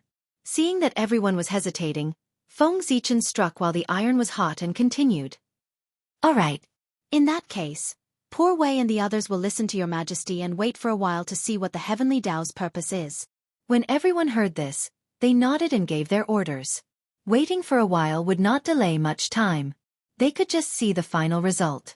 If they were dissatisfied, with everyone joining forces, even the primordial world could be destroyed, let alone a mere heaven and earth isolation. Strong strength. That was how confident he was.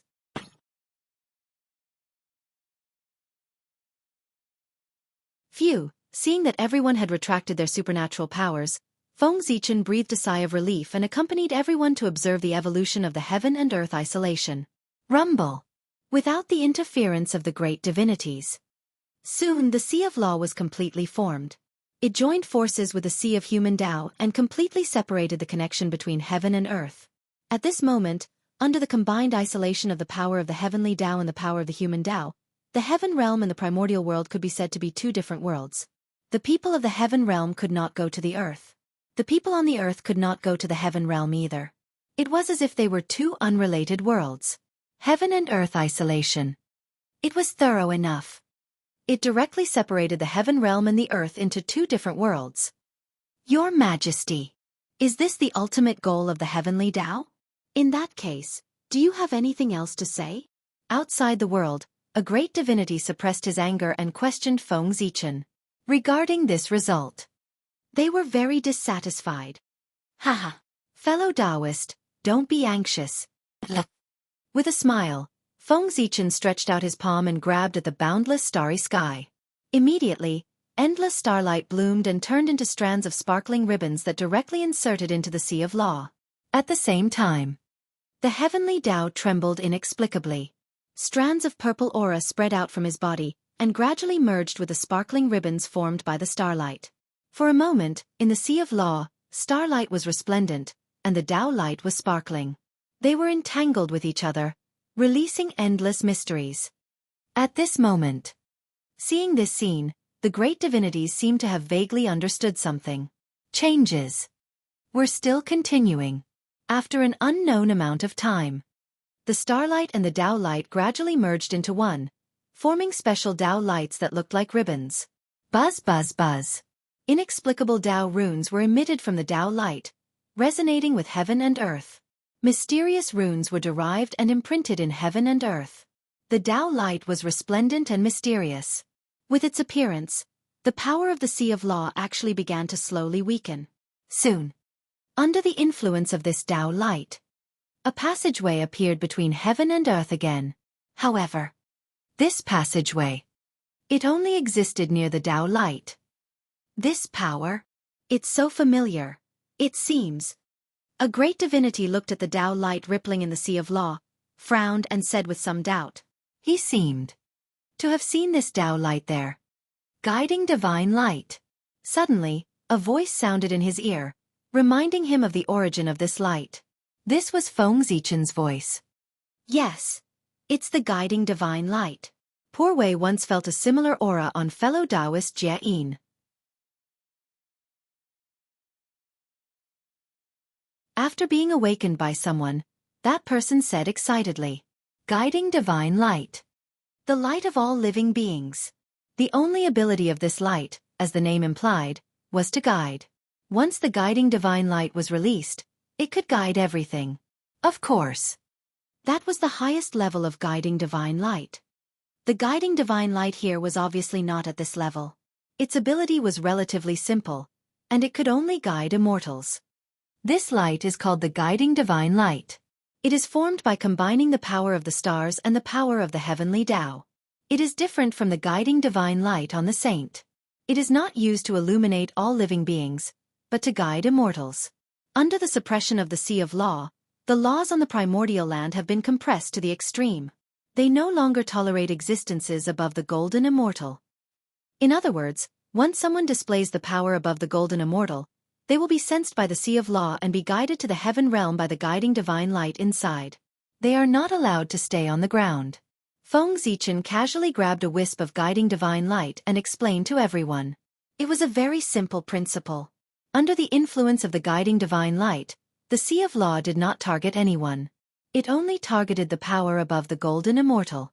As long as the power you displayed was not higher than the golden immortal, then no matter what realm you were in, you could stay in the primordial land. But once your power exceeded the golden immortal, then sorry, no matter who you were, you would be forcefully sent to the heaven realm by the guiding divine light. You're tuning in to the Wisdom Diary YouTube channel. Don't forget to subscribe and join us on this journey to catch the most captivating stories.